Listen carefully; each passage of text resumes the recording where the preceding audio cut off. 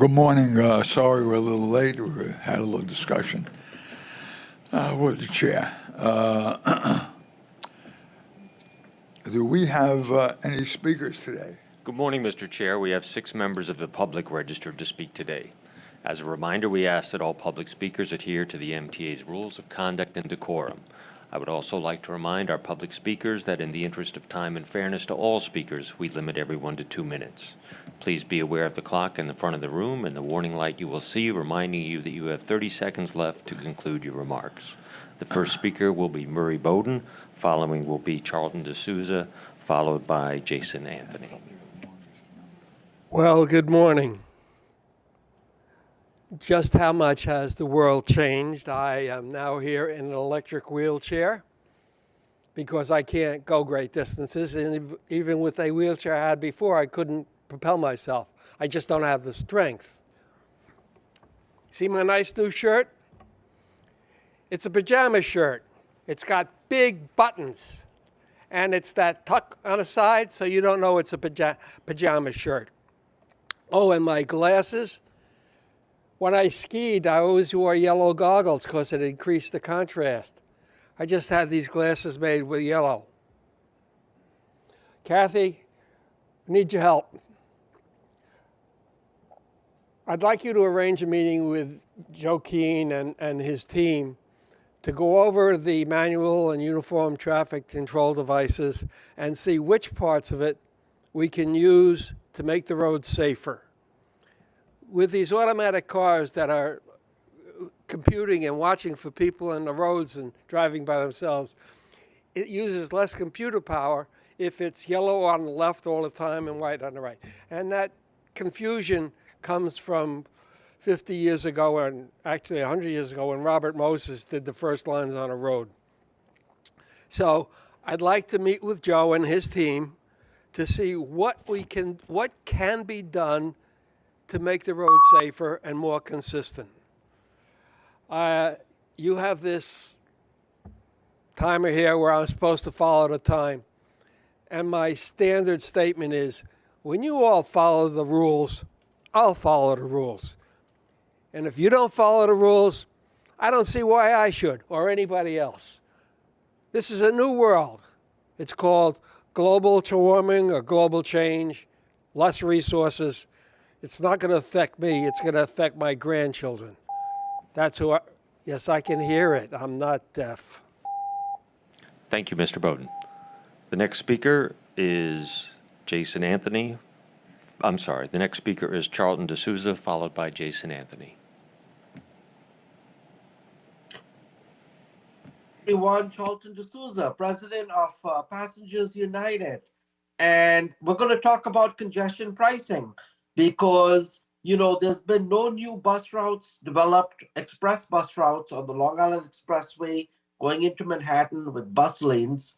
And, what's going to happen in the subways? Where are all these people going to go? Because the subways cannot handle everyone. There's delays every day. And these are the brand new signal systems, CBTC, Communication Network Error, that's causing all the delays on the newer lines with the newer signals.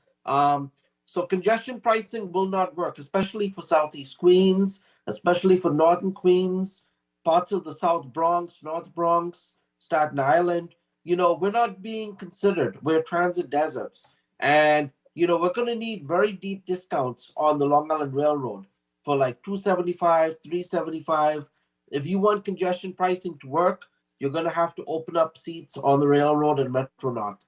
And express bus fares are going to have to be $3 or $4 to get people to use the system. Otherwise, it's not going to work if you're going to implement this congestion pricing plan. I served on the Environmental Committee for Congestion Pricing, and we were asking them our concerns about the bus issues, new bus routes. I'm not even talking about the bus redesigns. I'm talking about specially geared rapid transit bus routes. Nothing. We didn't hear anything from the MTA. So I am not convinced, and we do not support congestion pricing. We only support it on the East River tolls and bridges. That's it. But not from 60th Street and below, because it's not going to work. You cannot tell people they cannot go below 60th Street to see their doctor or, for medical or just to work. It's not fair to them. And for the cabs to have a free for all, the cab's only paying once a day. That's not fair. All right, guys, thank you. Thank you. The next speaker will be Jason Anthony, followed by Iris Kelly. Good morning, David, and good morning to the Bridges and Towns Committee. Let's talk about congestion pricing, because we are seeing our fellow elected officials from the Garden State saying no to congestion pricing. And that for me is a slap on the face, because they don't know the consequences that their opposition will have to the entire Northeast region, starting from all the way north in Boston and going as south as Washington, D.C., and having our region as the artery. Congestion pricing needs to go into effect ASAP, because if not, it will be so, let's say, tragic to seeing more traffic along the Cross Bronx Expressway that I used to see when I was a kid through my window at the Bronx River houses. And if they don't keep supporting congestion pricing, we'll have to tell New Jersey Transit Corporation that we're going to ban their equipment in the Sunnyside Yard. And regarding the RFK Bridge, why we don't see a HOV lane going to Queens? Because there's so much traffic going into Queens, even to LaGuardia Airport. So let's get things done, and let's see if we have luck on this one. So I'll yield the rest of my time. Thank you. Thank you. The next speaker is Iris Kelly, followed by Alita Dupree.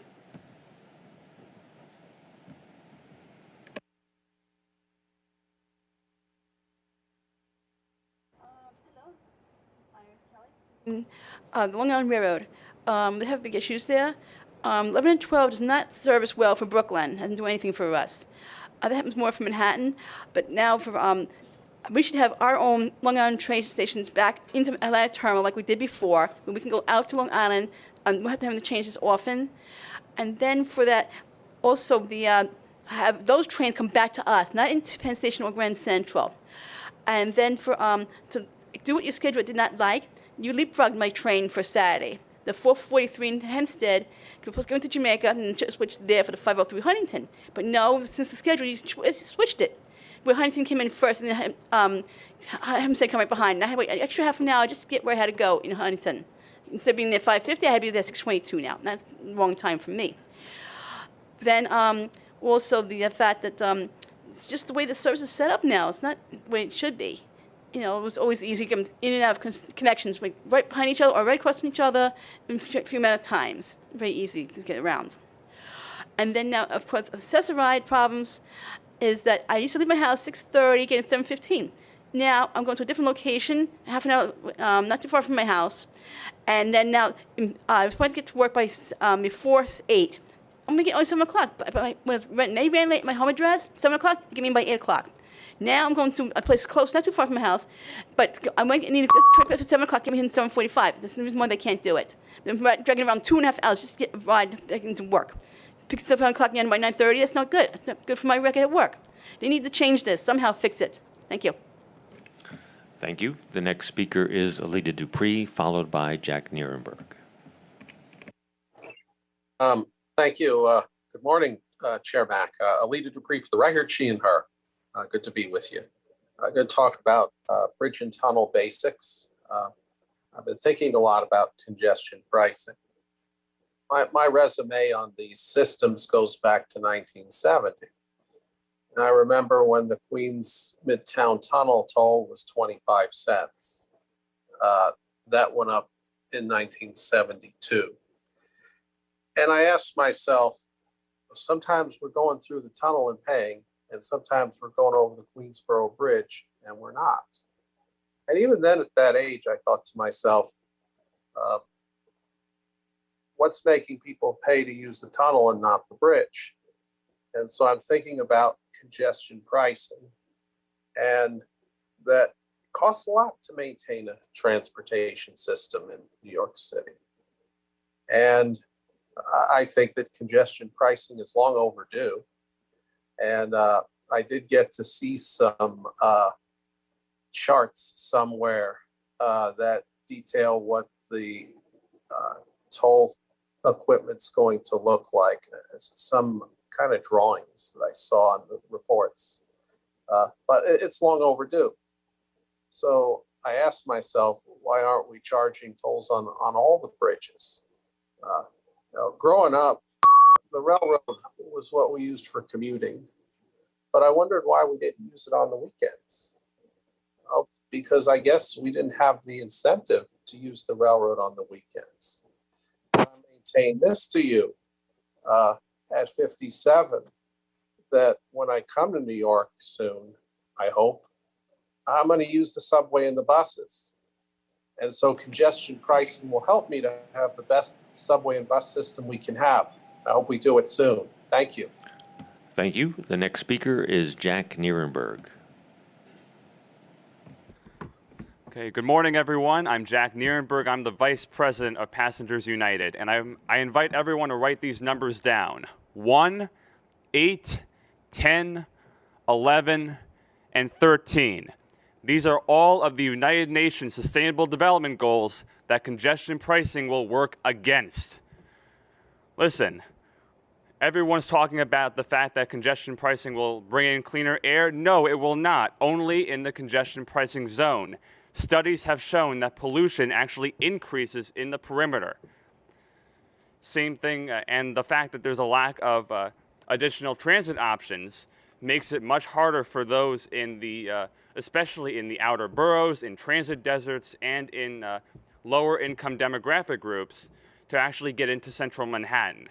And studies have shown from London, for example, where the poorest 20% have actually, trips to the central city have actually decreased, and has disproportionately affected those in the poor demographic groups in favor of the richest. So not only is this not equitable, it is also not sustainable.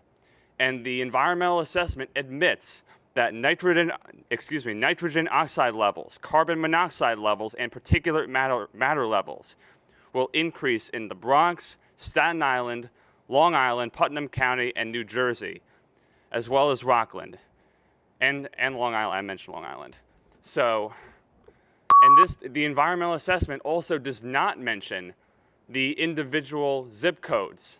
So, while it might be an overall decrease as it shows, it does not show anything about what happens in these individual zip codes. So, I'm not going to be lectured about sustainability from anyone here, because I've studied sustainability. So I'm just warning everyone that this is not acceptable. There's already legal action going on. There's going to be more. Thank you. Thank you, Mr. Chair. That concludes the public comment. Thank you. I'd like to get approval of the minutes from last meeting. Well, any questions on it? Okay, vote. Everyone in favor? Fine. Okay, thank you. Brett and Sheraton? Chair Mack, there are no changes to the committee work plan. Thank you. Okay.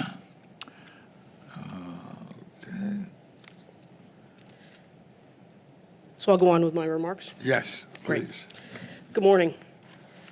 The TD 5-borough bike tour held on Sunday, May 7th, drew nearly 30,000 cyclists who ultimately crossed the Verrazano Narrows Bridge into Staten Island at the end of their 40-mile journey through New York City. It's the type of public event which brings New Yorkers together, and we're pleased to participate in its success. I'd like to commend our maintenance and operations personnel and the many other B&T employees involved in preparation and on-site management for the safety and security of participants. The bike tour is one of the larger events which touch down on B&T facilities. This and other high-profile events, like the New York City Marathon, require substantial time and effort on our part. Largely behind the scenes, as you'll learn more about shortly in a presentation by our department leaders. B&T expertly handles these major events, but also works closely with some smaller local events. This past Saturday, I was pleased to spend some time with B&T maintainers and our fleet operations team on Randall's Island for the Randall's Island Park Alliance's annual Big Truck Day. Visitors, including children and adults, braved the rain and toured the many working vehicles from different agencies and learned about their functions and features. Chief among the crowd pleasers were our vac truck and tunnel washing truck, both impressive to see and learn about. Thanks to our maintenance and fleet teams for making the day special.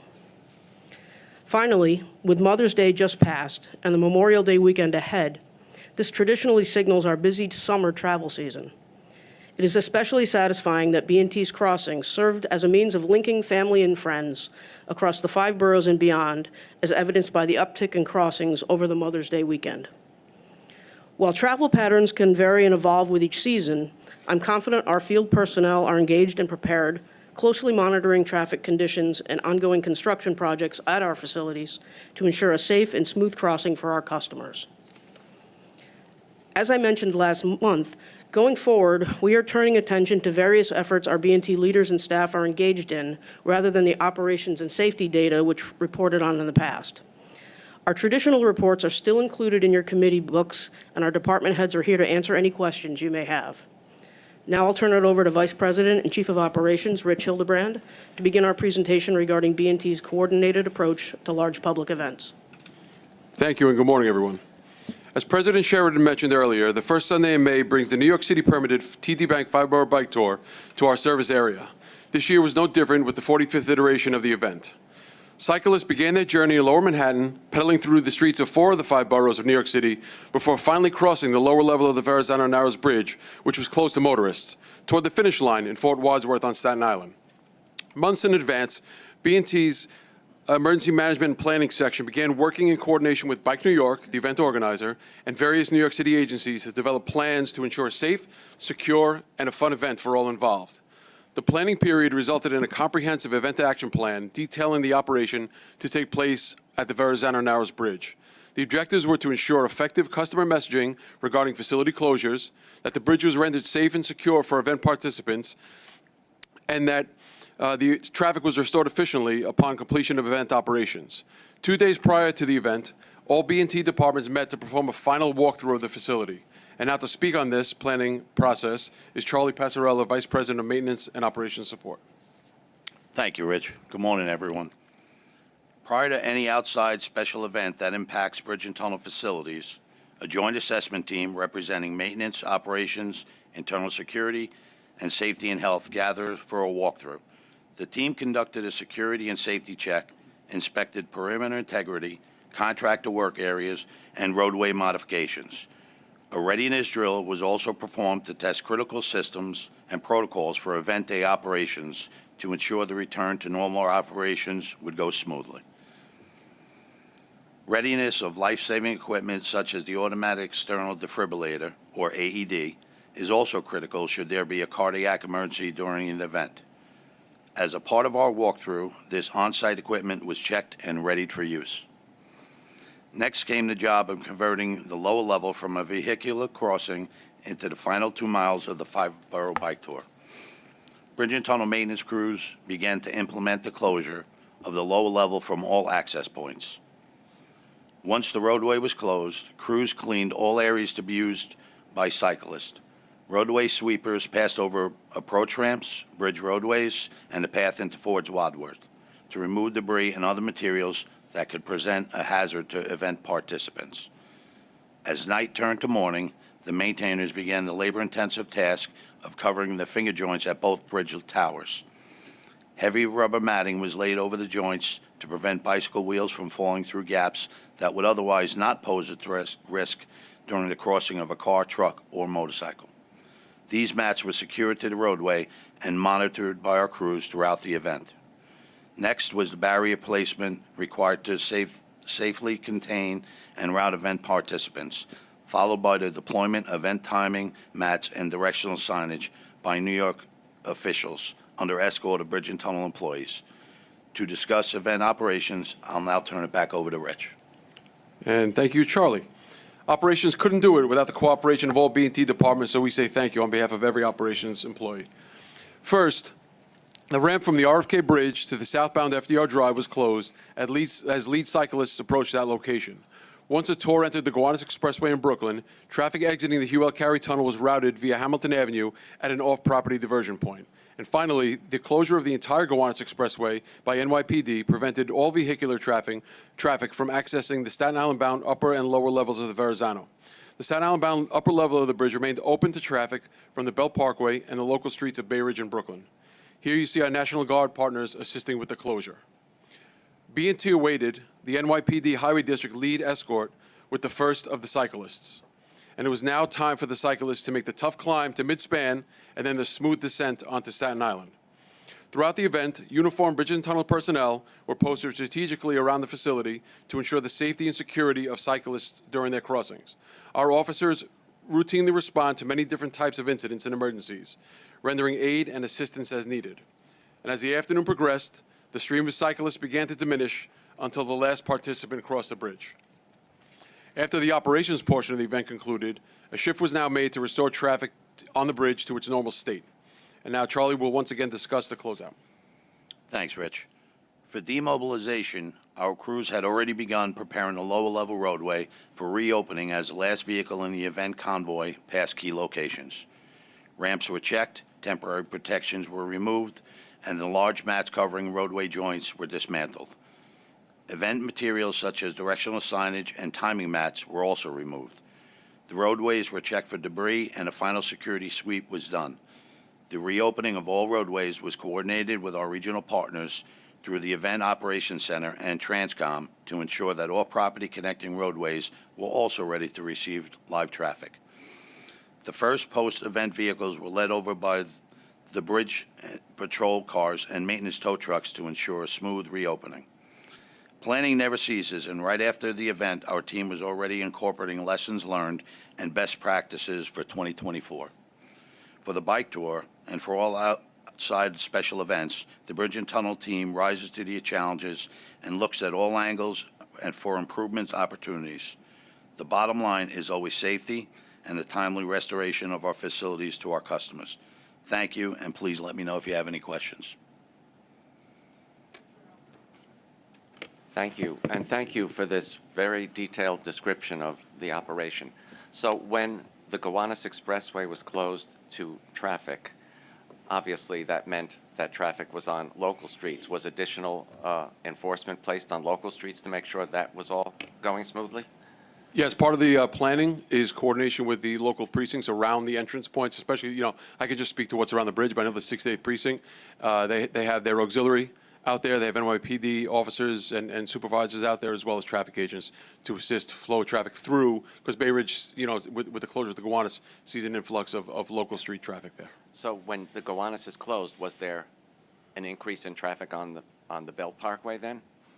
The two are not, because of the direction of the Belt Parkway coming through South Brooklyn, as opposed to the Gowanus coming over the top of, north side of Brooklyn. It's a little bit of a shift, but we do see, as the day goes on, traffic does build up on the Belt Parkway as well. Thank you.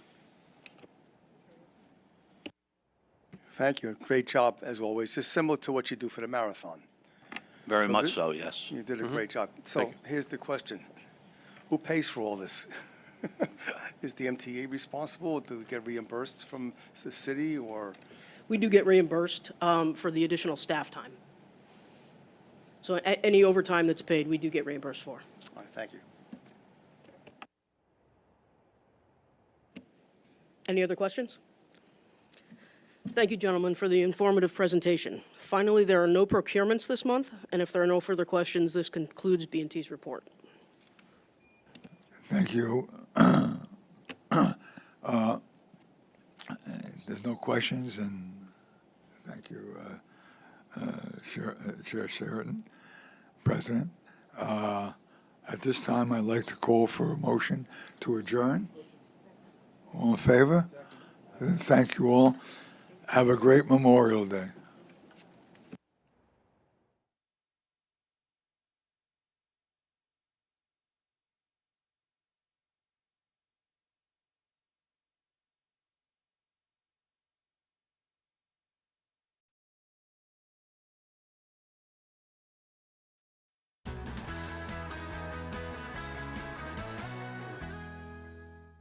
What does a record do?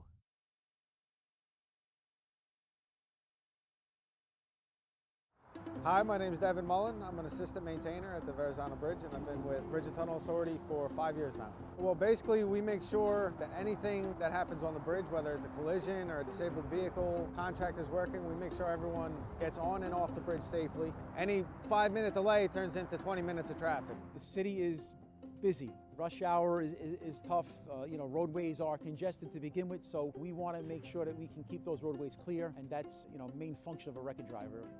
Every day they save the day.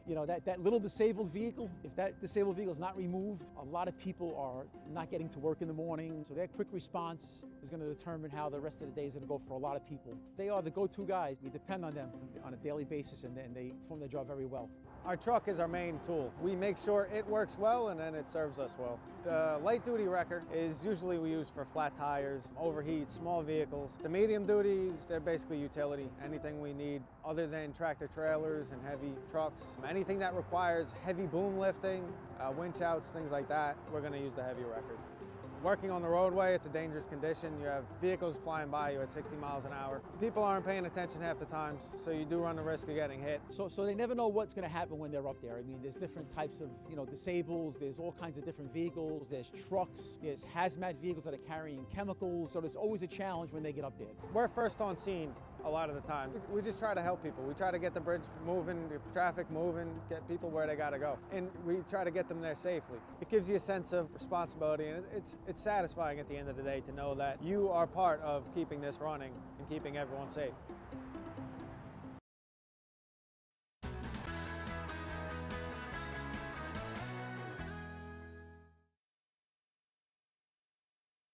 Hi, my name is Ryan Motley. I'm a stock worker here at East New York Depot. I've been with MTA Bus for 1 year, 4 months. As a stock worker, typical day in the job is issue parts to the maintenance facility. I process transactions. I do express issues, inter-unit transfers. I also help, we stock parts, we receive parts from different manufacturers, give them their respective locations. We do cycle counts to find any discrepancies within our inventory also. Here at the East New York Depot, which is the central maintenance facility, we actually process a lot of parts for various depots. Here in this stock room, it's a CMF, Central Maintenance Facility. Buses come in for major work, so we store bigger items, high dollar value items, engines, radiators, transmissions, generators, motors. Because when the buses come here, they're here for an extended period of time to get a complete overhaul. So whatever buses that are active in our fleet right now, we have the parts for it. We also store cleaning products for our cleaners that are located in the depot to help them get their job done. We help the maintainers get the correct parts needed for the buses to make service. We have our regular chores of making sure that the stockroom is clean, no tripping hazards on the floor. That's one of our daily chores as stock workers to ensure the safety of the operation in the stockroom itself. In order to be a good stock worker, one of the best qualities you need to have, the top ones are good retention, safety, responsibility. You want to have that kind of characteristic in you to try to do your best in everything you do and deliver the best. It makes me smile. It makes me feel good knowing that I work for a company where it has a lot to offer. We all play a different role in what we do to keep the buses rolling out. Without these parts, these buses will be out of service and the customers would be upset. MTA basically moves New York, and that feels great to know that I work for a company like that.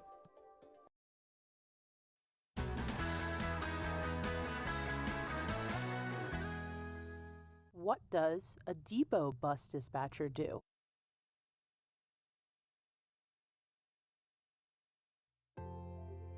My name is Veronica Torres. I'm a surface line dispatcher. I've been with Transit for 15 years, but I've been a dispatcher for about 6 months. Being a dispatcher is a big opportunity to broaden my experiences. I like working with people, so that also gives me an opportunity to interact with the bus operators and other people as well. From the time that the bus operators come to report, we have to make sure that they're in full uniform, that they're fit for duty. Then we also have to give them the buses to go out into service, make sure that the service is done on time, that the buses are safe and fully functional.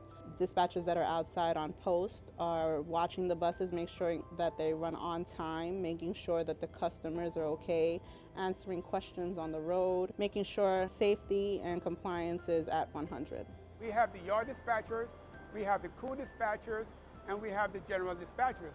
And these are all various functions. In addition to all these three functions, we also have the road dispatchers who goes out on the road to take care of the day-to-day activities on the road. Patience and empathy make for a great dispatcher. Because I've been a bus operator for so long, I understand what it is that they do and what it entails, and I'm very empathetic to what their needs are. What we do is so important as a whole. Without the dispatchers' cohesiveness and working together, the bus operators also in unison with us, because we can't do our job without the bus operators also doing their job. So with everyone working together, it just makes for a smooth process. I think if there are no customer service ambassadors, there would be lots and lots of people taking the wrong train. A customer service ambassador is a frontline contact providing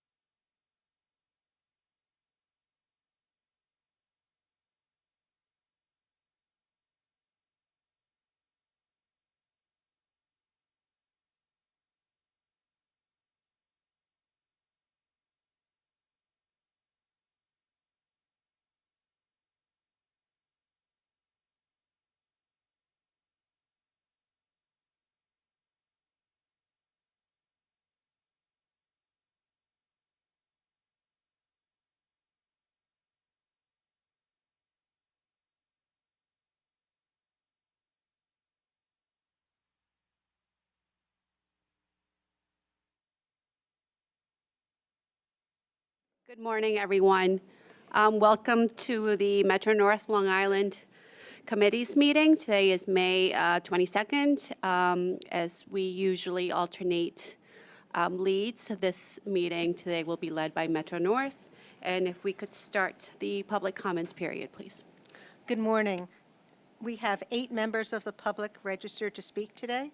As a reminder, we ask that all public speakers adhere to the MTA's rules of conduct and decorum. I would also like to remind our public speakers that in the interest of time and fairness to all speakers, we limit everyone to 2 minutes. Please be aware that there will be a warning beep to remind you that you have 30 seconds to conclude your remarks. The first speaker will be Murray Bowden, followed by Jason Anthony.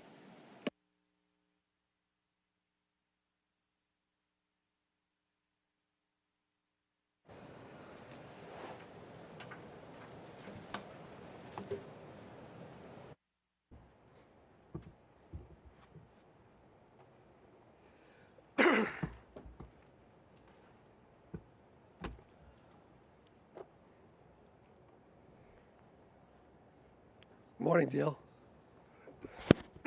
I expect you all attention because what I have to say I think is important. And if you need to do your email, you want to do it out of the room because it disturbs me. Those people who don't pay attention to the rules and that they are enforced are the ones responsible for that railroad accident out in the Midwest where the trains derailed because they had a hot box and nobody did anything about it. So most of the problems that we're facing today are enforcement problems. The rules are there, safety rules, and they haven't been enforced. Can I enforce them? No. I now got myself an electric wheelchair because my wife wanted to go to Botanical Gardens and I can't walk more than 5 or 10 yards, or I can stand here, but I can't stand here for long. So I got an electric wheelchair so I can go to the Botanical Gardens with my wife. It's the unenforcement of rules that is the problem. You go here and you go up to Franklin Drive and you go over the bridge there. There's gates and traffic lights. Why aren't there gates and traffic lights at railroad crossings? Well, because railroad crossings are different than the other gates. What's different about them? Traffic has to stop. You have distracted drivers, you have aggressive drivers, you have idiot drivers. I don't know which is worse. Why should you have flashing red lights at the railroad crossings instead of traffic lights? Oh, because nobody ever made a stop. Mr. Bowden, please conclude your remarks.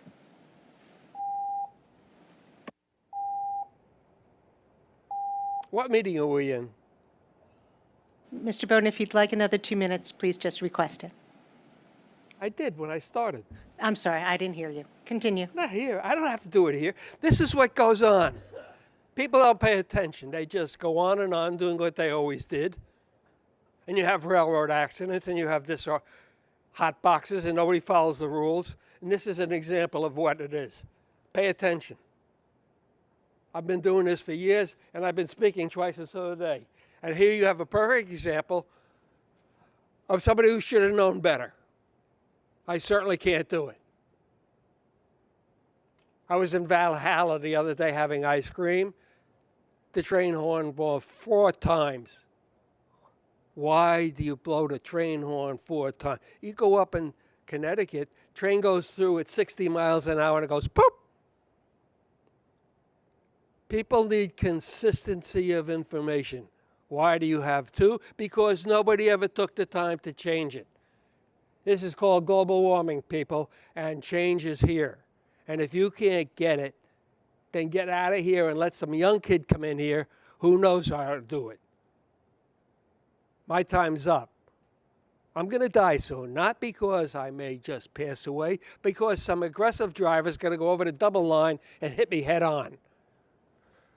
I have do not resuscitate in my pocket, but I also am figuring out how to put it on my watch and 911 because if I'm out of state and I get hit, I don't want to live. I've had it. It's up to my grandchildren's generation and the future what you're planning here. So stop these people who have not enforced the law, Kathy. They go through the station, go toot at 60 miles an hour. Who's supposed to protect? The horn is a safety thing, and if it doesn't work, you got it at the station, you got public address, use that. I want to thank all of the people who taught me this. I'm not so smart. Each piece of this came from somebody else and taught me how to stand here and say it. Thank you, Mr. Bowden. Our next speaker is Jason Anthony. Good morning. I want 2 minutes for each meeting. Let's start with Metro North. I saw in the capital construction materials that we're having an update regarding the M9s. Why not the M9As? When they're gonna come? Because we need to retire the Metropolitans from service because they're like literally my age or even older. And one thing for certain, we need to have audio announcements in all stations, just like some rail has it, that alerts passengers with audio announcements that the train will be arriving. And also have special lighting to alert those people that are deaf of hearing that they could watch that particular light blink. Regarding accessibility, we need more elevators and ramps at all stations to comply with the ADA Act. And regarding safety, Chief, we need more officers in key stations like Grand Central, Fordham, and others. And we should motivate passengers to use our system, especially that the summer is around the corner. And we could offer discounts to Ride Playland and Rye and things like that. So let's go to Long Island Railroad. Regarding the LIRR, Kathy, we want service to Long Beach during the summertime, to and from Atlanta Terminal, Brooklyn, because since that Long Beach is a summer destination, it is not fair for Brooklynites like myself to have to take the subway to either Grand Central or Penn and then take a train to Long Beach. So why not have a one-seat ride for those who live near Atlanta Terminal, Brooklyn, like myself? And regarding the M9s, it is good that we have an update, but we're not certain when the Metropolitans, in other words, better known as the M3s, are going to retire from service. And regarding accessibility, Cassie, we need more elevators and ramps, especially East New York, that is in a state of disrepair. And we could get CND involved to see if we could put an elevator from the LIRR station to all the way to the L train platform. Because since that both stations are right there, one above the other, we could put an elevator pretty easy. And regarding the 4th of July weekend, Kathy, we need more trains to and from Hunters Point Avenue and Grand Central, because you know that 4th of July is a day that New Yorkers come to either Queens or Manhattan, and we don't want the 7 train to be overcrowded like sardines in a can.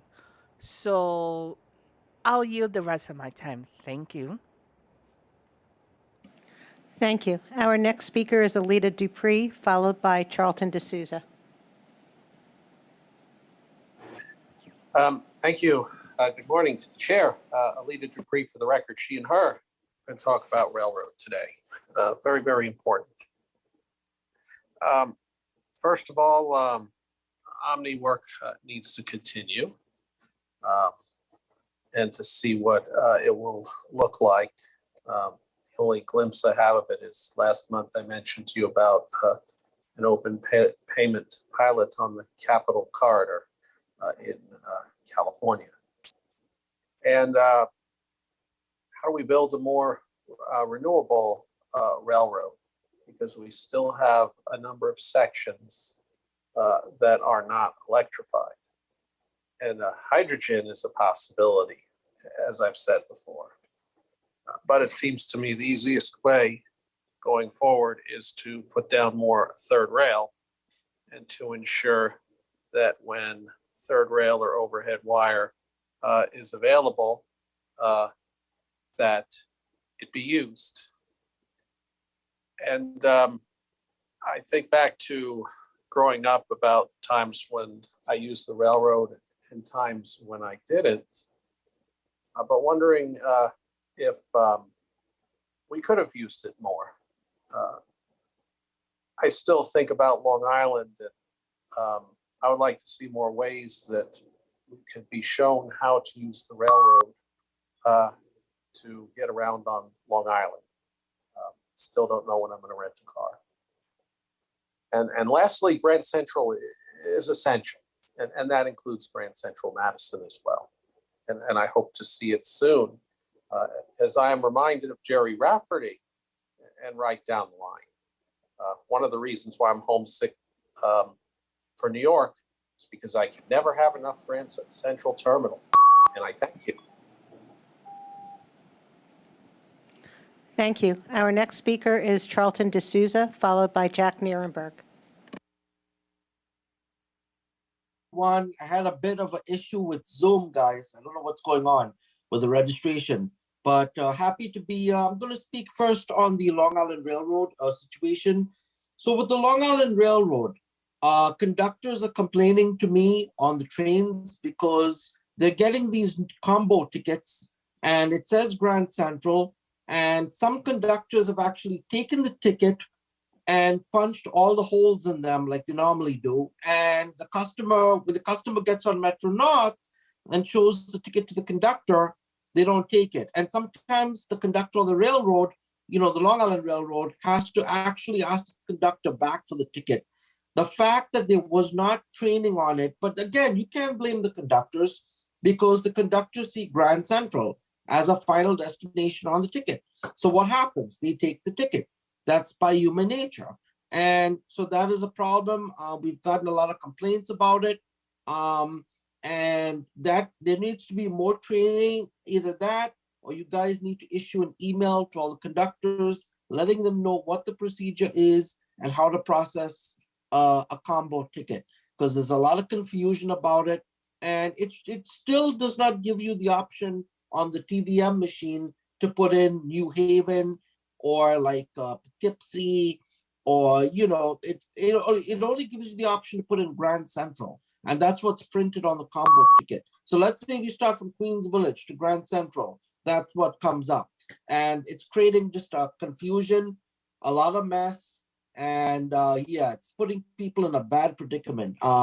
So y'all really, really need to fix that. And I have complained about this actually at the last few meetings, but I don't know what's going on, why nobody responded, but it is becoming a problem. So I'm going to switch to my Metro North time now, if I can.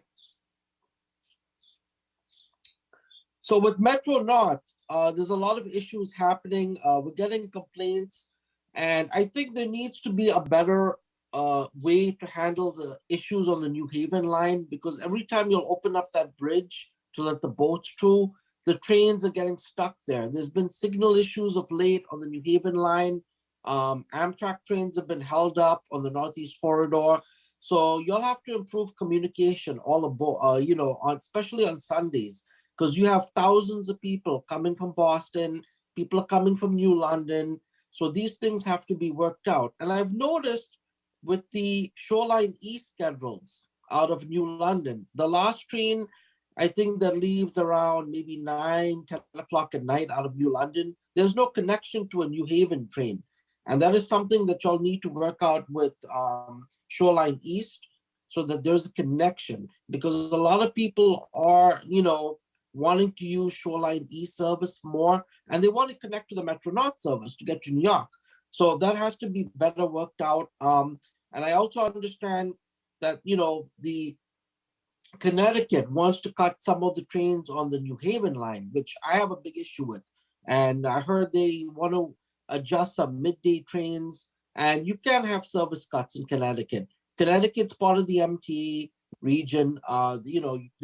There needs to be more service. And if anything, they need express trains from Grand Central, making express stops. That's how you get people to use Metro North. And otherwise, people are going to get in their cars, they're going to be driving, and it doesn't help the region at all. And I'm very concerned about what Connecticut's governor is doing in terms of just all the rail service in Connecticut. So we all have to speak up at the MTA about this, and something has to be done. Otherwise, guys, thank you for letting me speak. And, I'll see you later on today. Thank you. Thank you. Our next speaker is Jack Nierenberg, followed by Andy Pollack. Good morning. I'm Jack Nierenberg, Vice President of Passengers United. And after pleading with you all to shift the last train of the day to Greenport back from 5:04 to 5:39, bravo, you did it. Thank you. Now, with that being said, it would have been nice if the 2:31 train from Penn to Greenport, or the train that connects to that 2:31 Penn train, would have been shifted back to whatever the equivalent to the 3:55 train used to be, because based on my recollection, that was probably the most crowded Ronkonkoma train of the day. So it would have been great if that train was shifted back so that it could actually meet the demand of Ronkonkoma, and especially North Fork riders, including myself, who rely on that branch to get out and would otherwise be missing that train, ultimately be forced to take the last train, the 5:39. And 2 cars, that train's going to be packed. And there have already been situations before where that train only had 1 car, and people have been forced to take shuttle buses because they literally couldn't fit on that train.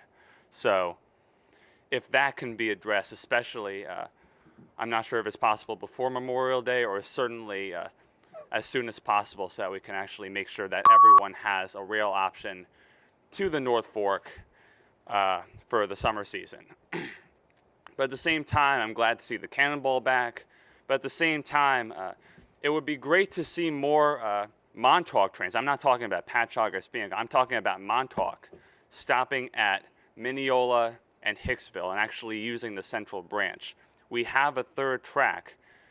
So much has been invested in this third track. It would be great to actually see the railroad using. I'm going to speak at the second committee. All right.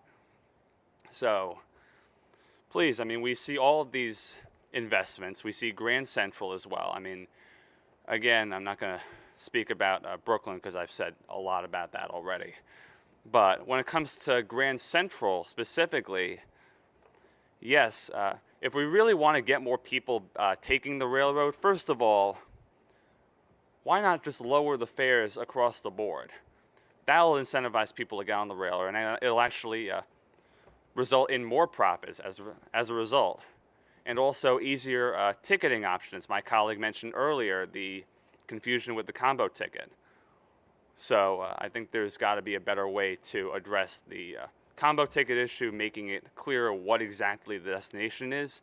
Maybe it should say, rather than just Grand Central, Long Island Railroad territory or Metro North territory, something like that, just to signal to the conductors checking the tickets that they're going farther than Grand Central. They're actually going on the other railroad. And while we're at it, the ticket vending machines in the Metro North concourse and the Long Island Railroad concourse, those should be offering tickets for both railroads. They're at Grand Central. If people are in Grand Central and they're taking a train from Grand Central, they should be able to get a ticket from anywhere in the station. So, lastly, I'm going to mention the announcement of the new turnstiles for New York City Transit, and hopefully those have the opportunity to actually implement those for the railroad, which would ultimately make it much easier, because I've seen the system in the Netherlands. They have, I know I've mentioned that a lot, they have a unified fare system where you can just go in the gate, tap in, tap out your station, and should the MTA actually choose to exercise that, that would be a game changer for the region. So that's all I'm going to say. Thank you very much. Thank you. Our next speaker is Andy Pollack, followed by Kara Girl.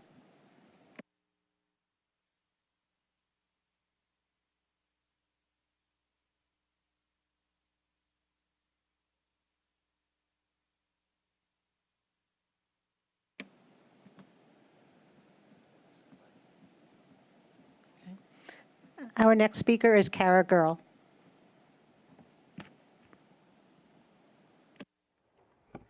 Good morning. I'm Kara Girl, Planning and Advocacy Manager at the Permanent Citizens Advisory Committee to the MTA, PCAC. Today marks the next round of Long Island Railroad service changes with the new summer schedules. Riders have had a rocky year so far, with some ups, a beautiful new station with direct access to the east side, and some downs, issues still being worked out with this major service overhaul. To help inform the next round of adjustments, LIRR launched a survey last month and gathered feedback from hundreds of riders. The results point to some clear improvements that can be made to improve the rider experience. Our survey found that since the new schedules began, travel time increased by an average of 11 minutes. Many more riders reported needing to change trains now when they previously didn't. Almost 60% of respondents reported now having to transfer, up from 34% before the changes. This loss of direct service, coupled with the end of timed and cross-platform connections, is a core issue for many riders. Reinstating timed connections is key to ensuring riders have a smoother trip. Riders also still report crowding on peak trains to and from Penn, which is likely to continue as ridership hits new records. We hope these findings will be helpful for future adjustments. Better service is the way to show riders that transit is their best and fastest option, and we also hope you'll be able to solve many of the recurring service issues that have happened near Jamaica lately. To that end, it's great that all trains in both Metro North and Long Island Railroad territory are operating with full PTC functionality, including at Grand Central Madison. This is another step towards the 21st century transit system that riders deserve, and an example of the improvements that come with proper investment. Not to mention, a model for both railroads to use similar technologies and best practices. We were glad to see new Long Island Railroad information screens on the upper level of Grand Central near Metro North, and with the opening of new escalators between the railroads to help with connectivity, and the Great Train Time app, We're getting closer to a more unified transit system with more seamless travel. Thank you. Thank you. Our final speaker is Andy Quito. Hey, good morning, guys. My name is Andy Quito. I want to talk about a few different things that are affecting, especially the Long Island Railroad. First, let's talk about Penn Station in the late night service, especially after events at Madison Square Garden. I just read a Newsday article this morning, and a lot of people are getting very frustrated that this lack ever since Grand Central Madison opened. There's been lack of late night service, especially after events and MSG. Some people have to either scramble or have to wait a longer time at Penn Station, or they're gonna have to get on a train and transfer at Jamaica. And we don't really know what Jamaica is like late nights. It's just not a good area to wait for a train. So one solution that I could do is add extra service after events and at Penn Station. Anyway, Penn Station got so many tracks, so there's no excuse. And speaking of time connection, it needs to be brought back, especially on the weekends, where there's like less trains running on the railroad. So I think time connection should be brought back on the weekend. It'll make everybody commute much more smoother. And lastly, I want to talk about the combo tickets. There's been some issues with it, and I've been hearing from people that I know.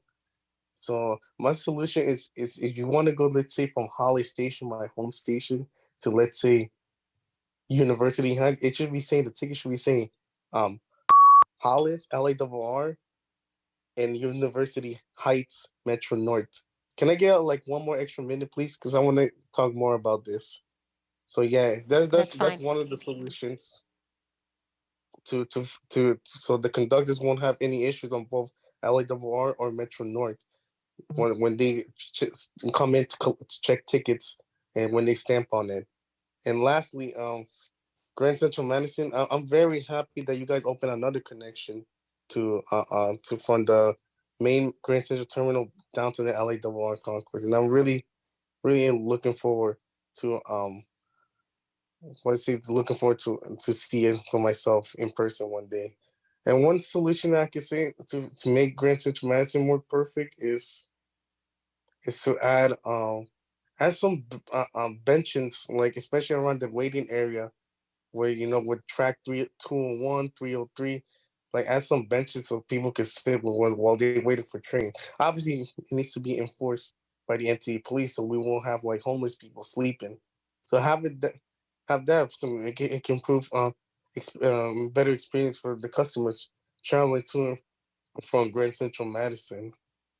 And I think that's all I gotta say. Thank you so much for your time, and I hope this can improve the railroad for both LIRR and Metro North. Thank you guys for your time. Thank you. That concludes the public comment session. Thank you, Susan. And thank you to this morning's speakers. I would like to acknowledge my co-chair, Sammy Chu, who has joined us virtually. Good morning, Sammy. The meeting minutes for the April 24th have been distributed. Does anybody have any corrections or omissions? If not, I move to approve the minutes. Can I have a second? Thank you, Commissioner Glucksman. All in favor? Aye. Thank you. Minutes are approved. Kathy, are there any changes to the work plan for either railroad? There are no changes to either work plan. Very well, thank you. We will now hear the President's report for both railroads. Kathy? Thank you, Chair. When someone calls you a broken record, it's usually not a good thing, but we kind of like them. In fact, a lot of records have been falling by the wayside lately on both sides of Long Island Sound.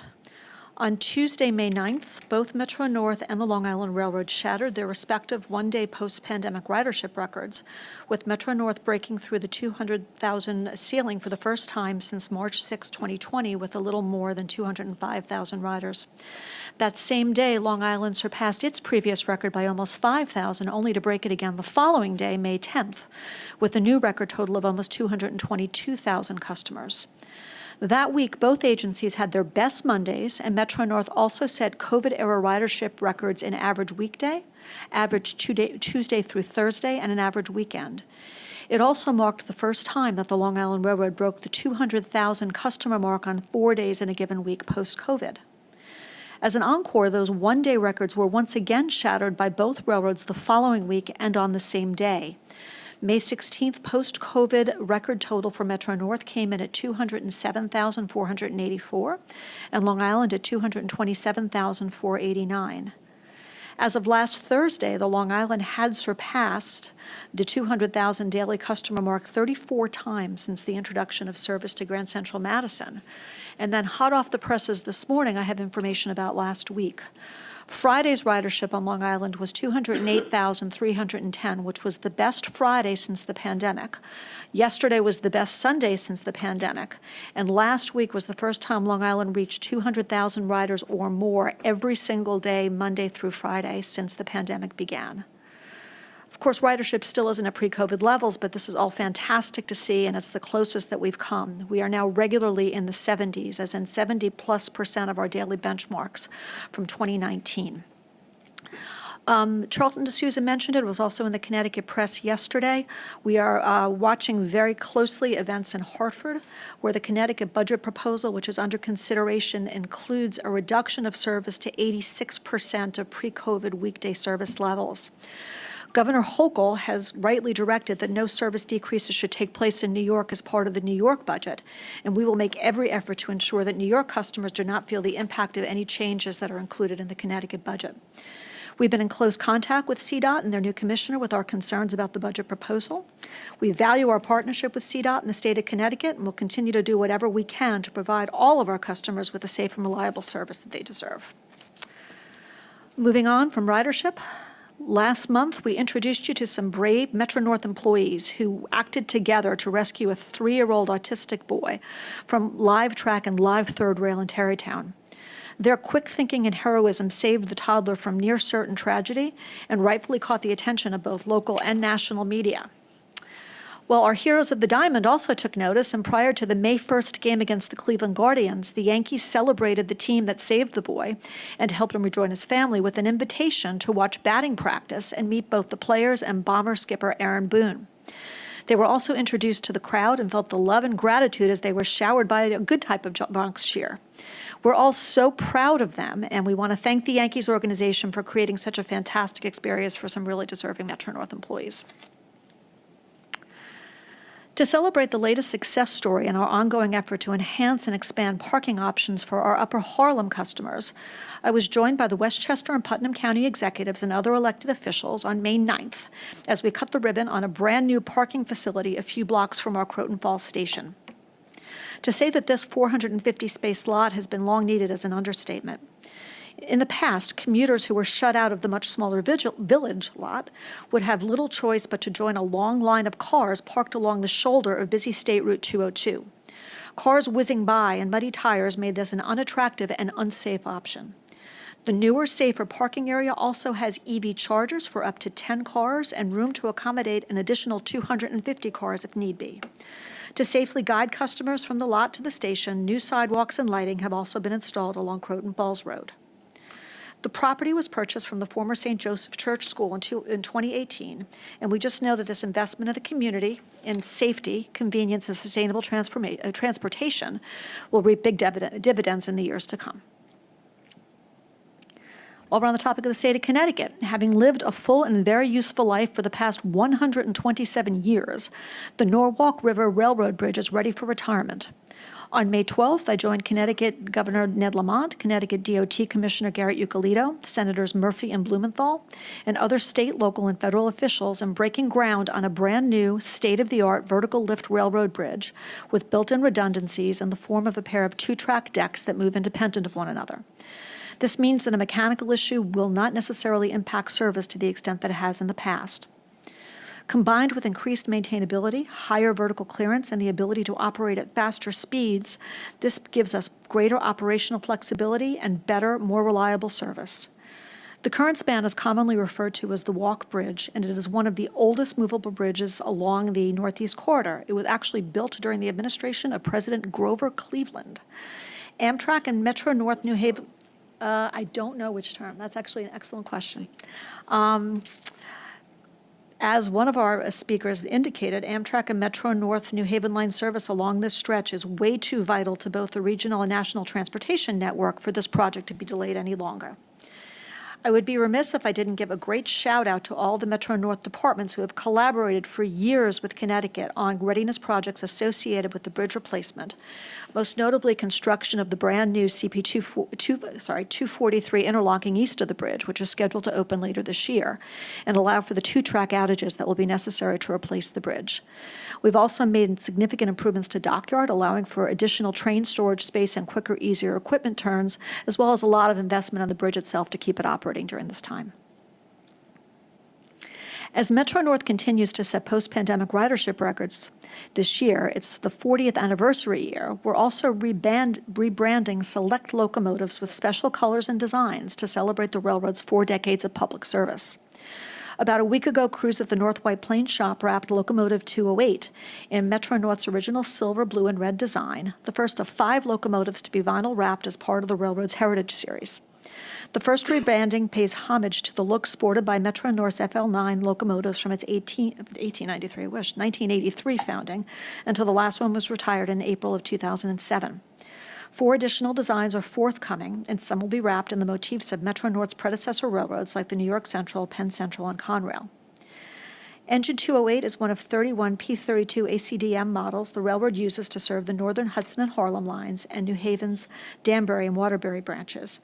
And hopefully you'll be one of the lucky customers to catch the freshly wrapped engines out and about the territory.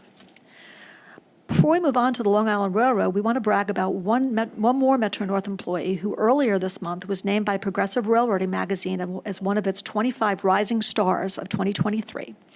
Metro North's own Deputy Director of Operations Planning and Analysis, Sean Fahey, was recently named to this exclusive list of up-and-coming railroaders under 40, and we couldn't be more delighted for Sean. Sean joined Metro North full-time in 2009 as a customer service specialist and soon took on increasingly vital roles in our operations scheduling group until ascending to his current position in 2020. Sean is passionate about designing the most effective, efficient, and reliable train schedules imaginable, and his rock star skills have been invaluable as the organization moves towards a more data-driven approach to transportation solutions. The magazine will honor Sean and his fellow recipients at a virtual ceremony in July and in their September print edition. Congratulations and thanks to Sean for making Metro North so proud. Now let's move on to the Long Island. The old literally met the new on Monday, May 8th, when a new pathway in and out of Grand Central debuted in the terminal's Biltmore room. Introduced that day were 2 brand new escalators and an elevator leading between the legendary Biltmore room space and Grand Central Madison. More recently home to a newsstand and a flower shop, the Biltmore Room, while still a useful cut-through to 43rd Street, no longer served the same purpose as it originally did when it was a popular arrival area for long-distance travelers on the old New York Central. The new Biltmore connection provides Long Island Railroad customers with direct escalator and elevator access between GCM and Grand Central Terminal's main concourse level for the very first time. It'll save LIRR riders even more time and maximize customer flow through both terminals. The new elevator provides additional flexibility and access for our ADA customers moving through the Grand Central complex. The new options will also divert foot traffic away from a potentially more crowded route of the dining concourse connection. Our customers can now enjoy the historic architecture of the Biltmore Room as part of the daily experience, and the space itself has been returned to its original purpose. The connection heightens safety for customers of both railroads by providing a vital connection between the Joint Incident Command Post and GCM, increasing operational awareness by decreasing response times. Based on a December 2020 PEDFlow analysis, it's estimated that approximately 22% of Grand Central Madison passengers will exit through this Biltmore connection. With Memorial Day weekend on the doorstep and new timetables going into effect today, Long Island Railroad will once again be offering beefed-up service to and from the East End to accommodate the anticipated crush of sun worshipers making their way out to the annual summer hotspot. The Cannonball and additional train to Greenport will again operate out to the East End, and we're also providing an extra eastbound train to Montauk on Thursdays. Coming back west, we have 5 additional service opportunities from the Hamptons and Montauk on Sundays and holidays, including the westbound Cannonball to Penn Station, and there's also an additional Monday morning train from Montauk to Hunters Point Avenue. We're also running some extra weekend trains to Long Beach and Freeport for our Nassau County beach lovers. Adding to all this seasonal fun are summer deals offered by MTA Away to some of Long Island's finest destinations. Among the popular discounted tours offered this season are day trip package deals to Gold Coast Mansions, the Montauk Lighthouse, Fire Island and Greenport Lighthouse Cruises, and North Fork Wineries. The summer tours traditionally kick off with an escorted visit to Calverton National Cemetery for those who wish to honor their loved ones for Memorial Day. That tour takes place on Saturday, May 27th, and first includes a visit to a local florist. Speaking of Long Island's fabulous East End, this past Friday, Rob Free, our Senior VP of Operations, was joined by local leaders as we announced that South Fork Commuter Connection service will operate on summer Fridays for the very first time since its 2019 debut. For those who haven't yet used this service, the South Fork Commuter Connection is a coordinated weekday train and shuttle bus service between Spionk and Montauk. For $3.25 flat fare, customers in the morning can park at stations west of the Shinnecock Canal and take the train farther east to stations including Southampton, Bridgehampton, and East Hampton, where they'll transfer onto free shuttle buses that'll take them to and from nearby employment centers. Before the Long Island redesigned schedules for the opening of GCM and introduced the largest service increase in our history, these Friday trains would have been suspended from Memorial Day through Labor Day. Now they will operate year-round, beginning this Friday, getting even more people out of their cars in that busy segment of road and onto convenient, more earth-friendly public transportation. Given finite equipment levels and the fact that we operate on but a single track between Patchogue and Montauk, there are limits to the amount of service we're able to provide east of Spionk. But we've listened to our customers and remain as committed as ever to expanding our East End service as much as we can operationally. This announcement is just the latest manifestation of that goal. Shovels are now in the ground at the first 4 of 9 total stations that are about to receive significant accessibility upgrades as part of our latest ADA station improvements package. Amityville, Copeg, Lindenhurst, and Massapequa Park are the first up, and sometime next year will be the first to achieve beneficial use from the project, which will bring all 9 stations into compliance with the ADA via new and/or replaced elevators, sidewalk, and path of travel improvements. Structural and architectural improvements are also part of the single design build contract, as are lighting, signage, and electrical enhancements. Valley Stream, Laurelton, Locust Manor, St. Albans, and Auburndale stations are also slated to receive these upgrades. Substantial overall project completion is scheduled for September of 2025. And now a happy story. On Saturday, May 13th, the Suffolk County Fire Academy further cemented its forever bond with the Long Island Railroad as it dedicated its railroad first responder training simulator to one of our own. Long Island Railroad Transportation Senior Director of Project Planning Tom Kost Jr. and his family joined former colleagues and friends at the Yaphank site to officially rename the safety facility after Tom's late dad, Thomas E. Kost, a former Lindenhurst Volunteer Fire Department chief and a 30-year Long Island Railroad employee. For decades, Long Island Railroad and the Suffolk Fire Academy have partnered to provide vital training to the emergency responder community. This newly dedicated simulator includes sections of track and station platform, as well as a donated pair of train cars for a hands-on training experience. It's a beautiful and lasting tribute to a man of action and honor and a source of pride for the entire Kost and the entire Long Island Railroad family. Each year, the Long Island Railroad Tracks Program, a joint venture between corporate safety and the MTA Police, sponsors a safety contest for area school children. The 2022-2023 contest challenged kids to create ideas to be included in the program's activity book, which is distributed at school programs and other safety events. The book features the new track superhero, Safety Sam, the focus of last year's contest. It's a great idea for student engagement and an effective way to get kids thinking about railroad safety. Of course, the end result is a really lovely and purposeful activity book, which you should have at your places. And Lori Ebbinghausen is going to give a little bit more detail about this contest in her safety report. Finally, to conclude, last week was National Police Week, and I want to conclude my comments today with an expression of gratitude for our men and women in blue and the appreciation for the extremely difficult job that they do every day to keep us safe. This past Thursday, the PD held their awards and promotion ceremony in GCT's Vanderbilt Hall. And although you'll hear more about that event during Chief Muller's report, I want to echo the pride the families of the honorees felt during this ceremony. We owe our police a huge debt of gratitude, and I personally am incredibly grateful for their continued partnership on all matters involving the safety of our employees and our customers. On behalf of your MTA family, congratulations and thank you to all the award recipients and those freshly promoted. And this concludes my report, so I'm happy to answer any questions that people might have. Thank you, Kathy. Any questions? Yes, Commissioner Zuckerman. I have one.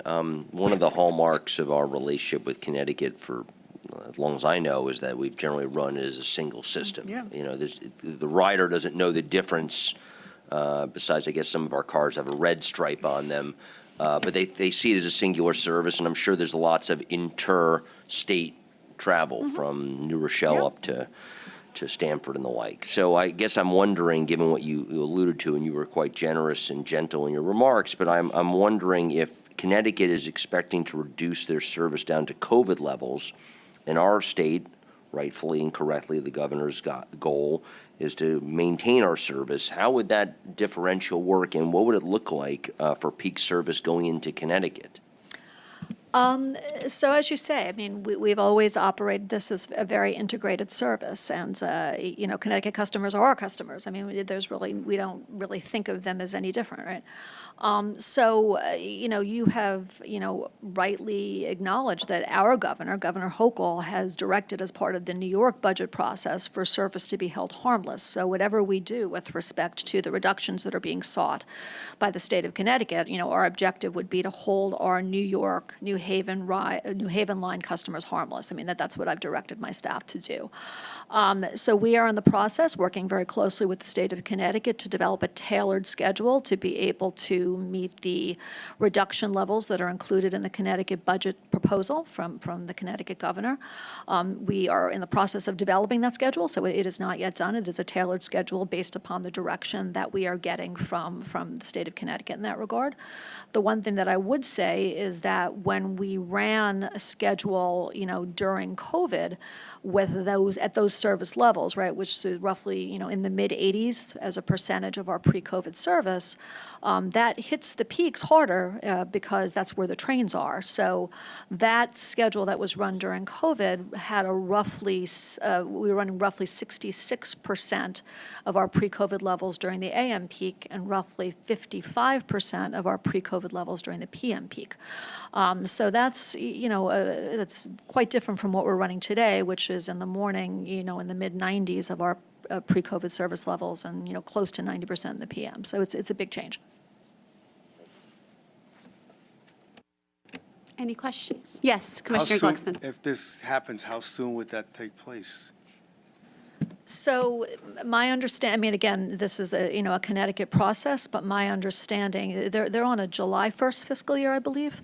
But the expectation would be that any reductions in service that are necessitated by these budget cuts would be going into effect later on in the fall.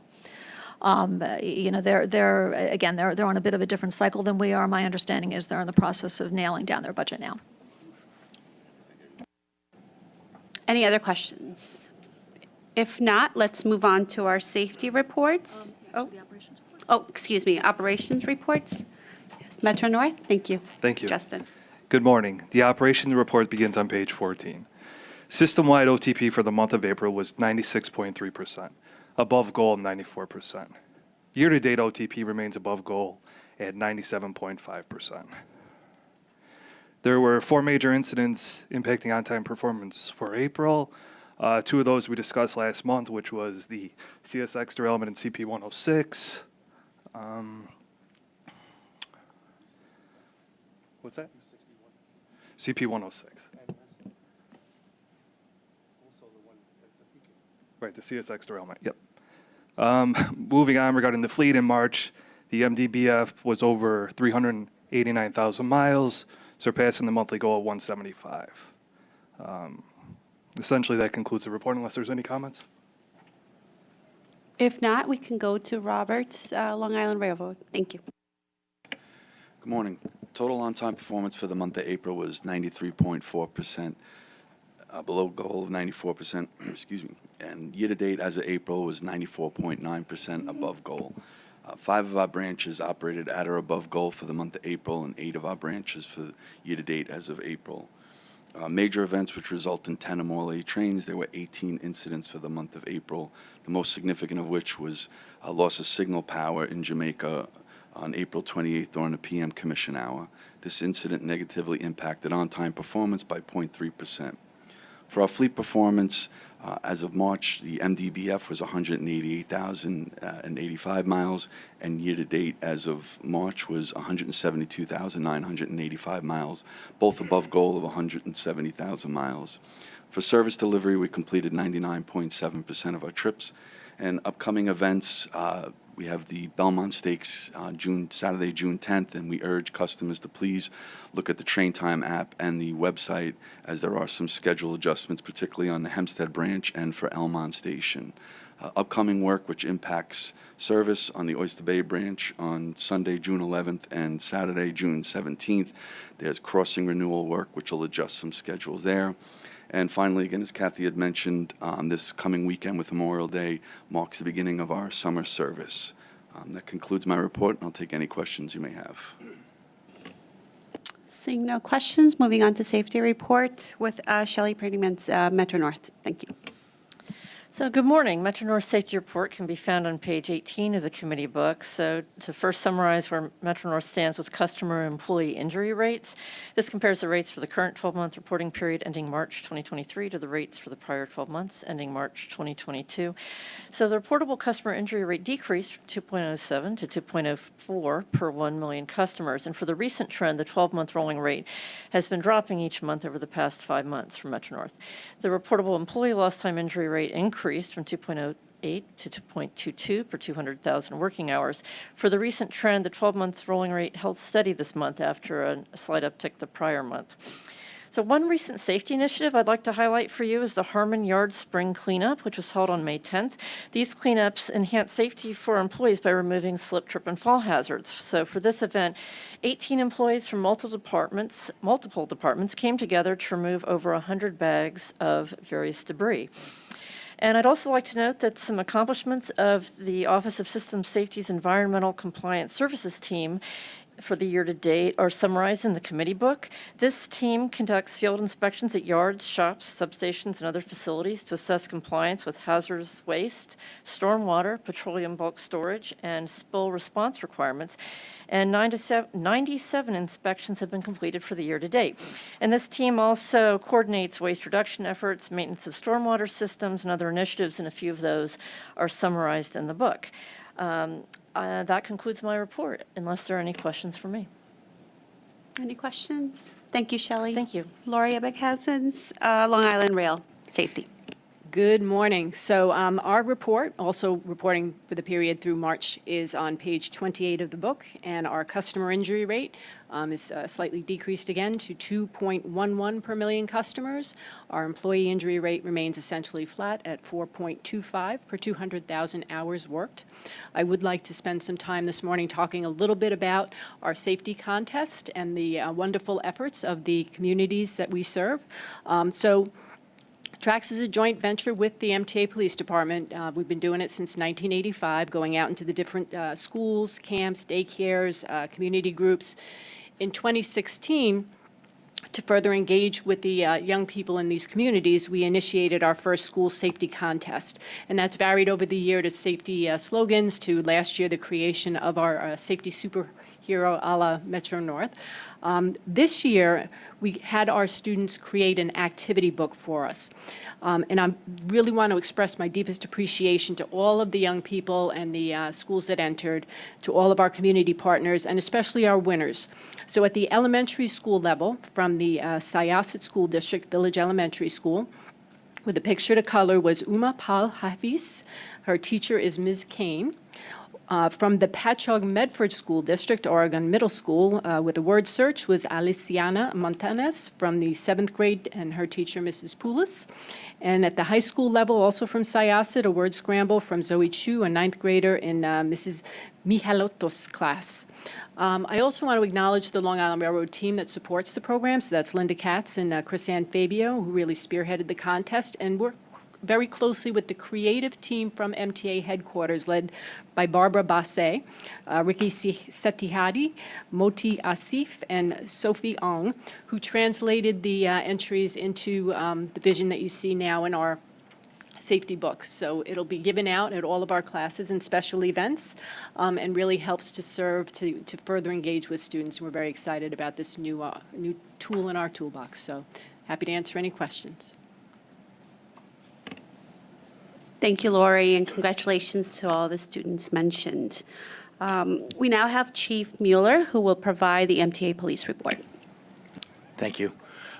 We had in the MTA system, Long Island Railroad and Metro North, we had 27 major crime felonies. Of the 27, larcenies continue to plague us, totaling 11 out of the 27, or 41%. Of those, 7 of those were perpetrated on the train, and 4 of which were in stations. So we continue to try to get the message out with respect to, protecting your property and making sure that we're managing unattended property. As President Rinaldi mentioned, we had a medal day last week along with a promotion ceremony. We really appreciate everyone at the table here for supporting the MTA PD. Obviously, we know this doesn't happen without the board and our chairman, Jana Lieber, to make this happen. And it just, if you look, it's on video on the MTA website, just some really incredible work done by the men and women of the MTA PD. I couldn't be more proud. So, and that is the MTA PD report. Thank you, Chief. Any questions? Yes, Commissioner Mack. Thank you. What a wonderful job. Please keep in mind, unfortunately, I couldn't make that promotion ceremony, which I really wanted to, but I had other calls in my police department that I had to be there. But keep in mind, in Nassau, where we have a class that is graduating, and we will be putting in another class. So we must have more men and women to support safety in our system. We cannot rely on New York City, the state police. They are all understaffed at this moment, except for Nassau County. But I must compliment you, Chief, on your cooperation with Nassau and Suffolk PDs. Very important to keep that relationship. Keep up the good job, and let's recruit more men and women. Thank you, sir. Yes, Commissioner Brinkman. Yes, Commissioner Mack had mentioned about your coordination with Nassau and Suffolk PDs, and I don't think you mentioned it in your report, but there was an arrest made this past week on the murder that occurred on the Ronkonkoma train back, I guess it was in February of last year. So I just want to commend your guys for working with Suffolk PD to get that done. It took a long time to bring this guy to justice, but you did it, and I want to congratulate you for that. Yeah, thank you, sir. Our men and women are very adept at the investigation, the different investigative steps, as well as, which is what our job is all about, is working hand in glove with all the other local municipalities. So they did a fantastic job all around. Thank you. Thank you. Kathy, can you take us through the information items for both rails? Sure. There is one joint information item, the Long Island Railroad Metro North PTC implementation update. Paul Dietland and Mike Loney are here in case there's any questions about that update. Okay, hearing none. There are 3 Metro North information items: the final review of the 2022 operating budget results, the track program quarterly update, and an information item that will be presented as an action item to finance the permanent easement to New York State Parks and New York City Department of Environmental Protection for the Breakneck Connector Trail and New Bridge. All of these items are in your book, and we're here to answer any questions that you might have. Okay, since there's no questions, there are also 3 Long Island Railroad information items. Again, the final review of the 2022 operating budget results, the summer service and track work program, and the maintenance of way quarterly update. And again, we're here to answer any questions that the committee might have. Okay, that concludes the information items. Thank you. And now moving on to the agency finance reports. Both of the finance reports are in the book in case there's any questions. No questions. Moving on to procurement. Omar, can you report on the procurements, please? Good morning, and everyone. Metro North, on behalf of itself and Staten Island Rapid Transit Operating Authority, is seeking MTA board approval to award a non-competitive negotiated miscellaneous service contract in the not-to-exceed amount of $5,511,300 to the firm Laser Tribology, BV, for the lease of laser modules. The 2-year lease with a 1-year option will enable the agencies to use cutting-edge laser technology to conduct railhead-based cleaning for the removal of leaf debris and contaminants from the top of the rail surfaces. Each year, the agencies experience hundreds of slip-slide events caused by leaves falling on the tracks and depositing harmful residue on the rails, which adversely affects the train's ability to stop and can lead to wheel damage, the removal of trains from passenger service, or derailments. The lasering process is expected to improve the agency's performance by more effectively removing the source of the slip-slide problem, which will have direct positive impact on safety, reliability, and service delivery. The service contract will be funded by each agency's operating budget. Are there any questions? No questions. May I have a move for its approval? May I have a motion? Yes. In a second? Okay. Motion by Mr. Glucksman, second by Mr. Brinkman. Thank you. All in favor? Aye. Thank you. Motion approved. Thank you very much. Seeing that there are no other questions, oh, yes, Mr. Glucksman. At our Metro North Railroad Commuter Council last week, we talked about the lack of paper timetables, and New Jersey Transit issues them for our Pascack Valley line and for Port Jervis, and request was made that we just produced limited quantities, but not everybody has a smartphone, just maybe a limited number of them so that people have them at hand. I made my request. Thank you. Yes, Commissioner Brinkman. I would like to follow up with that. I think we should have the same thing on the Long Island Railroad. Again, very limited number, but should be available in the major stations such as Penn Station, any of our terminus stations, or maybe major stations like Hicksville, Ronkonkoma, et cetera. But again, a very limited number, not like and just branch size, not the individual stations. Yes. Any other comments or questions? If not, I can, may I take a motion to adjourn our meeting in a second? Motion? Second. Thank you. Meeting adjourned.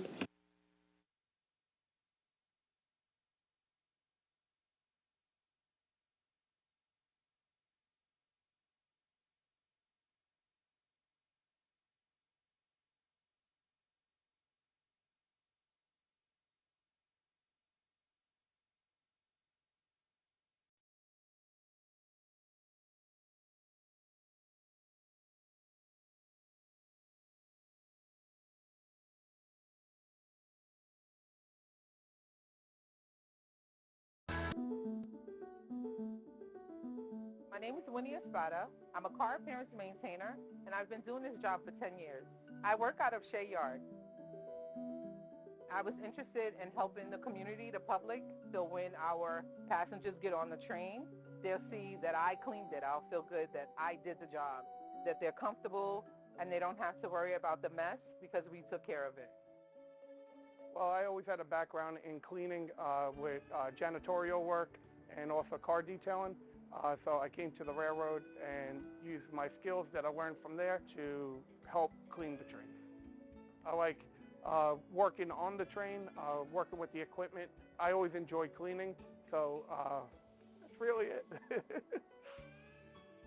A typical day is thorough cleaning here in the EIC dock, where we take the seats apart, make sure the sides of the seats are clean from garbage. Any newspaper, cans that are left behind, we clean that up. Clean the windows, we take care of the doors. We make sure that the engineer's cab is clean and ready for him to go for the day. So we take pride in making sure we sanitize everything from the bathrooms itself and everything the customer put their hands on. So it's very important to make sure we take care of our customers here. We sanitize them. My work is important because we have to make sure the trains are clean, especially in the times of the pandemic. We have to make sure the trains are disinfected and ready for all riders to be comfortable getting onto the train. There's a lot of anxiety going on right now with passengers and customers getting onto dirty trains. So our job is to keep everybody safe and keep everybody's head in the right place.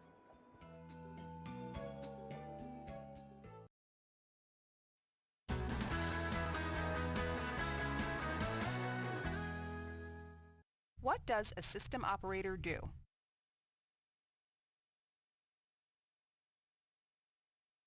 My name is Sejan Edi, BMT Chief System Operator. I have 27 years with New York City Transit. As a Chief System Operator, I'm in charge of the supplying of DC power, traction power. The system operator's responsibility is to oversee all the third rail power that we provide to run the trains in the New York City Transit system. The way that we power up the third rail is we get electricity from Con Edison. We'll go to our substation, which is converting the AC from Con Edison's high voltage into 650 volt DC, and then from there going into the third rail, which power the trains. A typical day for system operator involves general order. General order, or GO, it's a planned work outage. Normally they're working next to the third rail or nearby, so they want power off so they can work safely. Any emergency happens out in the field, RCC give us a call to have a power off on a certain line, certain track. The Power Control Center controls remotely all the equipment out on the field. This equipment that we control is called the MTU, which is the Master Terminal Units. We take power off instantly by operating these buttons on the board. As for RCC requests, we normally take power off from gap to gap for emergencies. Red means the power is on. When it goes green, that means the power is off to that track. It's good to know that the work I do helps to keep the employees safe and the system moving. Sometimes the public may call us train drivers. Honestly, it doesn't bother me because I know they don't know. My name is Keisha Cole. I'm a train operator, and I've been with MTA for 6 years. I work on the 7 line. It's approximately 21 stops from Main Street to 34th Street, and it takes about 36 minutes from end to end. My name is Jim Van Name. I'm a train operator for New York City Transit. I've been here about 3.5 years. I operate the train on the Q line, which end to end is approximately 44 stops, and it takes me about an hour to complete. My earliest train memory is I was a kid. I got on the F train with my mom. The first time I was on the train, I was excited. It was fun. I was raised on Staten Island, and my friends and I used to take Staten Island Ferry over to the city, and we used to ride the train all over the place. That's probably where I got my first love of the subways. As a train operator, there are 2 different ways you can pick up your train. You can pick up your train in the yard as a put-in, which means you okay your train for service and bring it into the terminal station, which is the last stop on the train line. Or you can actually pick it up from the terminal station. When preparing my train for service, I do various checks to make sure it's safe for myself and for the public. Once my day starts, I have about 3 round trips. I take passengers from Main Street to 34th Street and back to Main Street. That's 1 round trip. I start over at the yard, and then I have to do what we call a put-in. I have to prep the train for service, and then they send me out over to Stillwell Terminal, and then I go into service. I do my 2 trips up to 96th Street and back, and that pretty much completes my day. It usually takes anywhere from 8 to 8.5 hours. At the end of the day, the 2 ways of finishing the job is to just walk off the train at the terminal station at the last stop and just sign out and go home, or to do a layup, take the train from the terminal station back to the yard, lay it up, put it away for the evening, and go home from there. I love the fact that I'm moving this big machine by myself. There have been times when I'm operating the train and I think that this is the greatest job ever. The things that I get to see when I'm going down the line and I'm seeing the sun come up, it's just so beautiful. This is my dream job. I love this job. And some of the amazing moments I see in this job is when I'm going over the Manhattan Bridge, sometimes at sunrise to see the sun coming up, or even better, sunset, to see the sun setting behind the Manhattan Bridge is quite a sight. I pinch myself that I'm in such a great job and have that opportunity to see such great things. I enjoy transporting people from place to place. It's just a good thing. I feel like I'm doing something special. I love trains. I love operating the trains. I love being a part of New York City Transit. And knowing that I'm helping people get through their day and get to where they need to be gives me a lot of satisfaction.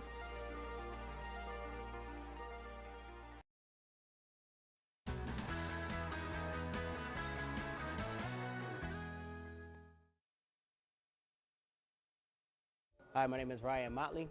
I'm a stock worker here at East New York Depot. I've been with MTA Bus for 1 year, 4 months. As a stock worker, typical day in the job is issue parts to the maintenance facility. I process transactions. I do express issues, inter-unit transfers. I also help restock parts or receive parts from different manufacturers, give them their respective locations. We do cycle counts to find any discrepancies within our inventory also. Here at the East New York Depot, which is the central maintenance facility, we actually process a lot of parts for various depots. Here in this stock room, it's a CMF, Central Maintenance Facility. Buses come in for major work, so we store bigger items, high dollar value items, engines, radiators, transmissions, generators, motors. Because when the buses come here, they're here for an extended period of time to get a complete overhaul. So whatever buses that are active in our fleet right now, we have the parts for it. We also store cleaning products for our cleaners that are located in the depot to help them get their job done. We help the maintainers get the correct parts needed for the buses to make service. You know, we have our regular chores of making sure that the stockroom is clean, no tripping hazards on the floor. That's one of our daily chores as stock workers, to ensure the safety of the operation in the stockroom itself. In order to be a good stock worker, one of the best qualities you need to have, the top ones are good retention, safety, responsibility. You know, you want to have that kind of characteristic in you to try to do your best in everything you do and deliver the best. You know, it makes me smile. It makes me feel good knowing that I work for a company where it has a lot to offer. We all play a different role in what we do to keep the buses rolling out. Without these parts, these buses will be out of service and the customers would be upset. MTA basically moves New York, and that feels great to know that I work for a company like that. I actually love what I do. This is my 18th year on the railroad. I love instructing, which is what I'm doing now. I'm instructing student engineers. I love operating as well, so when I can, I still do operate trains, and it's just a great job to have.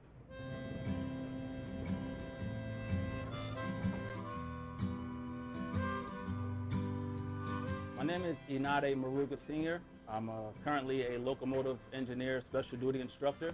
I've been with Metro North for 5 years now. My name is Robert Sapari, and I'm a training officer, locomotive engineers for Metro North Railroad, and I've been with the MTA for 10 years.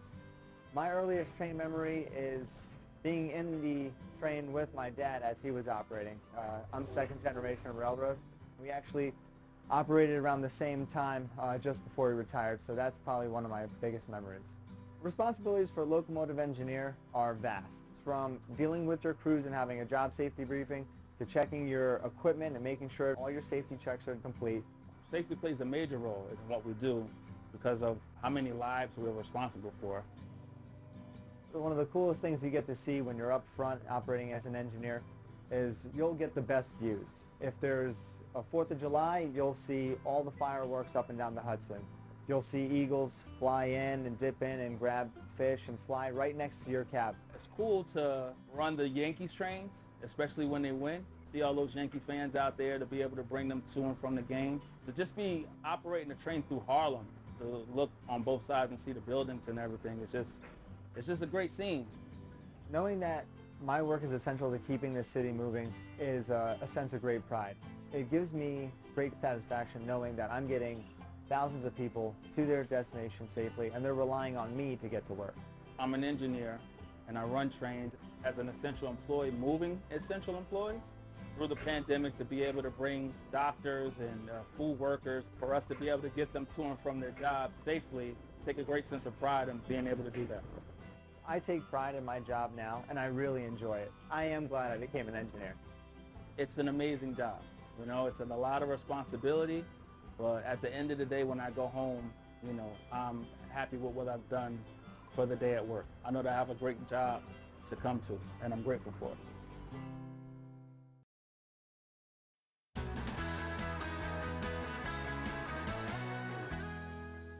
What does a depot bus dispatcher do?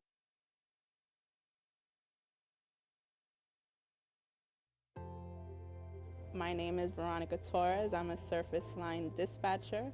I've been with Transit for 15 years, but I've been a dispatcher for about 6 months. Being a dispatcher is a big opportunity to broaden my experiences. I like working with people, so that also gives me an opportunity to interact with the bus operators and other people as well. From the time that the bus operators come to report We have to make sure that they're in full uniform, that they're fit for duty. Then we also have to give them the buses to go out into service, make sure that the service is done on time, that the buses are safe and fully functional. Dispatchers that are outside on post are watching the buses, make sure that they run on time, making sure that the customers are okay, answering questions on the road, making sure safety and compliance is at 100. We have the yard dispatchers, we have the crew dispatchers, and we have the general dispatchers. And these are all various functions. In addition to all these three functions, we also have the road dispatchers who goes out on the road to take care of the day-to-day activities on the road. Patience and empathy make for a great dispatcher. Because I've been a bus operator for so long, I understand what it is that they do and what it entails, and I'm very empathetic to what their needs are. What we do is so important as a whole. Without the dispatchers' cohesiveness and working together, the bus operators also in unison with us, because we can't do our job without the bus operators also doing their job. So with everyone working together, it just makes for a smooth process.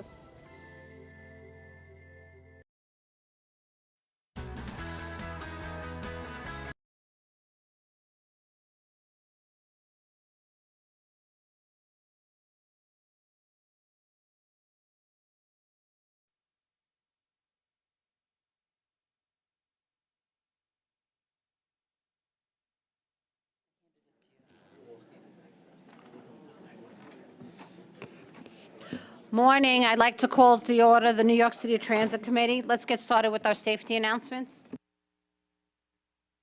Your safety is of the foremost importance to the MTA.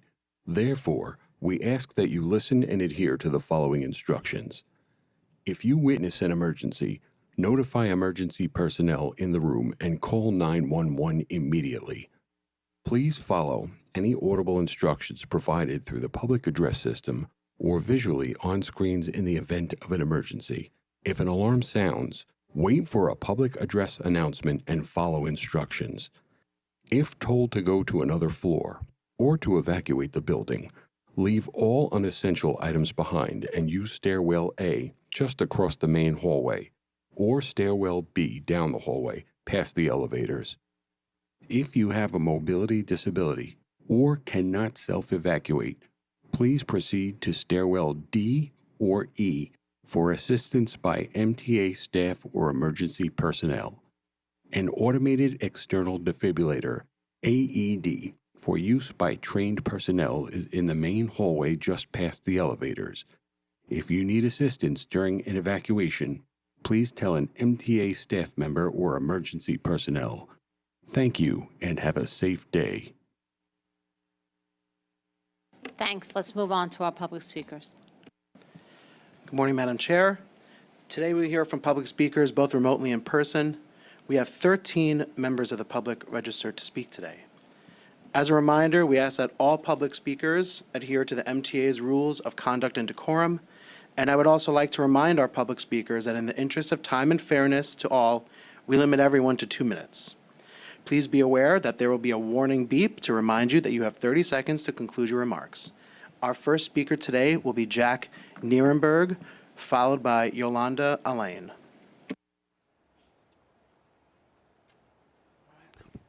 Good morning. I'm Jack Nierenberg. I'm the Vice President of Passengers United. And I want to bring up a few concerns. One of them is the ongoing CBTC issues on Queens Boulevard and on the Flushing line, the 7 line. And furthermore, the Queens Boulevard line is seriously unreliable at night. For many, it takes over an hour to get from the city to Queens on the Queens Boulevard line. Therefore, there is a parallel bus route, the Q60, which not only should be expanded so we actually have a reliable bus alternative on Queens Boulevard, but also articulated to accommodate Queens Boulevard passengers, especially when the Queens Boulevard line is not reliable. And speaking of buses, there are serious concerns about open streets. Not only has it proven to be disastrous for the ADA community, but it also has impacted essential busways in all of the boroughs including Manhattan. And I've seen this because buses have been detoured because of the open streets. So that's another ADA violation by the DOT, because what's going to happen to these people who need this bus service and need their bus stop to get around, only to have to go to another stop that's not even a bus stop and struggle getting on their essential transportations. So that needs to be addressed probably immediately. And finally, I want to bring up the, again with buses, there need to be night owl bus routes that are free to accommodate passengers who really need to use public transportation. Everyone's wanting congestion pricing, which is already unsustainable, but it's especially unsustainable if we don't have alternative transportation options, and those are essential. Thank you. Thank you for your remarks. Our next speaker is Yolanda Alain, followed by Jesse Figueroa over Zoom.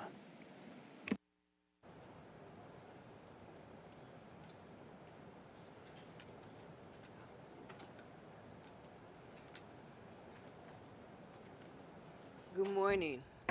I'm here to speak about Stress a Ride. I'll give you a horror story that happened on May 14th. There were two women at church. The driver came to pick them up. He picked up the wrong passenger and took off with that wrong passenger. When he realized it was the wrong passenger, he returned and dropped the passenger off, and the church was being closed up, and she had no way of getting back home, but a member was still there to take her home. The other passenger couldn't get home because the driver said, "You are not this passenger. I can't take you." So she had to get a family member to come and pick her up. Where is the accountability for Stress a Ride? Every month we have been complaining, and it is not a day. It's been years. If this was happening on New York City subway, trust and believe there will be some accountability. Trust and believe if it was on the bus, there will be accountability. Why can't Stress a Ride get their life and act together? Every time I come here, I hear y'all talk about contracts, and the contracts are always with provision and things and the accountability. When is Stress a Ride going to become accountable for the service that they're giving to people? People don't take Stress a Ride just because they want to. They take a ride because they need it. It's a service that is needed. It's not for beautification, but please. And most people will not complain, especially seniors don't complain, because they don't feel if they complain, they'll lose the service. Enough is enough. Every month for more than a year, folks have been coming here complaining about Stress a Ride, and there's no improvement. It gets worse. But you see all the accolade and everyone talking about how great a service it is. Who are they speaking to? They're not speaking to the person that used the system. Enough is enough. I'm tired of it. Thank you for your remarks. Our next speaker will be Jesse Figueroa, followed by David Kupferberg. Morning, everybody. How y'all doing today? I'm not going to speak very much. Despite the tragedies that happened last Wednesday on the Staten Island Railway surfing incident in Eltingville, I was very disappointed to see that there was graphic video of that blood-soaked and body part-ridden R44 subway railway car. I took the liberty of emailing that video to Miranda Grant to have that posting taken down from the original source that I sent to her. So I got so heartbroken, I wound up in the VA hospital for a few hours. So, but I'm okay now. So, and another thing, there's still garbage on some buses, and it's going out of control. And we need to bring back no smoking, no drinking, no, especially no vaping, no alcohol, no spitting, no loud music playing, all that stuff. That's all I got for now. I'll see you guys on Wednesday. Thank you, guys and gals. Thank you for your remarks. Our next speaker will be David Kupferberg, followed by Michael Ring. Teams should not serve Bushwick as proposed by the MTA in the Brooklyn Bus Network redesign draft plan, but continue to operate the JFK Airport. Based on the redesign's existing conditions report, there are a significant amount of people who live in Bed-Stuy and work at JFK Airport. They depend on the existing B-15 because it serves their needs. The creation of the B-55 would be a boon for Central Brooklyn. Besides, if the MTA could afford to have 2 bus routes serve JFK Airport from Queens, the MTA could afford to have the existing B-15 and the proposed B-55 serve JFK Airport from Brooklyn. A bus stop should be added at Cross Bay Boulevard in both directions to facilitate transferring. I think that the MTA should change the proposed B-27 to have it operate via the Manhattan Bridge to Lower Manhattan. The B-62, though circuitous, should continue to serve Vinegar Hill all times. The B-67 should be extended part-time from its existing part-time terminal to Williamsburg Bridge Plaza. Before it was discontinued in June 2010, the B-71, which operated via Eastern Parkway and Union Street, was a growing service. Ridership increased 29% in 5 years, yet it was discontinued despite overwhelming community opposition. I wish for this route to be restored, but I prefer its western terminal to be the Brooklyn Cruise Terminal, a known transit desert. Also, to facilitate transferring, the B-103 should have stops added at Union Street. If the MTA could spend money on customer service centers, it could spend money on keeping the B-15 as is, implementing the proposed B-55, having the proposed B-27 serve Lower Manhattan, B-67 serving Williamsburg Bridge Plaza, and restoring the B-71. Thank you. Thank you for your remarks. Our next speaker will be Michael Ring, followed by Charlton D'Souza. Hiya, my name is Michael Ring. Brief visual description would say I'm a middle-aged white guy. I'm wearing a green hat that says Disabled in Action, the organization I'm representing today, and I'm wearing a t-shirt that says the Brooklyn Half Marathon, the race I won on Saturday. Thank you. I'd like to talk about Accessoride. I'm an Accessoride user.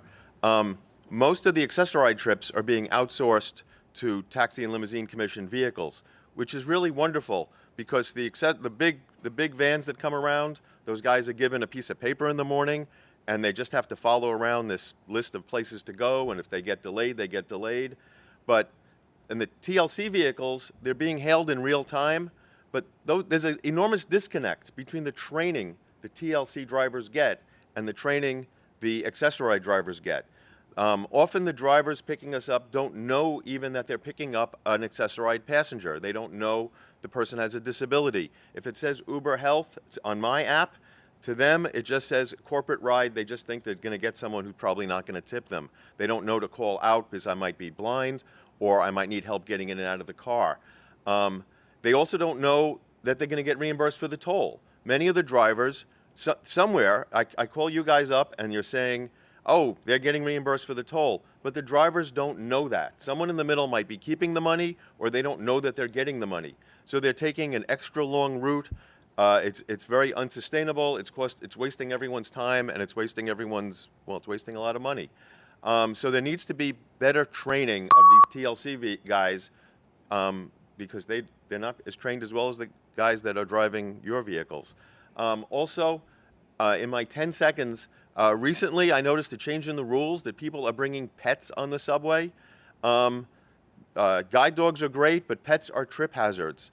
I don't know when that started, but it's not good. Thank you. Thank you for your remarks. Our next speaker will be Charlton D'Souza, followed by Lisa Daglian. Good morning, everyone. Charlton D'Souza, President of Passengers United. I am just heartbroken about what happened to Jordan Neely on the subway. And our subway system is in crisis. It's not safe. It's very sad when, when passengers don't have police and matters have to be taken, by the passengers to handle and diffuse the situation. And very, very sad. And, we still don't know these nonprofits that have been hired by the MTA in the city. Where are these SOS outreach workers in the subway? At every MTA board meeting, there's never been a report or a meeting with the Bowery Residents Committee or the Department of Homeless Services as to what is happening in the subway system with homeless outreach. Hasn't happened yet, and that's a shame, guys. And I hold the MTA board and the chairman responsible, and I hope that Jordan Neely's family sues the MTA And I also hope that Daniel Perry sues the MTA and sues the city, because you guys failed with subway safety. Now, as far as the report on fare evasion, Passengers United was never invited to be a part of that. However, we saw another organization's name plastered all over the report, and they're not even at today's committee meeting, and they didn't even attend last month's board meeting. And they haven't even attended board meetings in the past. But again, they're put in the report. This is the favoritism and nepotism going on at the MTA, and I think it's ridiculous. You have good experts who come every month to speak. Why not use us? But again, we were sidelined, and I don't appreciate that. And I do want to say that the free bus routes should be night owl bus routes in each borough overnight, because that would be perfect. You know, it'll provide a free option for people to travel instead of taking Uber and Lyft. Thank you so much. Thank you for your remarks. Our next speaker will be Lisa Daglian, followed by Yuki Endo. Hi, good morning. I'm Lisa Daglian, Executive Director of the Permanent Citizens Advisory Committee to the MTA, or PCAC. In the book, I'd like to echo your thanks to Will Schwartz, Kay Contino, and Megan Molino for bringing home so much in this budget, including funding for more subway service, ABLE, the pilot for 5 free bus lines, and recurring and sustainable funding for the entire system. Kudos to the whole team and to MTA leadership, and also our colleagues in advocacy who accomplished so much for riders. The biggest thanks goes to Governor Hochul and our elected leaders for making our dream a reality. Why this year, finally? It could have to do with trust. The laser focus on the North Star of customer satisfaction is making a difference. As ABLE is implemented across the bus system, and as we see resulting faster buses, we'll see more people taking them, the workhorse of the transit system. Buses will be particularly important due to the incredible number of upcoming weekend GOs. While they're inconvenient while they're underway, as they sure are, in the long run, riders will benefit from more service, updated signals leading to faster speeds, and station improvements. Thanks to Jose LaSalle and his team for helping us navigate weekend Michigas, to Frank Anacaro and the bus team for all they're doing, including working with City DOT and government relations to spur more bus lanes, help buses move faster than chickens, to Demetrius Critchlow and team for continuing to improve the ridership experience, to Judy and team for ops planning and management. I'd also like to thank David Solomon and his team for the renovations. They make a difference in our underground environment. Obviously, things aren't all rosy, and we were very saddened by the recent tragedy on the F train. That should never have escalated to the level it did. It highlights the need for better support, resources, and response services. We've come a long way since COPS cameras and CARES was introduced, but greater needs still exist. Safety underground is on the rise, as are ridership levels. There's more good news than bad. It's a real accomplishment compared to just a year ago. Hard work is paid off, and riders benefit. Thank you. Thank you for your remarks. Our next speaker will be Yuki Endo, followed by Alita Dupree. Good morning. My name is Yuki Endo, and I'm with Passengers United. For MetroCard vending machine, there has been lots of out of service at 7th Station at Junction Boulevard and 90th Street, as well as Rosa Park Hempstead Transit Center at Nice Bus. Please leave B2, B4, B15, B17, B35, B38 Limited, B44 SBS, B46, B49, B68, Q5, Q12, Q17, Q22, Q24, Q25, Q34, Q65, Q27, Q30, 31, Q35, Q41, Q46, Q48, Q53, SBS, Q66, Q72, Q100 to Q103, Q110 to Q114, all express buses alone for bus network redesign. I agree with B57 extension of Jackson Heights, but Red Hook Brooklyn Heights service need to be kept. It would help go to IKEA. Q50 off-peak service and BX29 need to restore to Co-op City. I would like to see $6.75 X80 bus to Vegan Dale Festival on September 16th to the 23rd, 2023. On September 16, 2023, because M35 bus gets overcrowded and people often make long line and some vendors, firefighters are late to work. I would love to see free fare bus service on all NYC buses and Nassau County Nice Bus because Westchester County Beeline Bus free fare service and Connecticut free fare statewide was awesome. Thank you. Thank you for your remarks. Our next speaker will be Alita Dupree, followed by Jean Ryan. Good morning. Thank you to the chair, Alita Dupree, for the record, she and her. I'm going to talk about transit today, mostly about subway. Subway is very important to me. And we have to continue working very hard on ADA to do more than the contract calls for, because I strive for full participation on the system. And when I'm having a bad day, I'm remembering those who can't navigate stairs or escalators. And so that's always going to be close to me. And renewable energy on our subway. I think it's very important for us to work toward that because we're still producing emissions, and other systems are making great progress in electrically powered rail systems that use clean electricity. So we need to work on that too. But I'm going to reframe a bit. I keep saying I hope to be in New York soon, and a 2,000-mile trip is quite daunting to me right now. But I think it's getting closer. But one of the reasons why I want to come to New York and I'm homesick for New York, it's not just about seeing family, but it's about the subway, to be able to use it, enjoy it. And I ask that we focus on what the subway is all about. Someone in a board meeting, it was one of your board members, said something like this, that the New York City subway is the greatest transportation system the world has ever seen. I'm in full agreement with that. So how can we hold to values that are legendary and stately and remember the importance of tradition and history? I hope to be back on the system soon. Thank you. Thank you for your remarks. Our next speaker will be Jean Ryan, followed by Jason Anthony.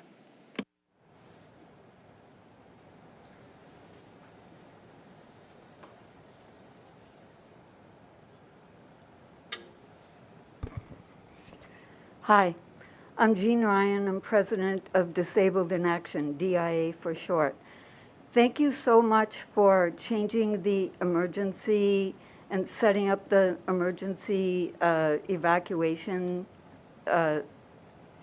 announcement for being up here, because we are on the 20th floor, and if there's an accident or an emergency, we all want to know how we can get out of here. But also on the subject of safety, I'd like to talk about safety on Access Ride when we try to communicate with drivers who do not speak English. They cannot understand us, we cannot understand them, and it's a safety issue. DIA has immigrant members. We have members who are first in their family to be born here. We have people from all different walks of life in our organization.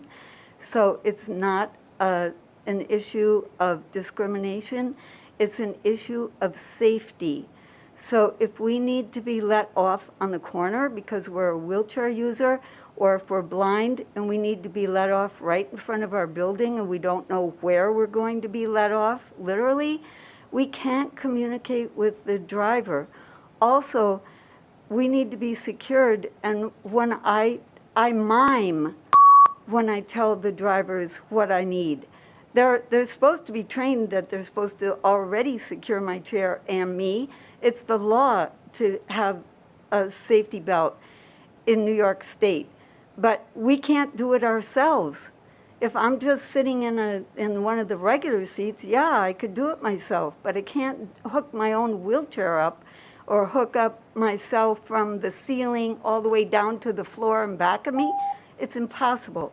So we need better training. We need better rules for accessorized vehicles, any kind of accessorized vehicles. Please that conclude your accessorized remarks. Contracting with, you need to insist that the drivers speak some English.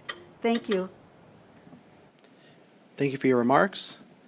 Our next speaker will be Jason Anthony, followed by Andy Pollack. Good morning, Rich. Good morning, Haida, and good morning to the rest of the Transit Committee. Let's talk about the recent incident that plagued our subway system.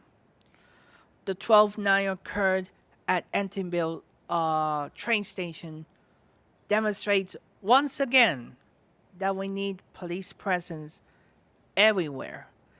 And I wonder, where is the NYPD Commissioner, Kishan Sewell?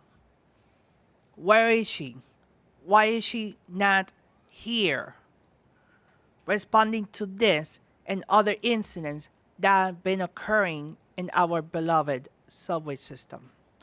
Instead, we have Chief Kemper and his subordinates here. But we need to hold the NYPD accountable regarding lack thereof their presence in the subway station system, especially in my home station, Atlantic Avenue Barclays Center, along the 4th Avenue line, that we address every single time about Transit District 32 not being there at the platform level. Instead, they are at the mezzanine level, distracted on their phones.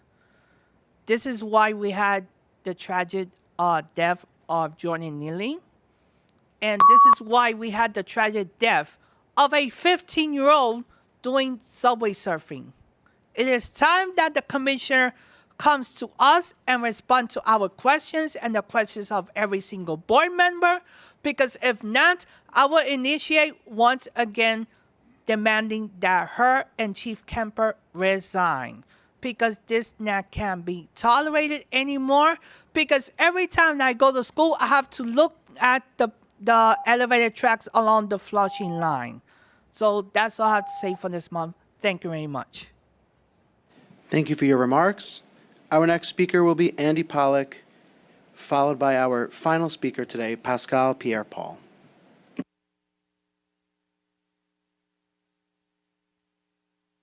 Since I got double-crossed this morning with assumed technical glitch at the Long Island Railroad, I need 4 minutes to speak today. So first, I'm going to talk about New York City Transit. First issue at hand. Last Wednesday, this was on May 10th. Well, my bad, May 17th. 231 had operator availability issues. And the problem was the buses were overcrowded. So again, I keep saying we need to keep hiring more drivers, because guess what? A lot of the College Point routes this morning, including the ones that serve Oslam Hall, the Q13 and the Q28, were delayed this morning because of operator availability. Okay, next matter at hand, track fires. There were a lot of them last week. That needs to be investigated immediately, because I don't know what happened. It was a disaster last week. And the last thing I want to mention, the Metro car machines at Jamaica 179th Street yesterday, there was only one machine that was taking cash for Metro card, and there were no receipts being printed out. So hopefully that can be done. Now I'm going to speak about the Long Island Railroad.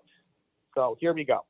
I'm going to be very brief here. Number one, please readjust the Penn Station schedules for Madison Square Garden, because we have a Madonna concert coming up in July, and the last thing you want to do is upset those fans. And also, before I wrap up my remarks, the diesels on the Long Island Railroad, they need to be replaced, because they are 25-year-old locomotives that desperately need to be replaced. They've gone past their prime, guys. There needs to be a solution to figure out how new train equipment can be ordered. Maybe bring in some cars from New Jersey if you guys have to.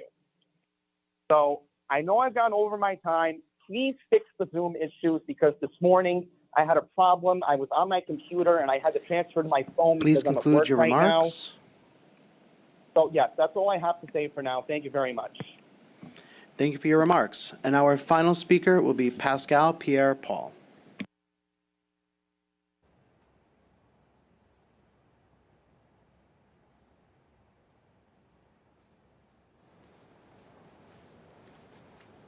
Good morning.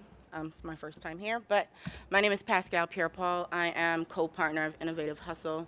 My business partner is Hervé Pierre. We are a small strategic consulting company, which just got DBE certified with MTA. But anywho, we've made some observations, and I'm also a manager of HR operations for a charter school network.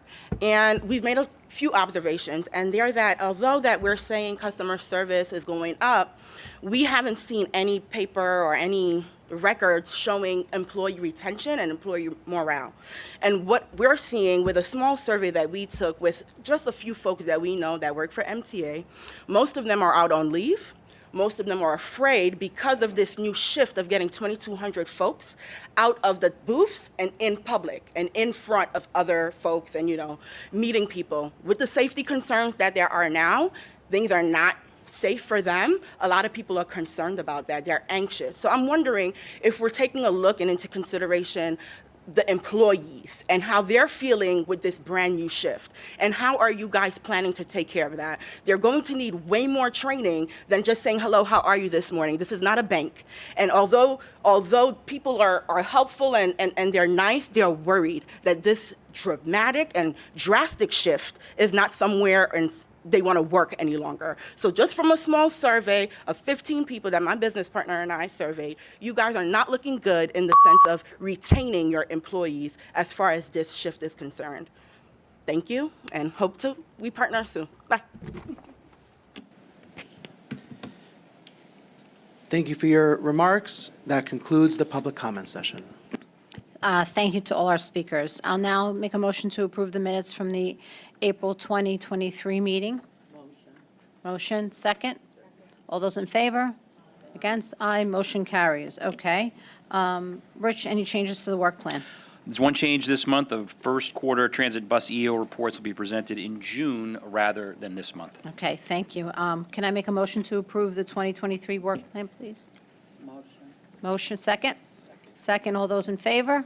Okay, Rich is going to start with the President's report. Thank you, Madam Chair. So May marked my one-year anniversary as President of New York City Transit. The last year, I knew that the key to bringing back riders to our buses, subways, and paratransit was to have the customer experience be our North Star. Everything we do at New York City Transit is driven by this core principle. This includes our Faster, Cleaner, Safer plan to win back customers by improving the quality, safety, and reliability of our service. Our goals were ambitious: to increase customer satisfaction to record highs by at least 70% across the three modes by mid-2024. After 12 months, I'm here to report that thanks to the remarkable work of the 47,000 men and women who work at New York City Transit, the best team in the business, we've made considerable progress toward these goals. And I'm also delighted that several of my colleagues from Transit have joined us today to be specifically recognized for their great work. I'll point them out as we go through. On our subways, we've taken great steps to transform the customer experience through our new customer service centers and reimagining our station agents coming out of the booth, and strap hangers are taking notice. Customer satisfaction has risen in subways from an initial 48% in the spring of 2022 to 62% in April. This achievement is made possible by employees who lead and touch our customers each and every day with excellent service. Managers and supervisors continuously work with our agents to make sure that they're safe in their new roles, and also providing outstanding optimal service with their 5-day training. Today, representing those efforts achieving measurable results, are Group Station Manager Jermaine Jackson. Jermaine, where are you? So wave, thank you. And Group Station Renuka Bethpe. So thank you both. In addition to the teams directly providing customer service, there are many behind-the-scenes individuals working every day, such as Miriam and Ken Lau, who have been closely involved. Yeah, exactly. Yes. Who have been excellent. Who have been closely involved in the design and construction of our new customer service centers. Thank you, Miriam and Ken. The revenue control team, led by Michael Linus back there, as always, a man behind the scenes, deep behind the scenes, along with the Department of Subways EMD to continue to test our new Omni machines. I know there were a couple of comments about our current Metro card machines that are 30-plus years old. We want to retire those babies as soon as we can. And thanks to Mike and the EMD team, we are actively testing the Omni machines. The board and this committee saw one here last month as a prototype. We hope to get those out as quickly as we can later this year. Installation will build on the success of our Omni Open Loop for reduced fare customers, which was launched in late 2022. Reduced fare customers can now upgrade to Omni via our Stone Street office here, mobile vans, and the customer service centers that we have, as well as a chatbot online. Today, over 25,000 reduced fare customers have been upgraded to Omni. Mobile sales visited 1,200 sites in the last 12 months and provided customer outreach in remote areas and served over 50,000 customers as well. Last month, I also mentioned we were distributing over 2,000 cell phones to station agents to not only provide them with safety, a device if they needed to recall for help, but also to unlock opportunities to serve our customers better. I spoke to a station agent just last week who said he used his Google Translate app on his device to help customers who did not speak English get around our system. That is the effort that's going on.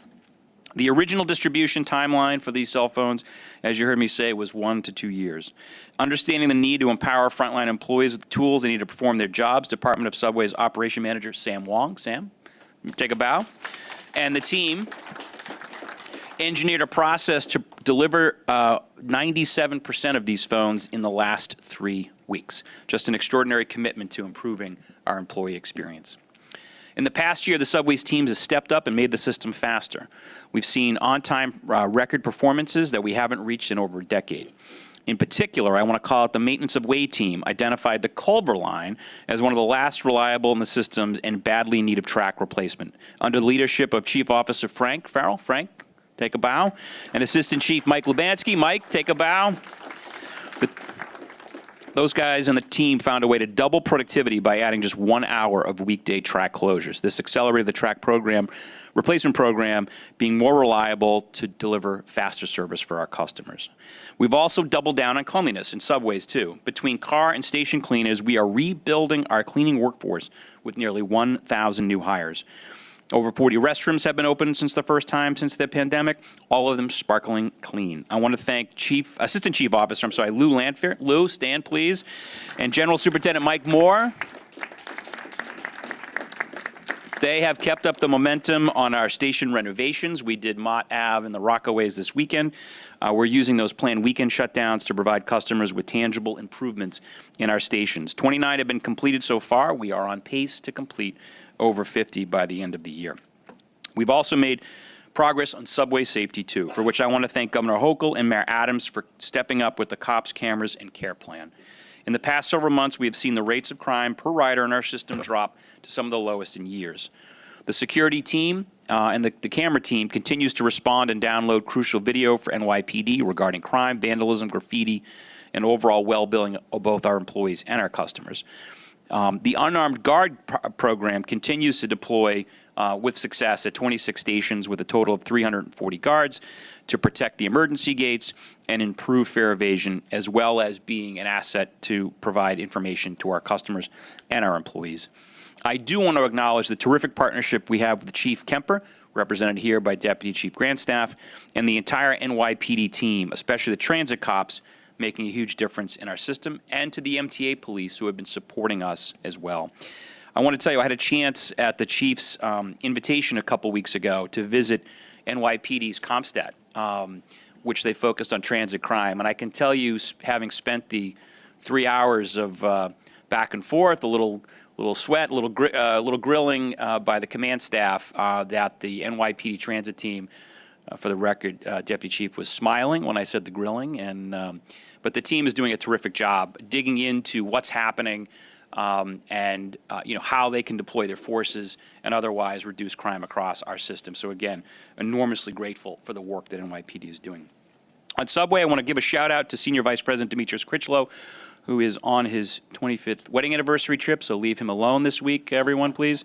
And his team for two major milestones just this past month. Subway ridership is continuing to rise as New York enters the spring. In the past month, we've exceeded 4 million paid subway rides 4 times, including back-to-back days on May 10th and 11th. And on weekends, the team's exhaustive work to make service better and more reliable is paying dividends. Our weekend on-time performance has steadily improved since we appointed our weekend czar last September, from mid 70% on time to consistently exceeding 85% on time. Customers are responding to the better service by coming back on the weekends in droves. May 6th and 7th saw 4.6 million riders, the most in a weekend since the pandemic. So thanks to Jose LaSalle, our acting deputy chief. Now we've made him permanent as of today, Bill, correct? For him and his team for all that they're doing to improve weekend service as well.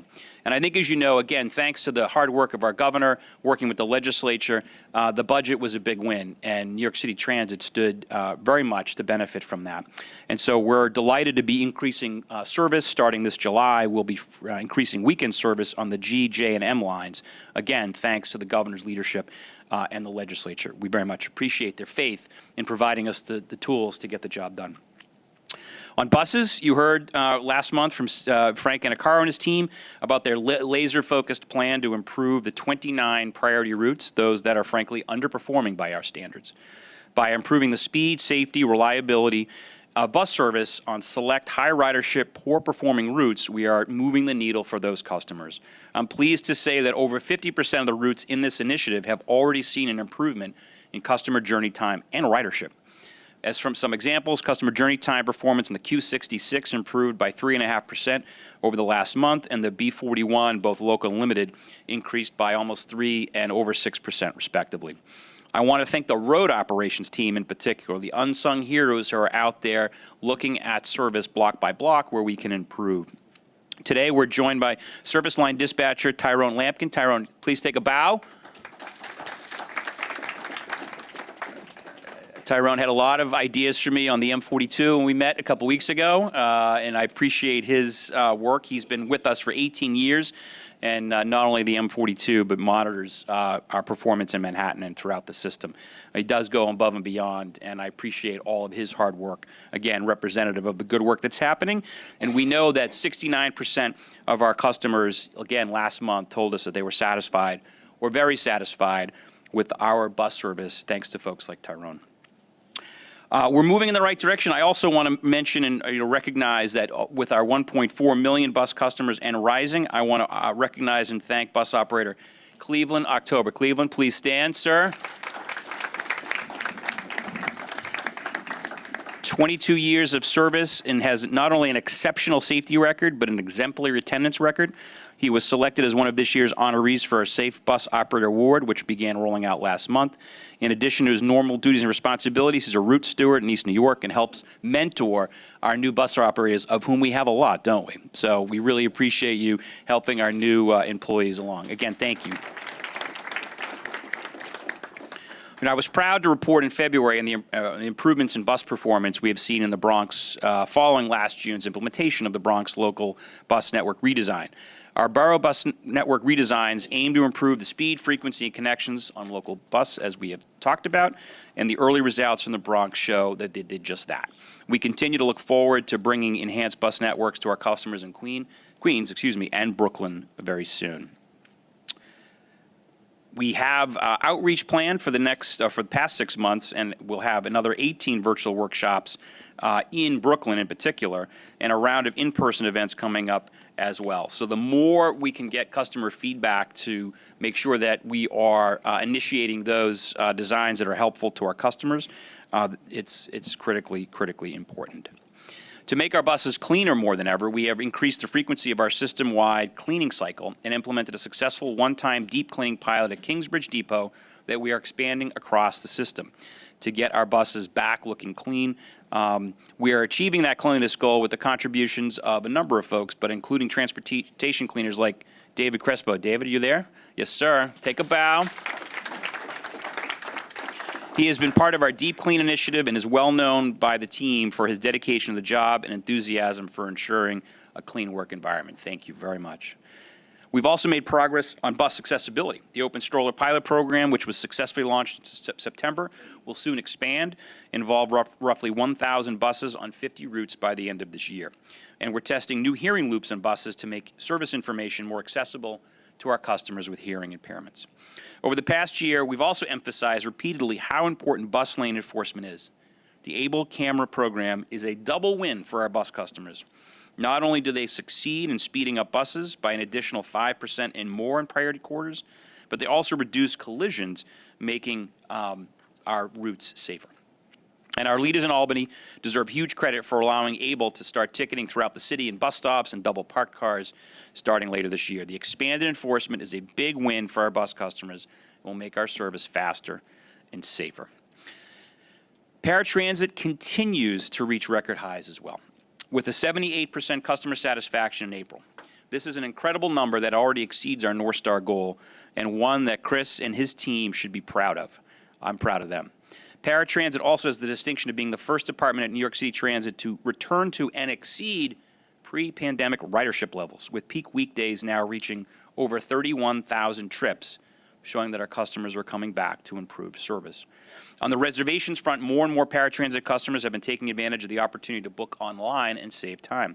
Online bookings have increased from 5% to almost 9% this year, and we expect that trend to continue to grow. Service quality, of course, is a critical factor that drives paratransit service customers. And over the past year, on-time performance has risen above our goal for 94%, while provider no-shows and primary carrier service has been below 0.1% since November. We are excited to be renewing our fleet so we may continue to grow and give our customers a safe and comfortable ride. Over 340 new primary carrier vehicles are expected to be delivered this year, and we will be piloting an additional 15 electric vehicles in the first quarter of next year. We aren't resting on our laurels, though. As we heard earlier today, we need to be focused on those 22% of customers who are not satisfied in April. Specific focus is on reducing broker no-shows while continuing to seek improvements on pickup times across the board. We're also taking initiatives to further boost capacity so we reduce our on-time performance window, how we measure ourselves, from 30 minutes to 20 minutes later this fall.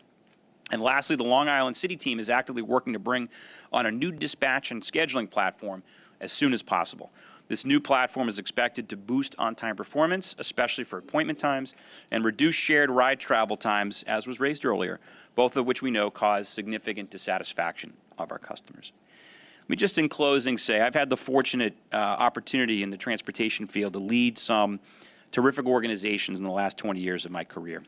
But the last 12 months have been the most rewarding and meaningful, and I cannot thank the 47,000 employees at New York City Transit and the millions of our customers enough for welcoming me back to the city and this system with open arms and a few opinions, no doubt.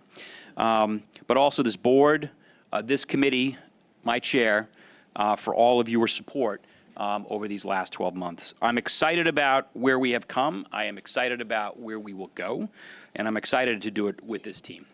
That's all I have. Great. Any questions for Rich Midori? Hi, Rich. Thank you so much for your report. It's wonderful to see a lot of our staff here. Obviously not a lot because it's out of 47,000, but representative of the good work that you're doing.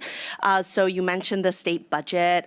There was a commitment around service improvements, 35 million, and 5 bus routes. I'm just wondering, I'm sure you've considered how you're going to make presentations or make clear how you're moving forward on these initiatives to the committee. So just curious about what you're thinking in terms of that transparency. Sure. So maybe on service first. So as I mentioned, we'll be implementing those weekend service pieces come July. I think we'll have more to say to the committee in probably next month or in the next couple months, looking at where we're going to continue to add service. I think, the committee knows that, for example, the mantra of 6-minute service is a little more complicated than that, right, given the interlining that we have in our system. So we are looking at places where we can, continue to add some service that doesn't obviously have impact on other on our interlining, for example, and then the not so insignificant challenge of all the capital work and infrastructure work we have ongoing, right? So our GEO I think outlook over the next 9 months, I look at Judy, who uses, and her team is the Jenga puzzle, if you will, of how we put that together with subways and C and D is pretty extraordinary. So we'll take that into consideration as well, which I think is why we chose the G, J, and M, because we didn't have a lot, frankly, of capital work, and we'll be able to deliver on that service as advertised. On buses, we have some work to do, obviously. I think there are a lot of implications. I mean, one challenge that I'm particularly concerned about is making sure that it is clear to our customers which routes are free and which are not. I worry that if we don't do this right, it could potentially encourage more, negative interactions with our bus operators, for example, who will be put in a position to explain what is free and what's not and why. And so we have to think through all that as well. So more to come. We obviously have a short time window to ultimately come and implement. Lisa? Just a quick congratulations to everyone. It makes me proud to sit here knowing this leadership is so outstanding. So congratulations. Excuse me. You mentioned there were 26 stations that had unarmed security guards. You know what my next question is going to be, right? Amen. So I don't have the top of my head. Bobby, you may have those memorized, but I know that they are scattered throughout the Correct. throughout the boroughs. And we've actually put a little bit more focus on the Bronx with a couple of locations. So I remember the first time that we came here and we were short Bronx stations, and we are making forward motion with that. I appreciate it. You're welcome. Great. Any other questions for Rich? Okay. If not, we move on to Q. Good morning. MTA Accessibility joined the Department of Subways to celebrate Autism Awareness Month last month with some fun announcements featuring some of our biggest and brightest fans. And we also acknowledge our senior and older adults in the month of May by continuing to welcome hundreds and thousands of reduced fare customers onto Omni. Rich, you broke the number, but over 25,000 reduced fare customers have rolled over to Omni, and that is a big win for us. In March, the MTA received one of the first U.S. DOT SMART grants, a $2 million award to fund the expanded testing of Navalent's wayfinding app.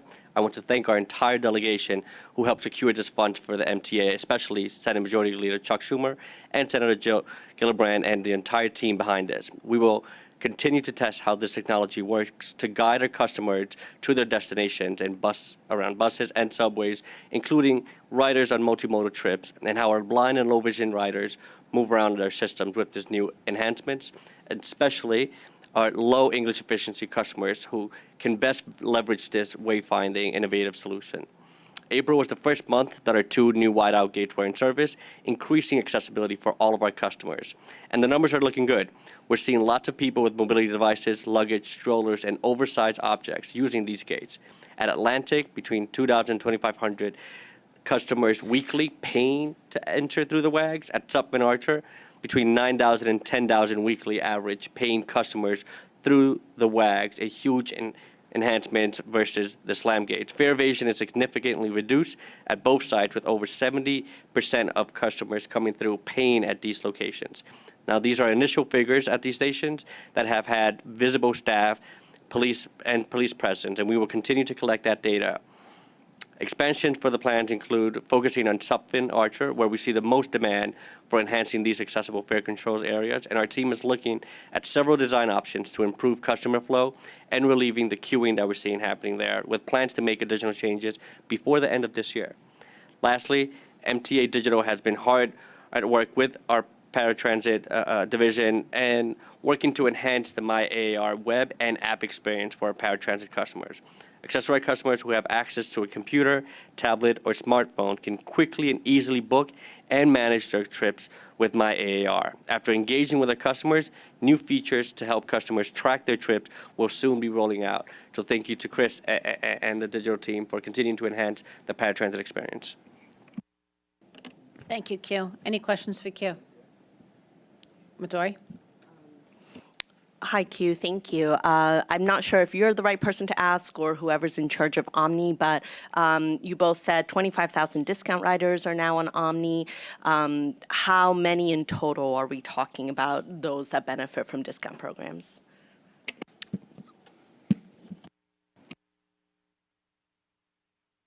So for the reduced fare community, we've seen 25,000 rolled onto it. As you know, we have about 1.2 million customers who make up that population. So we have a lot of room to grow. But every customer is a win for us, and we're continuing to market to the community at large so that they know that this is available to them. Yeah, thank you for the reminder. I thought it was 1 million, but now it's 1.2. Okay, thank you. Any other questions? If not, thank you, Q. We'll move on to the crime report with Deputy Chief Grandstadt. Good morning, morning. Chair Mahaltzis, President Davey, and other members of the board. It's good to see everyone again. President Davey, it was very nice to see you at Comstat 2 weeks ago, like you mentioned. Comstat's specifically and solely devoted to crime within the Transit Bureau. Chief Kemper asked me to update the committee on his behalf today. You have before you the latest crime monthly stats through the month of April. So far this year, the subway system recorded an 8.1 reduction in crime. That was driven mainly by a 12.3% decrease in robberies and a 12.8% decrease in felony assaults. With the exception of 2021, the heart of the pandemic, this marks the third lowest year to the start of a year when it comes to subway crimes in recorded history. Last week, Police Commissioner Sewell testified at the City Council and spoke of the 4 million rider benchmark that was recently eclipsed. This reflects increased rider confidence in the safety of the subway system and is proof positive of the investment of deployed police personnel. So the downward trend in the crime numbers I mentioned, with the upward trend in MetroCard swipes and OmniTaps, is a result everyone in this room is working towards, with most of the credit going to people mainly outside of this room. And by that, I'm talking of our frontline transit workers and police personnel who patrol within the field. It's been a topic of recent discussion for fear of sounding like a broken record, and this issue and concern was brought up by many members of the public today. I'm compelled to speak about it again, and that is the dangers of subway surfing. Over the past several months, I've recounted several instances of police officers intervening and taking reckless teenagers into custody for fear of tragedy striking. On the home front, youth coordination officers within police precincts have identified and attempted to address this by reaching out to these children and their parents, doing home visits, and relaying our concerns and informing the parents of their children's problematic behavior. So hopefully that will pay dividends in the future. If just one impressionable teen gets some sense talked into them, then it's a win. Unfortunately, our officers are still seeing firsthand the consequences of such reckless behavior. On May 12th, officers responded to a medical call in Queens where a 14-year-old who was subway surfing slipped and hit his head. Thankfully, the teen escaped serious injury and was reunited with his father at the hospital. Several days later, on Wednesday, May 17th, a similar scene played out on Staten Island with a drastically different outcome. Shortly after 1 o'clock in the afternoon, emergency personnel responded to the Eltonville train station along the Staten Island Rapid Transit System to reports of an injured teen on the top of a train car. Officers from the 122 precinct found a gravely injured teen, and despite the efforts of EMS and hospital personnel, the 15-year-old train surfer cannot be saved. As a parent, I cannot fathom what that family is going through, and I urge parents to tackle this difficult subject with their children at home. On this somber and very sobering note, I'll end my remarks here and take any questions that you may have. Thank you, Chief. Any questions for Chief? Okay. If not, we move. Go ahead, Andrew. Hi, Chief. Thank you. Good morning. Thanks, sir. In several stations, I've seen police officers from the Transit Police Unit, not the upstairs police, but the Transit Bureau, stationed in places that were not near secondary entrances, so they could not watch fare evasion and things of crazy things taking place near those turnstiles. Yep. Are they given instructions to be near turnstiles if there are some mid-platform, like a secondary entrance or anything, or are they just supposed to stand on the platforms as I have been watching them do? So we deploy our transit members in various places, that being turnstiles, platforms, the mezzanine, and on trains themselves. That's based on where we see crime within the system. However, we do feel, and we have taken a strong stance on addressing fare evasion, and those numbers are up dramatically. We're up year to date over 65% in fare evasion, and that really, the thought being whether a customer, We want their first impression of entering the transit system to be comforting, and they see a police officer, and as they leave as well. And we also want to impress upon those who would consider committing crimes that the police are here. So, we see tremendous value in posting officers at the turnstiles, and, therefore that strong stance for deployment. All right, thank you. You're welcome. Sorry, any other questions? Okay, thank you, Chief. We're now going to move over to Lou Montani so you can give us this month's transit procurements. Yes, thank you. The New York City Transit procurement package includes one action item this month. This item is an award of a 4-year estimated value contract to Placer American Corporation for the upgrade of critical systems on 2 New York City Transit-owned track geometry cars, TGC-3 and TGC-4. Both were manufactured in 2006 and 2007 respectively and are scheduled for a comprehensive overhaul. This contract will allow for critical systems to be upgraded either because they are worn or better technology is available. Other parts are scheduled for overhaul in order to achieve another 15 years of operational life on each TGC. They're a critical safety item that use sophisticated inspection tools to identify potential failures in rails, movement of the rail on the track bed, obstructions in the operating envelope of the subway tunnels, and any other related situation that could potentially impact the safe operation of subway trains or the riding public. All equipment and related subsystems were manufactured by Placer or other subsystem suppliers and integrated by Placer.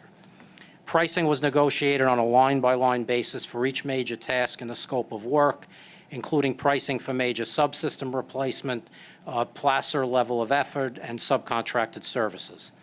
Payment schedules, performance bonding, and establishing an aggressive but achievable overall project schedule with an incentive for early completion was also negotiated.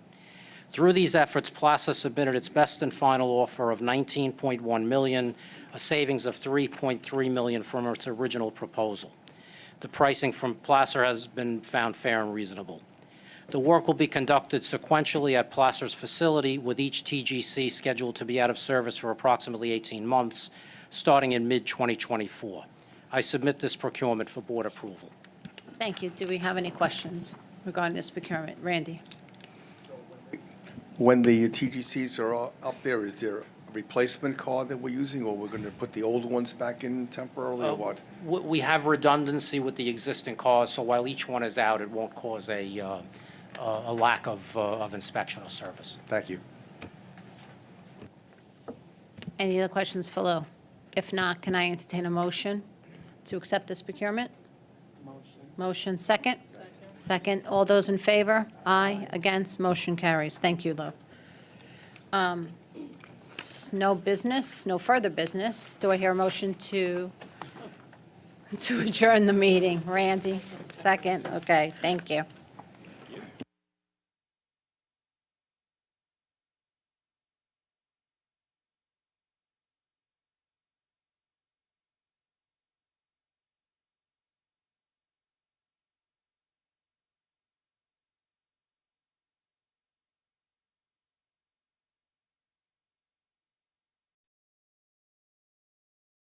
I think if there are no customer service ambassadors, there would be lots and lots of people taking the wrong train. A customer service ambassador is a frontline contact providing fast-changing, accurate information, especially during service disruptions. We're here to direct you, assist you, and be patient as well. The qualities that make a good customer service ambassador are patience, communication, following instructions, and just pretty much being a people person. Getting lost in New York it's really easy. That's what we're here for, to help them. So every day, I show people how to use the phone. We have this app called Train Time, and it tells you the time everything comes, schedule changes, tells you advanced scheduling as well in case you need to come in a week. My most memorable day at work, we had an elderly woman come off of the airport. We assisted her to getting to her family, which was in another town. She had never been to New York before. She was completely lost. She thanked us several times, and I was able to help this woman get to her family. That's the motivation. Just helping people in general is seeing their face. I like to help people a lot. You know, seeing people happy and getting to their place. It makes me feel really happy, especially that I know they're getting to their destination safely. We serve with pride.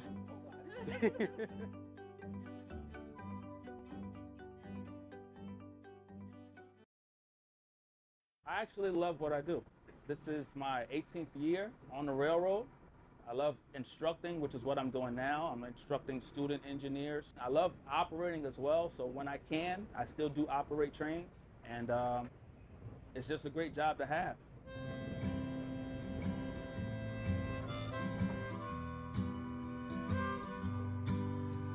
My name is Inade Maruga Sr. I'm currently a locomotive engineer, special duty instructor. I've been with Metro North for 5 years now.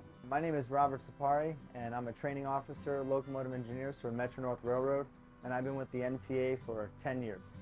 My earliest train memory is being in the train with my dad as he was operating. I'm second generation railroad. We actually operated around the same time just before he retired, so that's probably one of my biggest memories. Responsibilities for a locomotive engineer are vast. From dealing with your crews and having a job safety briefing, to checking your equipment and making sure all your safety checks are complete. Safety plays a major role in what we do because of how many lives we're responsible for. One of the coolest things you get to see when you're up front operating as an engineer is you'll get the best views. If there's a 4th of July, you'll see all the fireworks up and down the Hudson. You'll see eagles fly in and dip in and grab fish and fly right next to your cab. It's cool to run the Yankees trains, especially when they win. See all those Yankee fans out there, to be able to bring them to and from the games. To just be operating the train through Harlem, to look on both sides and see the buildings and everything, it's just a great scene. Knowing that my work is essential to keeping this city moving is a sense of great pride. It gives me great satisfaction knowing that I'm getting thousands of people to their destination safely, and they're relying on me to get to work. I'm an engineer, and I run trains as an essential employee, moving essential employees. Through the pandemic, to be able to bring doctors and food workers, for us to be able to get them to and from their jobs safely, take a great sense of pride in being able to do that. I take pride in my job now, and I really enjoy it. I am glad I became an engineer. It's an amazing job. You know, it's a lot of responsibility. But at the end of the day, when I go home, you know, I'm happy with what I've done for the day at work. I know that I have a great job to come to, and I'm grateful for it.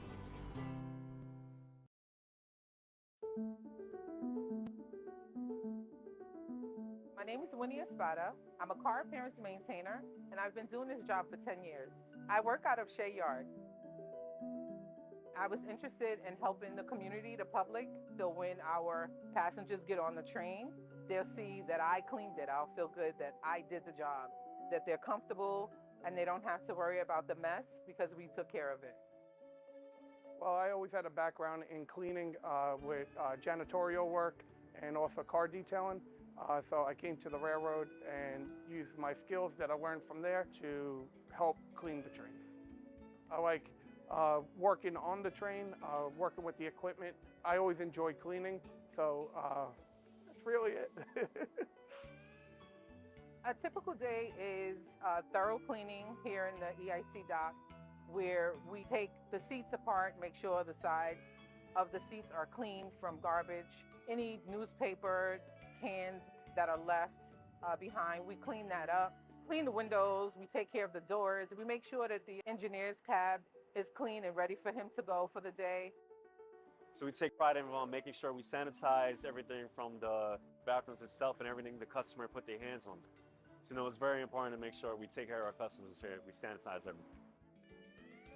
My work is important because we have to make sure the trains are clean, especially in the times of the pandemic. We have to make sure the trains are disinfected and ready for all riders to be comfortable getting onto the train. There's a lot of anxiety going on right now with passengers and customers getting onto dirty trains.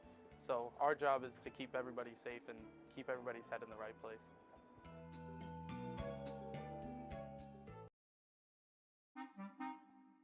Sometimes the public may call us train drivers. Honestly, it doesn't bother me because I know they don't know. My name is Keisha Cole. I'm a train operator, and I've been with MTA for 6 years. I work on the 7 line. It's approximately 21 stops from Main Street to 34th Street, and it takes about 36 minutes from end to end. My name is Jim Van Name. I'm a train operator for New York City Transit. I've been here about 3.5 years. I operate the train on the Q line, which end to end is approximately 44 stops, and it takes me about an hour to complete. My earliest train memory is I was a kid. I got on the F train with my mom. The first time I was on the train, I was excited. It was fun. I was raised on Staten Island, and my friends and I used to take the Staten Island ferry over to the city, and we used to ride the train all over the place. That's probably where I got my first love of the subways. As a train operator, there are two different ways you can pick up your train. You can pick up your train in the yard as a put-in, which means you okay your train for service and bring it into the terminal station, which is the last stop on the train line. Or you can actually pick it up from the terminal station. When preparing my train for service, I do various checks to make sure it's safe for myself and for the public. Once my day starts, I have about 3 round trips. I take passengers from Main Street to 34th Street and back to Main Street. That's 1 round trip. I start over at the yard, and then I have to do what we call a put-in. I have to prep the train for service, and then they send me out over to Stillwell Terminal, and then I go into service. I do my 2 trips up to 96th Street and back, and that pretty much completes my day. It usually takes anywhere from 8 to 8.5 hours. At the end of the day, the 2 ways of finishing the job is to just walk off the train at the terminal station at the last stop and just sign out and go home, or to do a layup, take the train from the terminal station back to the yard, lay it up, put it away for the evening, and go home from there. I love the fact that I'm moving this big machine by myself. There have been times when I'm operating the train and I think that this is the greatest job ever. The things that I get to see when I'm going down the line and I'm seeing the sun come up, it's just so beautiful. This is my dream job. I love this job. And some of the amazing moments I see in this job is when I'm going over the Manhattan Bridge, sometimes at sunrise to see the sun coming up, or even better, sunset, to see the sun setting behind the Manhattan Bridge is quite a sight. I pinch myself that I'm in such a great job and have that opportunity to see such great things. I enjoy transporting people from place to place. It's just a good thing. I feel like I'm doing something special. I love trains. I love operating the trains. I love being a part of New York City Transit. And knowing that I'm helping people get through their day and get to where they need to be gives me a lot of satisfaction.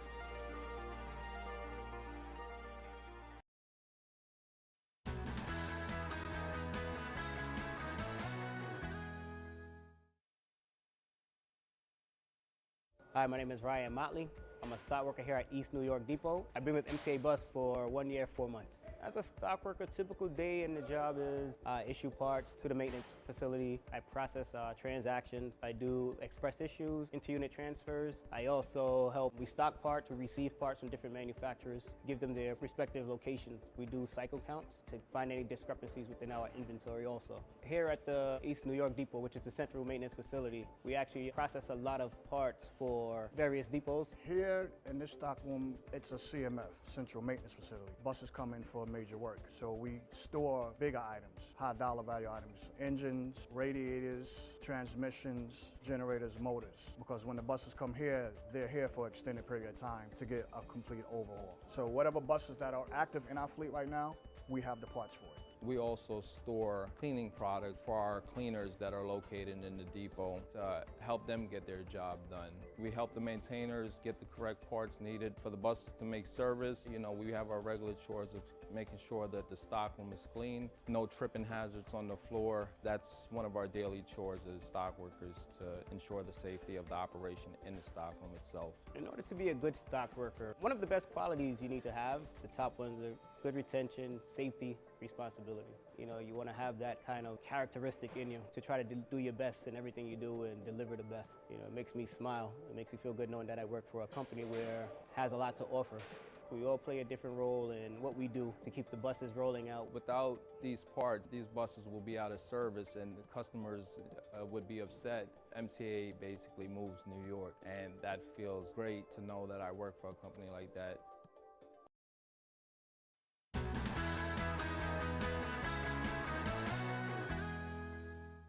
What does a record do?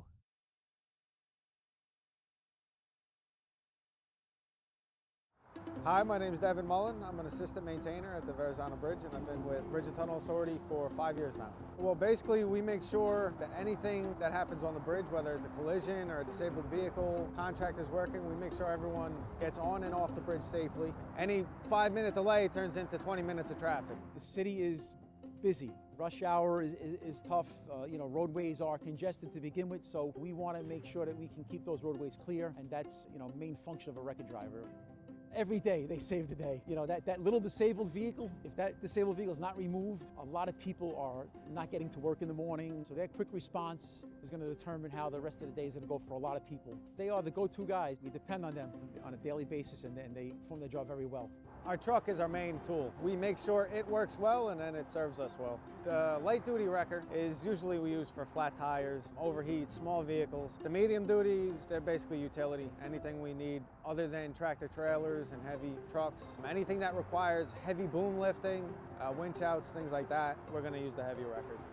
Working on the roadway, it's a dangerous condition. You have vehicles flying by you at 60 miles an hour. People aren't paying attention half the time, so you do run the risk of getting hit. So they never know what's going to happen when they're up there. I mean, there's different types of, disables. There's all kinds of different vehicles. There's trucks. There's hazmat vehicles that are carrying chemicals. So there's always a challenge when they get up there. We're first on scene a lot of the time. We just try.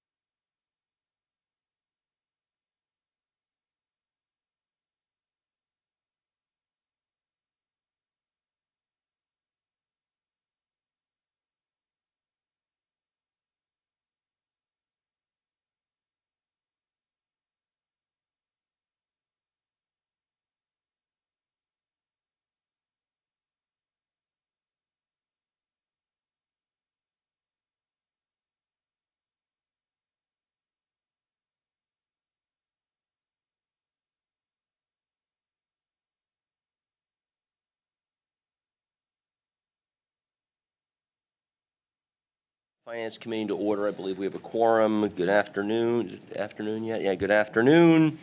Welcome to the May meeting of the Finance Committee of the MTA Board. I'm your host, Neil Zuckerman.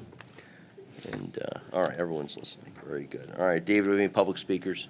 Yes, Chair. Good afternoon. We have 3 members of the public registered to speak today. As a reminder, we ask that all public speakers adhere to the MTA's rules of conduct and decorum. I would also ask To remind our public speakers that in the interest of time and fairness to all speakers, we limit everyone to 2 minutes. Please be aware that there will be a warning beep to remind you have 30 seconds to conclude your remarks. Our first speaker is Jack Nierenberg, who will be followed by Jason Anthony.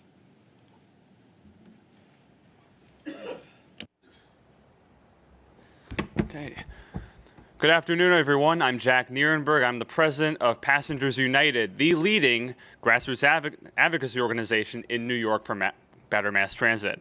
I do want to mention one thing, and that is how come we were not invited to be on the Blue Ribbon Committee against fare evasion when obviously we've been coming to all these meetings and it just doesn't seem right. So,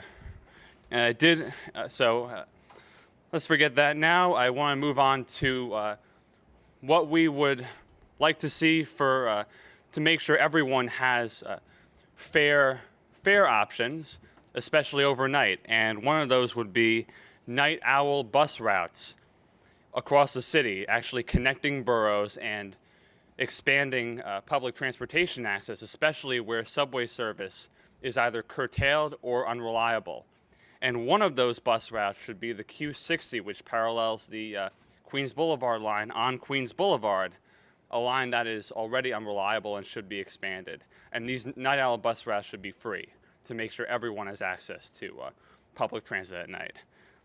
Secondly, we want to see the M55 extended to South Brooklyn overnight, kind of filling in that overnight transit desert.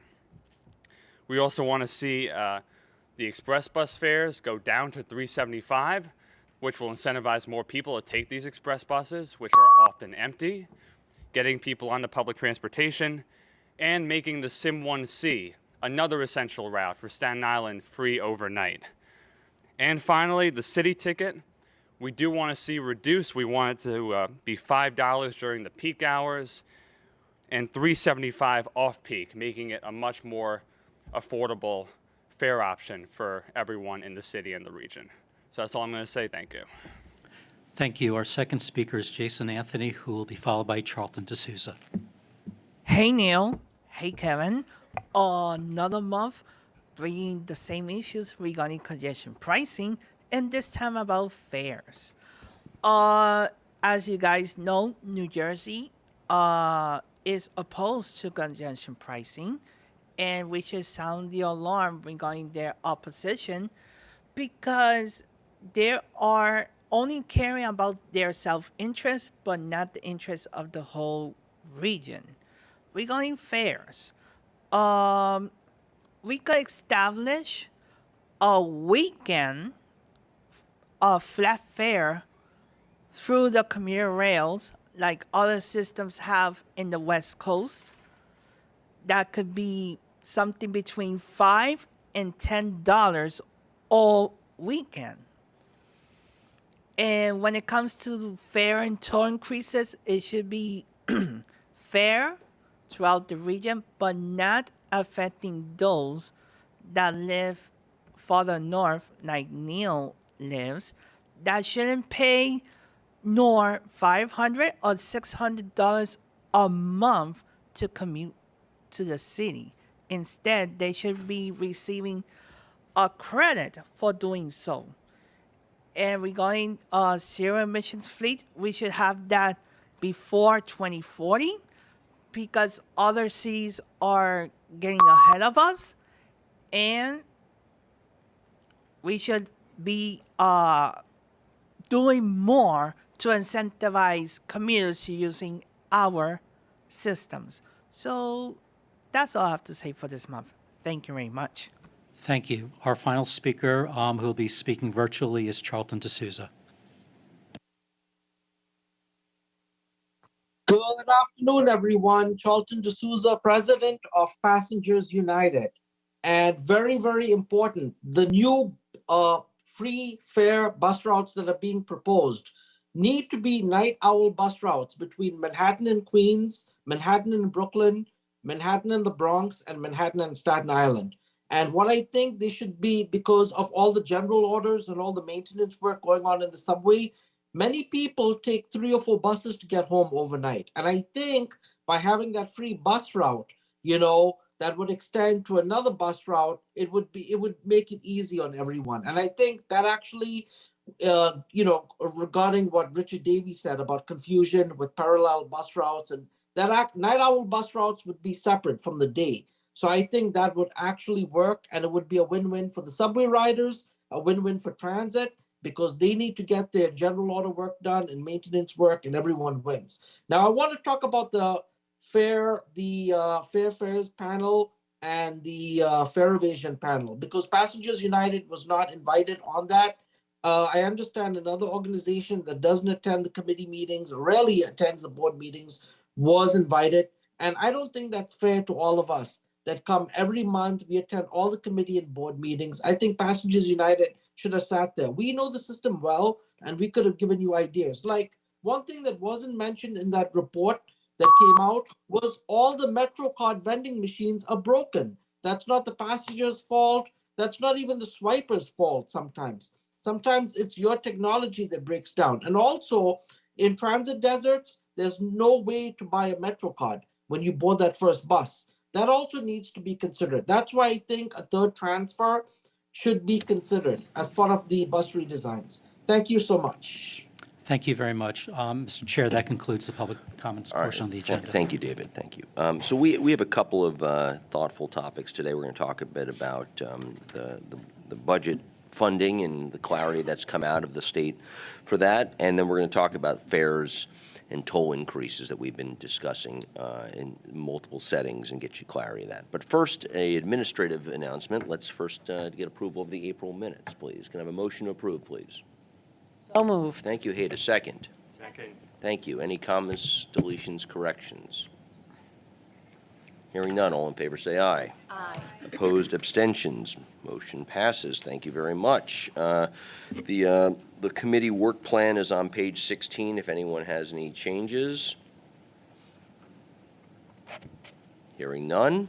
No vote is required. Kevin, please give us a recap of what our friends in Albany have done for us.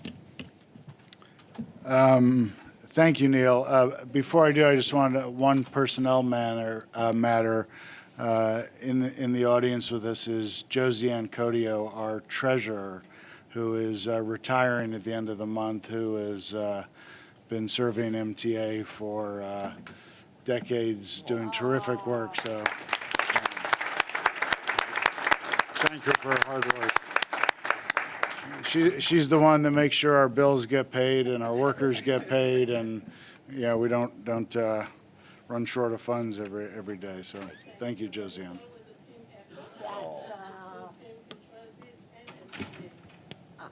Thank you for your service. Thank you very much.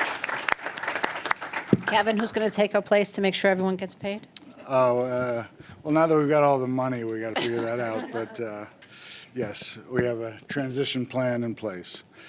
So let's talk about the state budget. It's been a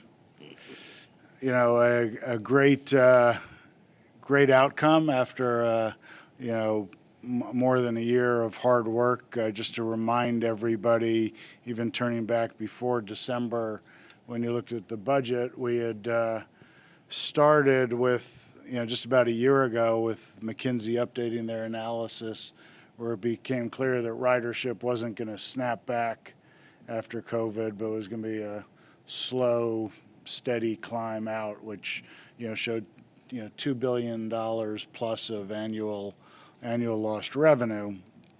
And we started in July sounding the alarm that we could just wait a couple of years and wait for the problem to escalate and get worse, or we could start to take action early, ask the governor and the legislature to take action early and address the problem head on. And so, good news, led by the board here and then by the governor, we did get that action. So I just kind of want to walk through some of the highlights. So this chart, if you remember, in December, you approved a budget that included a package of MTA actions to significantly reduce the projected deficits, which were, roughly $2.6 to $3 billion a year over the next few years. And so we led with, MTA committing to $400 million a year of operating savings. If we had early action, we would have resources that we could not do the deficit financing and use our resources to pay down debt costs and so forth, and really shrink the deficit to the red area at the bottom. And so what you had approved in December was a budget that had a request to Albany and to City Hall for $600 million of additional funding in '23, and then recurring revenue of about $1.2 billion in '24 and '25, and additional needs in '26 and beyond.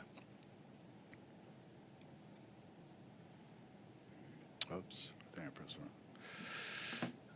So as you know, the governor proposed in her executive budget, and then it went through the legislative process. And at the end of the day, MTA got significant new revenues that fully addressed those deficits we showed on the previous page. The biggest dedicated revenue was an increase in the payroll mobility tax for the largest businesses in New York City, the rate going from 34 basis points to 60 basis points. That is expected to generate an additional $1.1 billion a year of dedicated revenue to MTA, not subject to appropriation, not subject to sunsetting provisions, monthly flow of funds that'll add on top of our roughly $1.7 billion of payroll taxes we currently receive. The city agreed to increase its funding for paratransit services to 80%. That's expected to generate approximately $165 million a year for MTA by the city picking up additional expenses. And the state provided through its general fund a one-time appropriation of $300 million, which will address some of the early issues, and we can spread out over the next few years to balance the budget. Also, down the road, the state budget dedicated downstate casino revenues to MTA. Two components. One, 100% of the license fees for the 3 downstate casinos. The requirement is the license fee is $500 million upfront payment for each casino, and then a share of the ongoing gaming tax revenue from the gross gaming revenues generated at the casinos. Again, the split is a little bit dependent on where the casinos are sited, where if they're in New York City, MTA would get 50% of the tax revenue, and for any casinos outside the city, the MTA would get 40%, with again 20% going to the local municipality and counties, and then the other half, either the other 40% or 50%, is dedicated to the education fund. We expect that to start in 2026. A lot of work to go with process in terms of the siting and the competition of the casinos and the building. So we're not expecting any near-term revenue on that, but it's a great additional revenue source in the future. Also included in the budget was, part of all those funds, and I'll show you how it pieces together, is about $150 million a year to offset some additional service-related costs. The first one being, as you know, we had proposed a 5.5% fare and toll increase in 2023. There's enough funds that would allow the fare increase to be reduced to 4% for 2023, reducing revenue collection by $65 million a year. We've committed to additional subway frequency, both weekday, middays, weekends, and weeknights on select lines. We've committed for additional safety and fare enforcement investments for $35 million a year, and it was set forth in law to fund a pilot program for 5 free bus routes in New York City, 1 in each borough. So when you add it all together, the new state and city funding, the MTA operating savings that we're still working very hard and need to lock in for next year, and a reasonable fare and toll change, provide a balanced solution to fully address MTA's fiscal cliff. And this is just a summary of how the numbers work out, where the top shows that roughly $1.2 billion a year of deficit. You add in the additional costs that I talked about, gets you to the needs in the red area. And then when you take all the funding components, spread it out, you'll see the provides enough funding to the bottom line show balanced budgets through 2026. Board members' questions? Speechless. No, I think we've been through this before. All right. Well, look, I think the magnitude, the thoughtfulness, the diversity, and the recurring nature of it, I think, does deserve repetition. It is. The fact that we are. I wouldn't say smooth sailing, but we have a clear path to the 2020. Oh, let me just finish my point then, and you can. Which is, we have a clear path towards 2026, which I think provides real relief, and I think it shows the leadership that we have from the governor and the legislature, and certainly does not obviate our need to drive out costs. We have a meaningful number to go after, which you have shown, your predecessor has shown, an ability to do that, but it's not insignificant.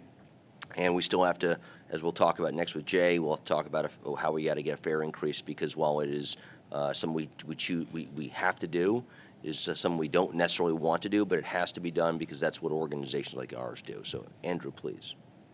Thanks, Neil. What the governor and the legislature have shown is what we've been saying for a long time. This is an essential service. It should be treated as one. This region is so fortunate to have a transportation system like we have, and we cannot let it fall down. We must keep it going. We must improve the service. We must make it accessible for everybody. And the legislature and the governor have taken great steps to do that. And I would say thank you once again for realizing what a treasure we have here. Well said, Andrew. Midori, please. If we could put the slide back up, I think that we have 3 or 4 years with zero. That means no deficit. It's been a long time since I've seen that on any chart of ours. So kudos to you, Kevin, and obviously the chair and CEO for leading this effort. I know that there are additional steps that the MTA has to take, and so I think we're going to do that, with a lot of weight of responsibility around fare increases. That being said, I think Commissioner Lopez and I made a request last month of the list of operating efficiencies and what the actual savings are associated. So I just wanted to uplift that comment again to see kind of when we might be able to see that, whether in the full board meeting or if it should be managed in the Finance Committee. So wanted to get some sense of that. Thank you. That's a very fair question, and I think so. I'd like to get on the agenda for. I think if it seems fair to put it on the June agenda, a discussion maybe of the cost moves. Is that reasonable, Kevin? Possibly. I mean, as part of the July plan, we've really been working with the operating agencies, going through a very long list. They've been whittling it down to what can be put in place this year and next. So if not at next month, certainly as part of the July. All right. So July plan. Can we please, David, put on the July agenda? Let's insert a review of the cost moves that are being proposed, So, and at whatever level they're at, whether they're preliminary, I think it's a useful, and if Commissioners Lopez and Valdivia, thank you, I took a breath there first. Valdivia have requested, I think it's appropriate for us to get it on the calendar, and let's please insert that into the agenda for a reasonable conversation. I think we have shown, this organization has shown what at the agency level or at the headquarters level to go after savings year in, year out. Your predecessor, Bob Foran, was very, very good and diligent about that over a very long period of time. So I have faith that it's going to be achieved, but we're an oversight group, and let's do that. Andrew, anyone else before we get seconds? Anyone else? Andrew. I was just going to say that we were told in transit that some of those efficiencies require new technology and that they are looking at it. For instance, there's a machine that can detect a break in a rail long before it takes place and make a replacement before something tragic happens. So, you know, if it's appropriate to various committees, we should be shown those in the respective committees as well, I'm thinking. All right. Any other questions then on the funding? If not, Jay, you have the floor to give us a sense of what we're thinking about in terms of fare increases. Thank you, Commissioner. I'll be presenting the 2020 fare and toll change that was included in the 23 budget that we adopted and passed in December. So if you can recall, in December, the board authorized staff to start the administrative process for a fare and toll change. The December 2022 adopted budget assumed 5.5% increase in the fare, which would be necessary to balance the budget. As we just heard Kevin talk about, thanks to Governor Hochul and the state legislature, the budget agreement reached last month included $65 million to avert the higher fare increase. So the fare increase will be at 4% in the 2023, and the planned toll increase will be 5.5%. So just sort of a review of our pattern of modest biannual fare increases. Since 2010, the MTA has increased fares and tolls to achieve roughly a 4% revenue yield every 2 years. These small, frequent fare and toll adjustments avert radical fare and toll fluctuations, mitigate against impacts to customers by offering predictable fare and toll increases. It helps address our expenditure growth, and it also gives us a little bit predictability in our fare and toll revenue. As a reminder, in 2021, we did not increase fares, so the last fare increase on New York City Transit and commuter rails was in 2019. Also, in addition, this allows us to go back to sort of our biannual fare and toll increase, which is very important for the long-term stability of the MTA. So before we jump into the specifics about fare and toll increases, wanted to review some market research information from our spring 2022 customer count survey. This is starting with New York City Transit. People often assume that lower income customers utilize the paper ride fare product.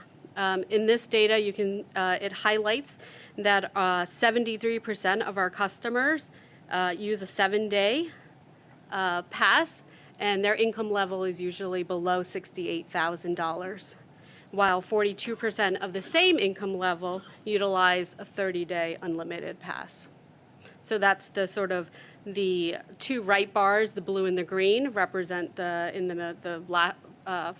second from the last is about the 73% of customers that have income less than 78%. There are most frequent users of the 7-day unlimited pass. And on the first two, the Omni and the paper ride, most of the income levels are relatively equal for Omni users and paper ride users. A little bit about New York City Transit and their market share. Pre-pandemic, 50% of the customers utilized the 7-day or the 30-day pass, and 50% of our customers used a paper ride. Since the pandemic, and the introduction of Omni, The dynamic has changed. You can see the purple is the Omni share that has grown over the last couple of years. We see that paper ride MetroCard customers and weekly customers are converting to Omni. Omni guarantees the best fare for the week since the introduction of our fare promotion on Omni in March 2022. And you can also see that the Omni market shares continually grow from the paper ride MetroCard as well as our weekly customers. A little bit on the commuter rail side, similar data from customer count surveys. It shows that unlike New York City Transit, lower income railroad customers are not able to commit to the unlimited passes solely. They purchase one-way or round-trip tickets and weekly tickets much more often than monthly passes. What caught our eye on this chart, if you look, is when we introduced the pilot program last year for the 20-trip ticket. You can see almost half of the 20-trip customers earn more than $200,000. So affluent customers are purchasing the 20-trip ticket here. Market shares on the commuter rail. Pre-pandemic, passes represented about 60% of our trips.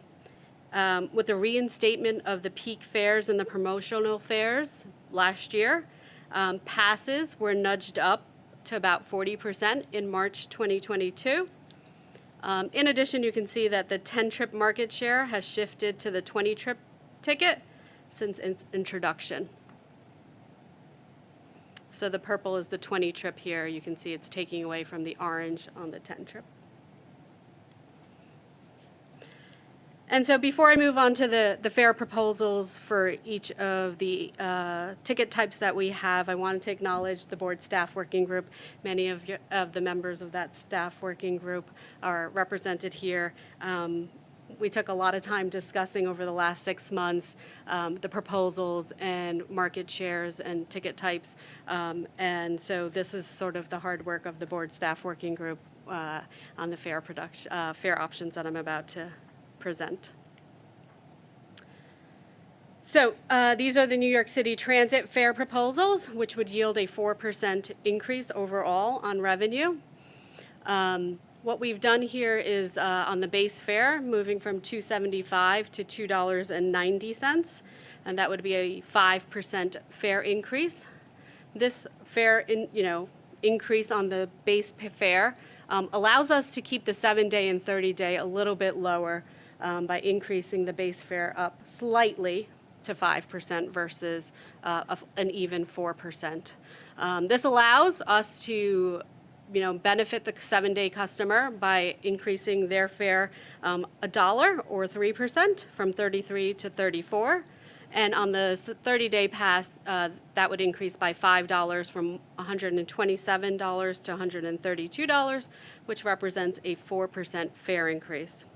On the express bus pass, base fare, we'd be increasing it by 25 cents or 4% from $6.75 to $7.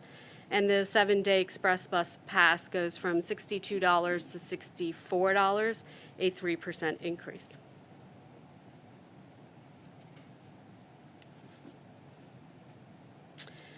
On the commuter railroad side, it's a little bit different. What we're proposing here, as we've done previously, is a average 4.3% increase on the monthly and weekly passes.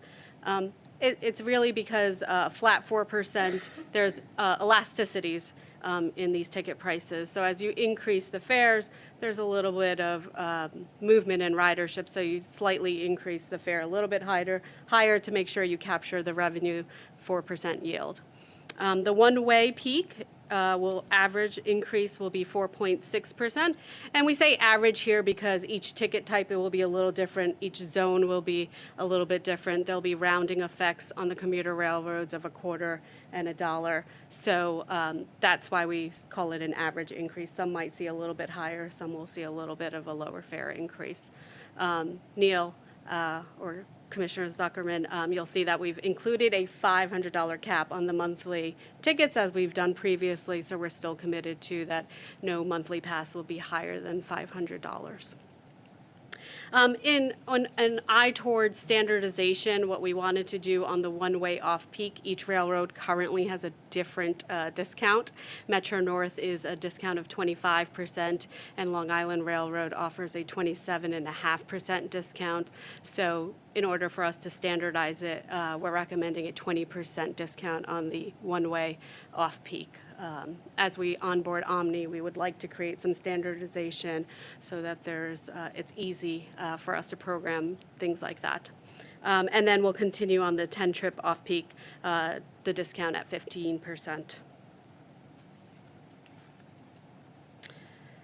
Some fare pilots that we have under consideration. I think we've all talked about some of these at length in the board staff working group, so I want to give a brief highlight on what we're recommending here as part of the fare and toll increase. So as part of our promotions in 2022, the off-peak city ticket at $5 was expanded from just the weekends to weekdays. We are continuing to recommend that as a pilot at $5. We're also introducing the peak city ticket at $7. This was sort of recommended in December, and we are pricing it at $7 in line with our express bus fare that I discussed earlier. It's, the service that it provides, the quality of service the city ticket and the express bus provide. So we thought that anchoring it with the $7 would be equivalent for the pricing of the city ticket peak dollar value. The Atlantic ticket on here is the decision is to keep it as a pilot or eliminate it. As a reminder, Atlantic ticket is from the Atlantic terminal. With the expansion of city ticket for both peak and off-peak, it's a good idea to maybe unwind the Atlantic ticket as we're providing the city ticket broader at all times of the day and week. For our Rockaway ticket, we're introducing that as a pilot through the city ticket. As a technology advances, we think we're going to include the fare Rockaway ticket as part of the city ticket pilot. Combo ticket will continue. We introduced that with the railroads at an $8 fee.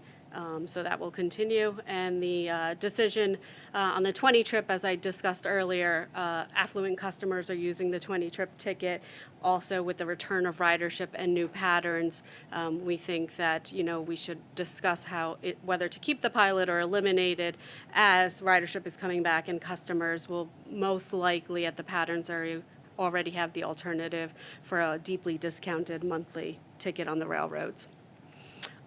Excited to introduce on New York City Transit the expansion of the fare capping program to be more on a rolling basis than the standard static Monday through Friday that we introduced last year. This will be very similar to what the 7-day unlimited pass customer on MetroCard gets to benefit from. We think this is an exciting new development on the Omni side, and that we think that a lot more customers will benefit from the rolling versus the static cap. On the toll side, we have two scenarios that we have here presented. One is scenario A, which would be an across-the-board 7% increase on the tolls, whether by Easy Pass or tolls by mail, or an alternative, which is increasing the Easy Pass by 6% and the tolls by mail 10%. You can see from the current fares there is a difference between the Easy Pass customer and a tolls by mail customer. So we've offered these two scenarios. These were the scenarios that we put in the rulemaking notice that we did back in March, and this is sort of what we are presenting to the public as well. So timeline, today I'm presenting to the Finance Committee the update on the fare and toll. We'll issue a notice later this month or soon, since this month ends pretty shortly.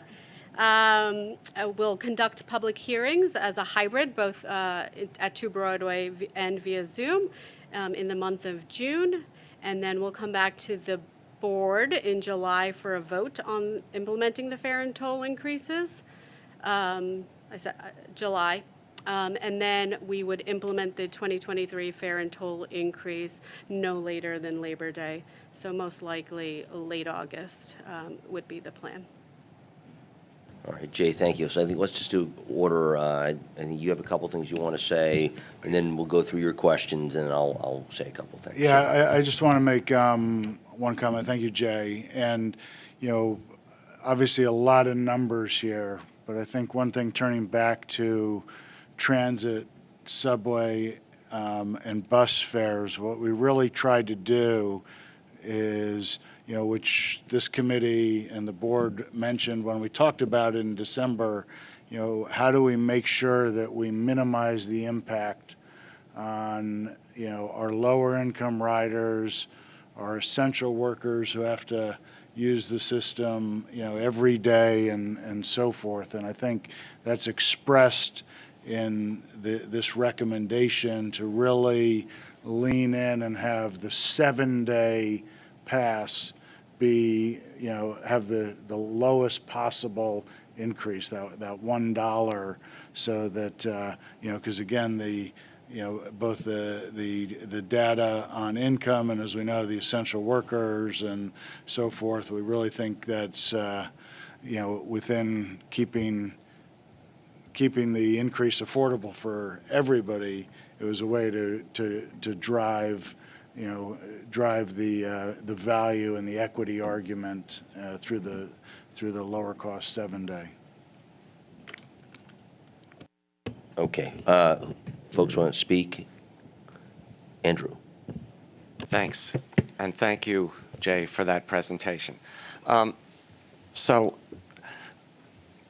Atlantic Ticket was developed to get people riding in Southeast Queens, riding the Long Island Railroad, people that were in a so-called transit desert and had to take some time. We had a lady testify at one of our board meetings. It took her almost 2 hours to get to work in the financial district. She had to take a bus and 2 subways. And we thought to ourselves, if she could do it in 40 minutes, would she pay more for that? Absolutely, and she did. And so Atlantic Ticket was born. Obviously, when Atlantic Ticket was born, there was a lot more through service to Atlantic Terminal rather than the mostly shuttle service from Jamaica that we now have. So I understand the possibility of eliminating Atlantic Ticket in favor of City Ticket. We also didn't know when Amtrak was going to repair the East River Tunnel, so that was another reason we wanted to boost Atlantic Ticket. Now we do know these things, and now that City Ticket is in the 4 boroughs that have commuter rails, it makes some sense to not have Atlantic Ticket anymore. But one of the benefits of Atlantic Ticket was if you opted for a weekly for $60, you got a free transfer to the buses and subways. Thus, all your transportation needs were paid for. With congestion pricing coming, it's likely that many more folks will turn to the commuter rails rather than have to drive. And if they also had that option on City Ticket, and yes, in the peak hours, let it be a peak fare option weekly. But I think losing that free transfer and getting people to use the rest of the system would be a big mistake. You most likely would not drive if your commuter rail, bus, and subway were all paid for. And I think that's a great way to get riders on the system, and I would hope that would be weighed if you discontinue the Atlantic Ticket pilot. Thank you. Okay. Anyone else? Jerry. When will we need to make a decision on the 20-trip ticket? That would be part of the July board vote for the fare and toll increase. We'd present our comments to you that we received from the fare hearings on the 20-trip, and we'd make a recommendation whether to continue it as a pilot or eliminate it. Okay, now as a pilot, you can discontinue that at any time in the future, right? Because it is a pilot, it's not firmly in place. Correct. Okay, very good. It's something that I personally fought for, and I want to see it stay. So at the appropriate, that's why I jumped out from from the conference room, because I wanted to make that statement. All right, thank you, ma'am. Thank you. Anyone else? Midori, anyone else? Hold on, anyone else? No? All right, Midori, of the last word. I just wanted to highlight that, the presentation, obviously, not just a presentation, but the content and the various scenarios that Jay, Laura, Wiles, Juliet Michelson, and I'm sure countless others put together, felt like you engaged with the board working group in a really productive way. So really appreciative of the time that you've spent on this.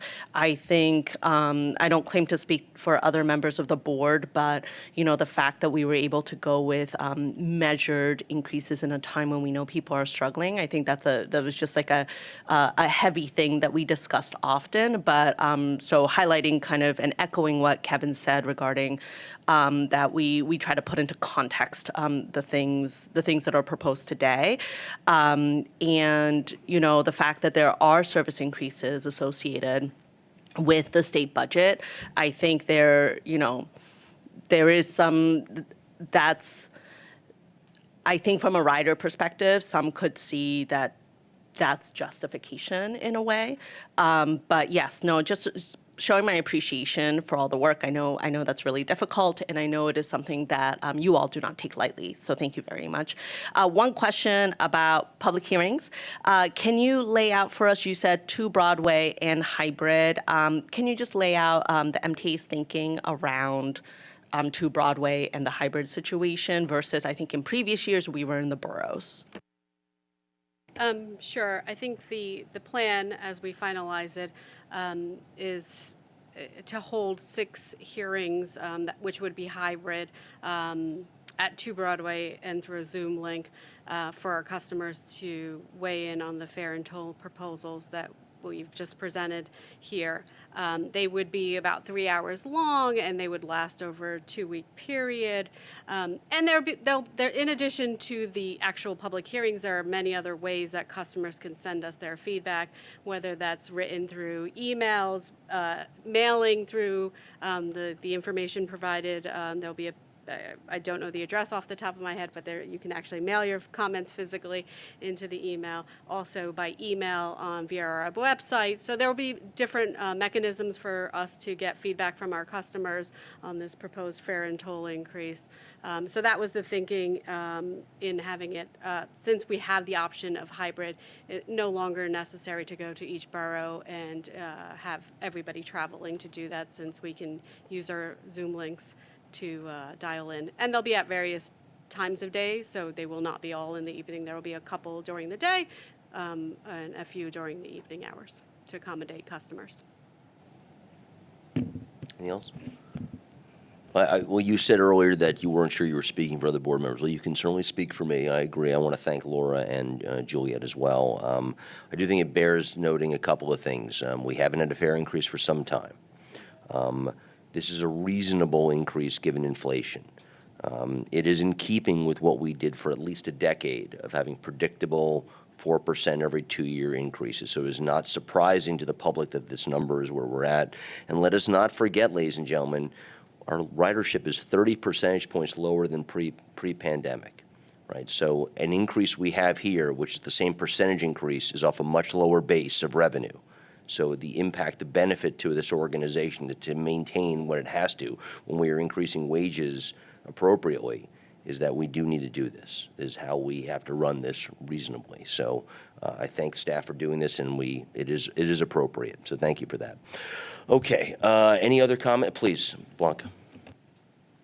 Thank you, Chair. I concur with the comments regarding all the hard work that staff did with respect to this. And I've asked this during the committee, but I figure I might as well ask it now also so that the public knows. How will this be publicized so that people know that they can comment and that they know the background information and story with regards to the increase in fares?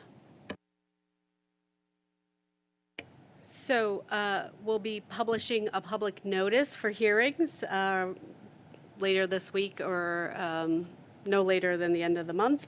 We'll have that on our website. We'll make sure that we've discussed it publicly enough for that customers know that there's a fare increase coming. We'll also post many of the notices in our stations, on our buses, so that customers that are riding at our railroad stations have enough information and know that the fare increase is coming. So there's definitely different media sets that we use to inform the public. Jane, I also think during the hearings, we were told, the briefings, we were told that on the Long Island Railroad Mental Health, you're going to place them on the seats? Yes, so there'll be seat checks, yes. Okay, thank you. Please, Lisa. So for clarification on my end, usually through public hearings, you'll have a presentation from the agency before the conversations begin. Are we talking different languages, interpreters? How are we handling the reach to the minority community, non-speaking English? So my understanding is that we will have a presentation before each of the public hearings begin. That'll be pre-recorded most likely, and then we'll hear comments. The public notices will be printed in multiple languages. Yes, just to make sure, and on our website in multiple languages, and where feasible in our stations and the commuter rails. That includes the pre-recordings prior to all the meetings? I'm not sure, but we will look into it and see if we can put it online, because we don't want the presentation to be too long at the public hearing. So we may just do it in English at the hearings itself, but maybe online. We'll see if we can do a version that would be. So I'll add another 2 cents to this. So when we were holding public hearings for the redistricting, it was simultaneous interpretation through Zoom. So as an option, you had all the various languages, but it wasn't taking additional time because it was simultaneous. And I really suggest that probably be a part of the conversation in preparation for the hearings. I'll take that back to the team. Thank you. Terrific. Any other questions on transparency and community? Okay, Midori, you guys who speak twice, you get you lose a little cat. No, I'm kidding, Lauren. Just go ahead, please. Wait. Thank you, Chair. I just don't want it to be overlooked. I know Commissioner Albert has been focused on this. The slight change in the fare capping for Omni, I think that's a really big win for customers. And it goes to show from a technology perspective how important it is that we implement Omni in an equitable way too, given that there is a digital gap in New York City, but how important that is because so many people can take advantage of that. So that's definitely an innovation for the MTA, and I applaud you all. Thank you. Do you have anything to add? Anybody else? Elizabeth, you look like you want to say something. No, I'm really appreciative for all the work that went in. All right, well said. Anyone else? Okay, great. David, Budget Watch, please. Thank you. Results are for operations through April and subsidies through May and are measured against the adopted budget. Farebox revenue is on target, just $55,000 favorable through April and was favorable by $36 million or 2.6% year-to-date, reflecting favorable ridership through March and higher than projected average fare for all 4 months. Farebox revenue through April, however, remains $544 million or 28% less than the first 4 months of 2019. Total revenue was $9 million favorable, or 4.6% in April, and was $45 million, or 6% favorable year-to-date, reflecting higher than forecasted traffic. Operating expenses were $62 million, or 4.9% favorable in April, and year-to-date were $163 million, or 3.2% favorable. Year-to-date, 43%, or about $70 million, was attributable to favorable payroll and health and welfare costs due to vacancies, including the additional overtime to cover for those vacancies, with the remainder predominantly timing-related. Overtime was $16 million, with 23% unfavorable in April, and was $63 million, or 21% unfavorable year-to-date. Overruns were primarily due to vacancy and absentee coverage, with over 95% of the unfavorable MTA-wide variance in transit, both for the month and year-to-date. Debt service was $39 million unfavorable, or 16% in April, and was $3 million favorable, which is less than 1% year-to-date, due to timing related to pre-funding of interest through mid-May and partially offset by refunding and interest prepayment savings. Subsidies were $124 million unfavorable year-to-date through May, or 6%, primarily reflecting unfavorable results for the real estate transaction taxes, that's the urban tax and MRT, which were unfavorable by $152 million, or 32%, and the for-hire vehicle surcharge, which was unfavorable by $14 million, or 9%. These were offset by favorable results for the payroll mobility tax, the petroleum business tax, and MMTOA. The MMTOA favorable reflects about $7 million of additional monies that reflect the additional MMTOA that was in the state appropriation as part of the enacted budget. Taken together, operating results through April and the operating budget subsidies through May, these results are $123 million favorable against the budget, or 6%, which is steady compared to last month's results. And that concludes Budget Watch. Questions? So David, I'll ask one. Obviously, the operating subsidies is down 6% is meaningful for us. That's we're generally not something that operates in the high single digits. So can you just give us a little more color on real estate transactions and the for-hire vehicle surcharge? Because is that canary in the coal mine kind of thing that we should be paying attention to? Is it a one-time blip? Just give us some color, please. Well, the for-hire vehicle surcharge would be the easiest and first one to start with, and that's because we really haven't had a full year since that started before the pandemic. So really what you're seeing is increases compared to last year as more and more tourism is in the city, more people are taking advantage after work and traveling around on weekends and in evenings. So we think it's a temporary blip. We believe it's going to come back to where we forecast it on a monthly basis as the year goes on. For the real estate transaction taxes, it's for the MRT, it's really mortgage rates, it's refinancings. For the urban taxes, it's actually the real property transfer tax. The urban tax is commercial transactions, only in the city, only valued $500,000 or more, and the reduction actually is in the real estate transaction tax, not in the MRT. And I think part of that has to do with the fact that prior to rates going up, there was a lot more of sovereign wealth fund money coming in, funding these large transactions, and now people are borrowing, and that might be why the MRT on the urban tax side is actually favorable. But we're hoping that over time, as rates stabilize and maybe rates go down, people who have been holding off purchasing residential properties will start coming back into the market. Kevin? Yeah, thank you, David. Good report. Yeah, from my perspective, the real estate-related taxes are really the ones to watch because, you know, as you know, they have a history of being very volatile, and you know, provides over $1 billion a year in revenue to us, and so seeing it down 30%, you know, in a few months is, you know, it doesn't take a math genius to see it's a few $100 million of exposure to us in the operating budget. And so, you know, it's again clearly driven by, you know, a lot of the, you know, the Fed policy on interest rates and some of the activity in the commercial mortgage market. So some we're going to watch closely, but clearly in my mind, it's the number one exposure in terms of volatility in tax revenue. So, David, we should expect in the July plan a revision down of real estate-related taxes? Right now, that's our expectation, yes. Okay. All right. Well, we'll all be as a committee watching for that, so we'll see that. All right. Any more Budget Watch? Olga, please, Finance Watch. Good afternoon, Chair and the committee members. Today, as part of Finance Watch on page 22, we're reporting the sale of approximately $700 million of new money and refunding bonds. The Finance Watch indicates that the bonds expected to be priced this month. I just want to note that the finance team is still fine-tuning the structure of this transaction, and the bonds are now expected to be priced in June or later.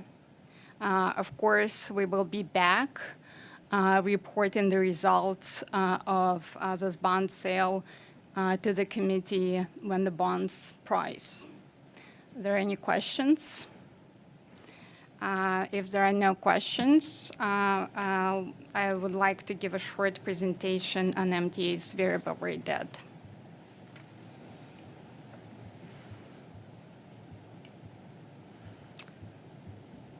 As a general guiding principle for its debt management, MTA strives to achieve the lowest possible interest cost on its debt while maintaining a prudent level of interest rate risk.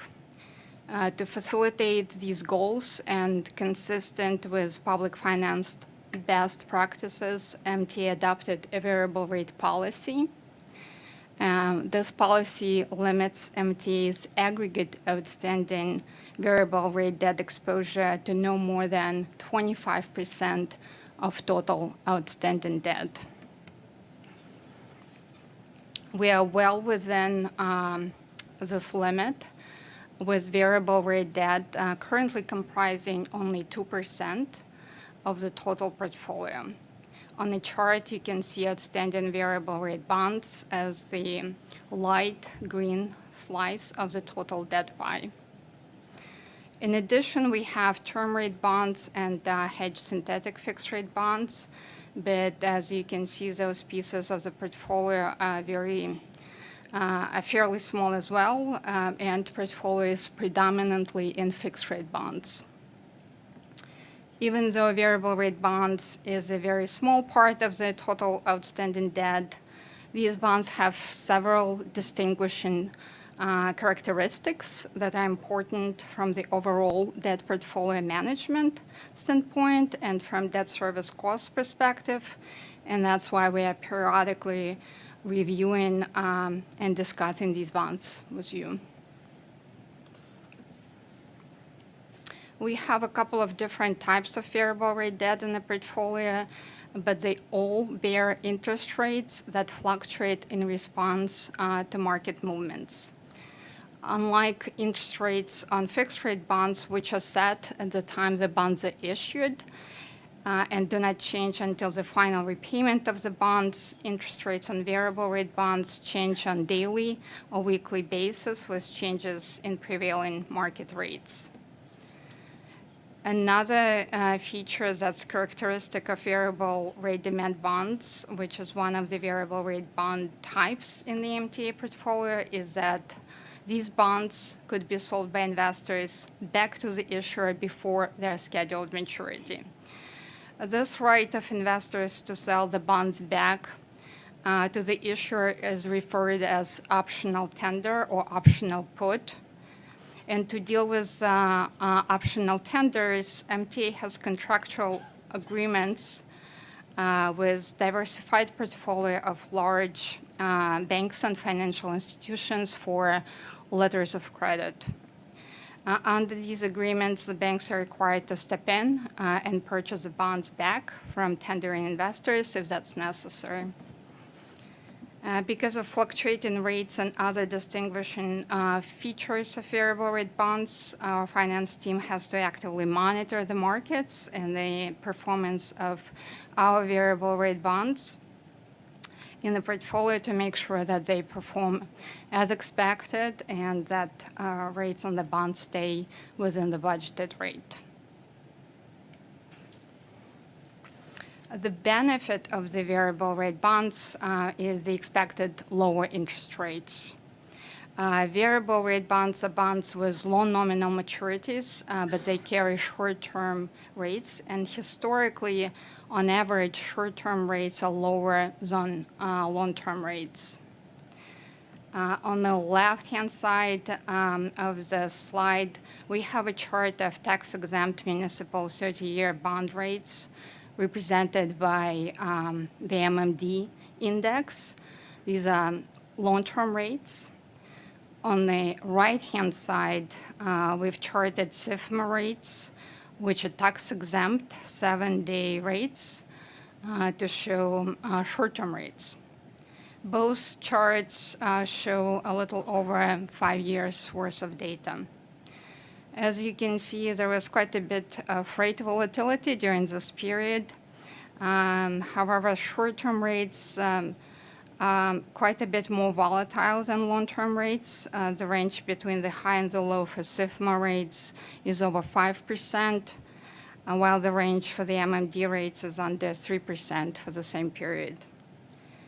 Both indices increased since the beginning of 2022 due to aggressive tightening of the monetary policy by the Federal Reserve. But there was significant additional volatility in SIFMA rates at the end of last year and the first quarter of this year due to large inflows and outflows of assets into the tax-exempt short-term rate market. Importantly, however, on average, SIFMA rates were 1.3% lower than the 30-year MMD rates, illustrating the benefit of variable rate debt over time.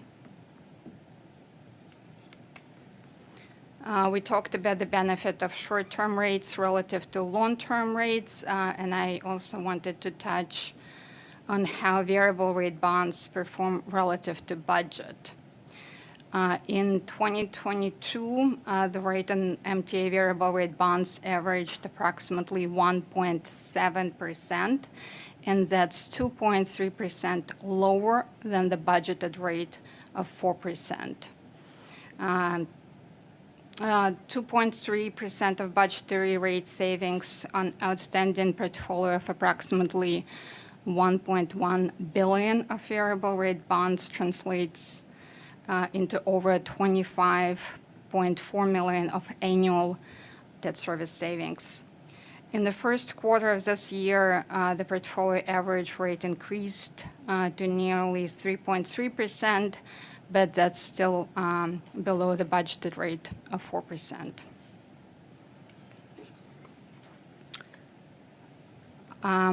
We have this slide and the final slide on variable rate demand bonds. I'm not going to go through the detail on these two slides. I just want to say that they provide information on the expiration dates for the letters of credit from the various banks that support MTA's variable rate demand bonds and the scheduled put dates, as well as a listing of the banks that provide letters of credit and broker-dealer firms that remarket MTA's variable rate bonds. So we, as you can see from this slide, let me just note that we work with large domestic and foreign banks and financial institutions. And this concludes my presentation, and I'm happy to take any questions about the information on these slides or anything else. Olga, you've proven two things. One is that we are fortunate to have you at the helm on this topic. And secondly, you've proven we are fortunate that we have very, very little of our debt that is exposed to variable rates. Please, Elizabeth. Thank you, Chair. I also wanted to just call something out that the MTA deserves kudos for. On the $700 million bond issuance that Olga was talking about for TBTA, I noted that the entire bond manager transaction has been completed by MWBEs, WBEs, and SDVOBs, and that has also trickled down to the attorneys as well. So another way that the MTA is continuing to open doors. So good news. Well said. Thank you. All right, thank you, Olga. Thanks for that presentation. This is an annual presentation, is that right? Correct. That's correct. Okay. All right, well, we'll see you next year for another. Hopefully the rates will come down by then, is all I can say. All right, let's, David, back to you on all agency items, please. Certainly. Pursuant to the requirements of the Public Authorities Law, Section 2925, the annual investment report provides the MTA Board information on the MTA portfolio's investment performance for the period of January 1, 2022 to December 31, 2022. We are seeking board approval of the MTA 2022 annual investment report and approval of the MTA all-agency investment guidelines. The staff summaries on page 23 of the committee report and the investment report and investment guidelines can be found in the exhibit book. I do want to point out that on page 24 of the committee book, There's a table, and the very far right-hand column, net portfolio yield for 2022 is actually 1.59%, even though it's reported 1.32. Staff are available if there are any questions. All right, so I need a motion to approve two things. One, we're going to jointly do the approval of the annual investment report and the approval of the investment guidelines. May I have a motion, please? Thank you. Hayda, second. Thank you, Sharif. Any questions? All in favor say aye. Opposed? Abstentions? Motion passes. Thank you very much. David, back to you on information items, please. There are two information items this month, the annual pension fund report and the MTA financial statements for the 12 months ending December 2022. Both items are in the exhibit book, and if there are any questions, staff are here. Okay, thank you. Any questions? No. Lizette is pinch hitting as Kavesh is retired, so while she has a equally nice voice, it is slightly less deep as Kavesh's. So Lizette, you have the floor, please. Thank you, Commissioner. You stole my thunder for the joke that I was going to. Oh, sorry, I intro, didn't but even it's know. fine. We should have had a prep Fine. session ahead of time. I'm sorry. Yeah, Well, yeah. go ahead and say it. Maybe still I funny. was going to say, you know, Matt, I'm making these items, albeit in a less onerous voice that you're probably used to, so apologies for the regular voice you're about to hear. But there are two actions for the MTA headquarters for Finance Committee approval in the combined amount of $1.452 billion. And these actions are found in the May 2023 committee book, starting on page 29. The first action is a one-year extension from June 1st, 2023 to May 31st, 2024 of a non-competitive miscellaneous service contract with Tioco Corporation to provide maintenance and support services for the network management system for New York City Transit. This is a transition time, because a new data network management system has been procured, which will replace the Tioco item by the second quarter of 2024. This extension is necessary for the transition to the new system and to provide redundancy during that transition.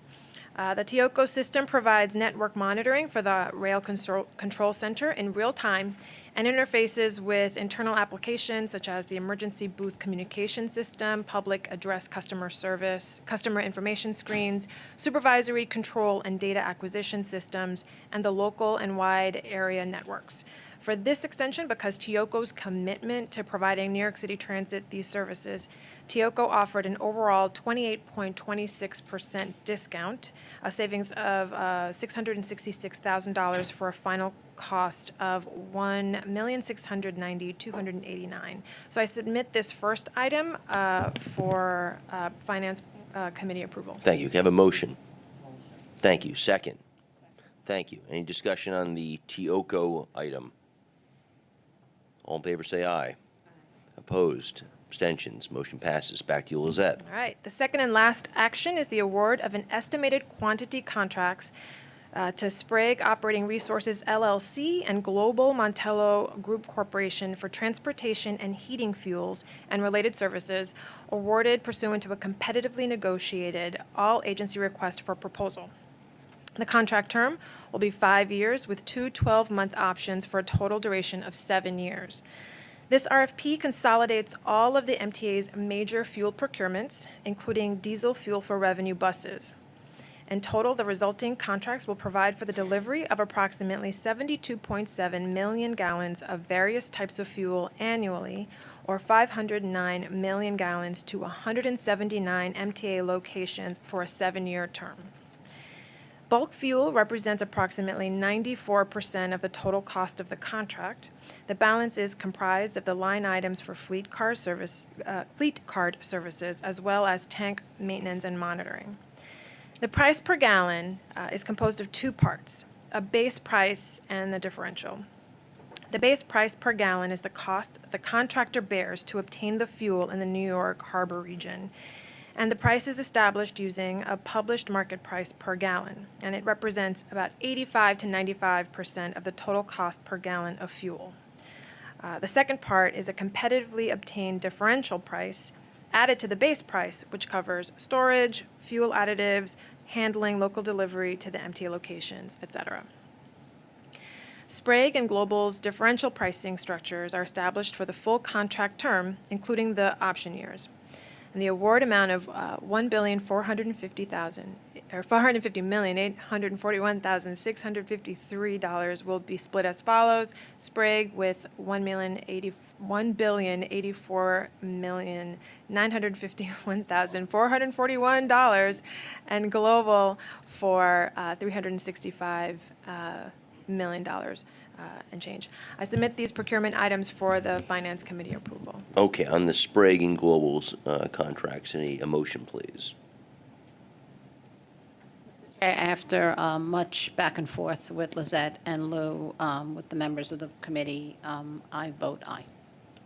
Okay, we need a motion. No motion, I move a motion, I'm so tired. Thank you. All right, move second. Second, someone? Second. Thank you. All right, any comments? Go ahead. No, so let me start again. Sorry, it's been a long day. Lizette was kind enough to brief some of the members of the committee before earlier today, and we got a better understanding on how this was done. Like she said, it happens once every 7 years. The majority of us weren't around, and the last time it happened, so all our questions were answered. Well, good. Then may I call for the vote then? All in favor, say aye. Aye. Opposed? Abstention? Fuel hedging is now approved. Thank you very much. Okay, Lizette, we have a couple of, is that?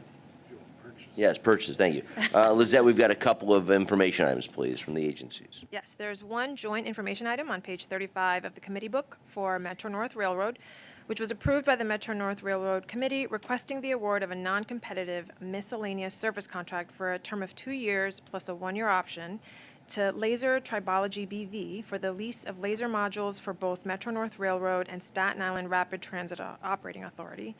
There are no more information items for Long Island Railroad this month. Okay, thank you very much. David, as I guess you'll play the role of FinTech lead, so would you please, and by the way, can you just remind everyone what FinTech is? First Mutual Transportation Assurance Company. Would you please go ahead and cover Sure. the two Oh, issues? Yeah, there was one other information item. Yeah. Oh, sorry, Lizette. Yeah. Sorry. Oh, I apologize. It's Go okay. ahead. There's one information item on page 37 of the committee book for New York City Transit, which was approved by the Transit Committee, requesting the board declare competitive bidding impractical or inappropriate pursuant to Public Authorities Law, Section 1209, Section 9B, due to the existence of a single responsible source, and approve the award of an estimated value contract to Placer American Corporation for the upgrade of critical systems on 2 New York City Transit-owned track geometry cars, TGC3 and TGC4. There are no information items for bridges and tunnels this month. Okay, Lizette, thank you for those information items. Now back to FinTech. David. Certainly. The first item is an action item to obtain approval of updates made to the Business Continuity Plan and the Disaster Recovery Plan for the First Mutual Transportation Insurance Company, or FMTAC, which is the MTA's captive insurance company. This approval is required by the New York State Department of Financial Services. The staff summary is on page 39 of the committee book, and the 2 plans can be found in the exhibit book, and staff are available to answer any questions. I believe you need a motion to approve it. Yeah, just a quick comment on FemTech. It's we've got Claudia Rubin and Laudwin Pemberton from our Risk and Insurance Management Group who are available to answer questions, but do a lot of the work during the year that you see in the presentation books. So I think a couple items. First of all, if you look at the data and the audited report of FemTech, it's well capitalized, managed conservatively, has essentially just a little under $200 million of equity that we use to reinsure risks around the MTA, fill in gaps that the commercial insurance market may not, or just back to back with the commercial market. So it's the purpose of FemTech being a captive self-insurer is to, over the years we've created this capitalized entity, and it helps provide lower insurance costs to the MTA wide through a number of programs. A couple of things we every year we go out and get commercial insurance for property, and it's the insurance market is what's called a hard market now. It's really hard given all the all the catastrophes to get good insurance at a good price. And so we were able to obtain about $450 million of property insurance, which is about in the range of what we procured last year. We had to go out to really a whole global network of syndicates and insurance companies. Historically, just to give you context, we used to be able to procure $1 billion of coverage.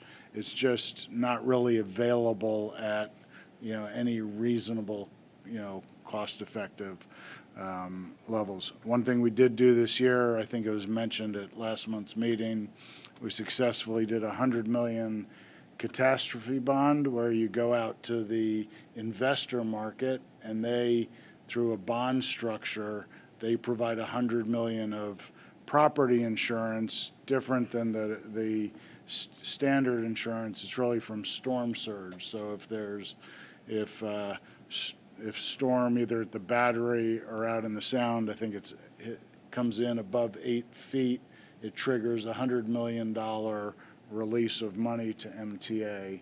And for that, we pay investors, it's a 3-year transaction, we pay them 5.75%, which they originally wanted about 6.5 to 6.75, and we're able to negotiate it down in the final pricing. So that's kind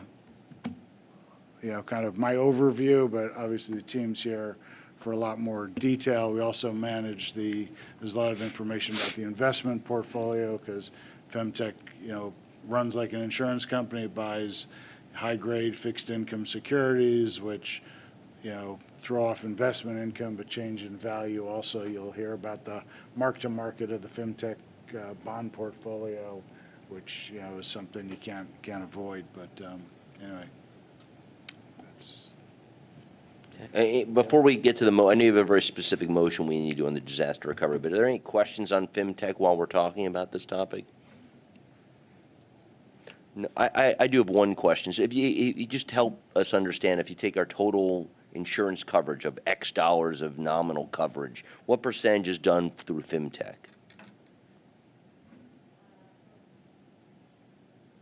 Across all the programs that we insure under FemTech, I will probably say about 50%. I can't hear. We can't hear you. Oh, can you hear me? Either speak Can you hear really me now? close to the mic or yell. I'll probably say with all the programs that we insure under FemTech, I will probably say about 50%. 50? More or less. Oh, very helpful. All right, thank you.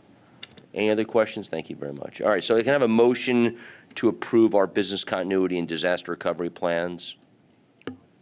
Thank you. Sharif, second. Thank you. All in favor say, any discussion? All in favor say aye. Opposed, abstentions, motion passes. David, second item. The second item is FemTech's annual meeting, which will take place on Wednesday during the MTA board meeting. The staff summary is on page 40 of the committee book with materials included in the exhibit book. I'll pass it off to Claudia Rubin, who's the Deputy Director for Risk and Insurance Management, but is also the Vice President and Secretary of FemTech, for a presentation.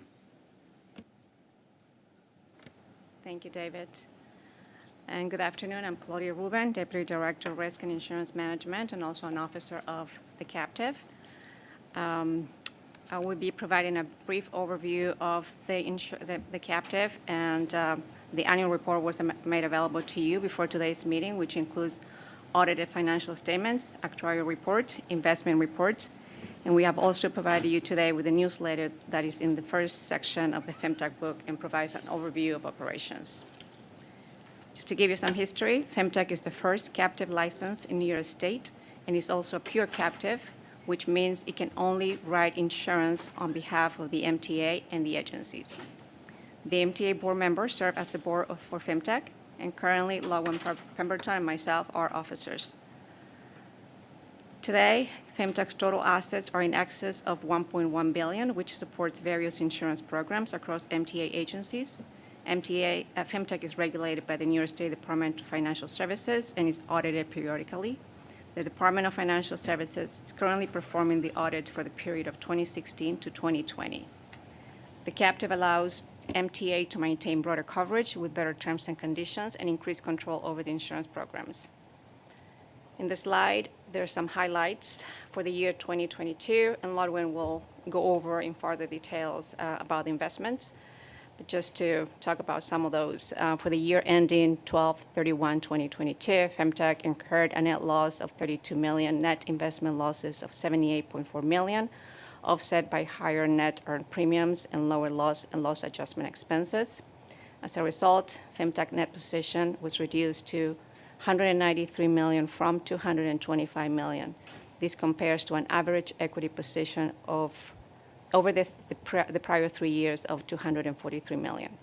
Nevertheless, Femtech's key ratios, which measures financial strength and adequacy of reserves, remain well within the insurance industry recommended levels. In addition, Femtech's actuary provided a positive statement of actuarial opinion regarding Femtech's reasonableness of reserves, given its exposures, as well as Femtech's compliance with the relevant requirements of the New York State insurance laws. Now I'll go over the property program, which renewed May 1st, 2023, and is one of the largest programs in Femtech. As Kevin mentioned, the property program is procured through the global insurance marketplace and capital markets. For the 2023 property program, we were able to secure $353 million of capacity, and the CAP bond, which recently closed, an additional $100 million. This was, we reduced some of the program from $414 million in 2022, I'm sorry. And in order to keep the premium at a no more than 10%, the MTA purchased these $353 million of reinsurance. Some of the challenges faced in this renewal: we remain in a very hard property market condition, and markets are under pressure to obtain higher return for deployment of catastrophe capacity. Losses resulting from extreme weather-related events such as Hurricane Ida, most recently Ian, COVID losses, as well as windstorm, flood, and wildfires. All of these contributed to the constriction of capacity and higher pricing. These challenges are not unique to the MTA. In fact, many companies and alike agencies are seeing 25 to 40% rate increases in addition to loss of capacity. On a more positive side, we received favorable feedback from some markets on the measures the MTA has put in place to protect its assets, as well as the steps the MTA is taking in anticipating future climate risk and identify proactive mitigations to MTA assets, systems, and workforce to minimize recovery time. That concludes my presentation. Any questions? Any questions? Yes, ma'am. Thank you so much for your report. And I don't know if I missed it, but what is the expected increase that we are going to see for the OSIP program? I will turn it over to Lodwin, who is the OSIP manager. I believe that's July's meeting. No. Right now, we're looking at a harder market on the excess side, and but hopefully we believe we can come in around the same value we came in last time, which was around, I'm in the middle of an RFP right now, right? So I don't want to say anything, what we're expecting, but hopefully we'll stay within that same range, which was very positive. I believe we had a $90 million savings last time, so hopefully we'll reside in that same area. Thank you. Good question. Any other questions? All right. Thank you to our insurance team at FemTech. Appreciate your help. We also have Nora on the call, who will be talking about the CAP bond that recently closed. That you talk about what? I'm sorry. The CAP bond. Very brief. Okay, please. Go ahead, Nora. Thank you, and I apologize for not being able to be on video, technology problems. So Kevin basically gave an overview of our CAT bond program. This slide summarizes historic transactions since 2013, which was our inaugural CAT bond. And as Claudia mentioned, the purpose is to create more capacity for our property reinsurance. Every 100 million we place in the CAT bond market is 100 million we don't have to place in the traditional market, where the capacity is shrinking virtually every year. And also it creates some tension with the traditional market. They can't price as high the catastrophic coverage at the top of our traditional program. So couple advantages to cat bonds.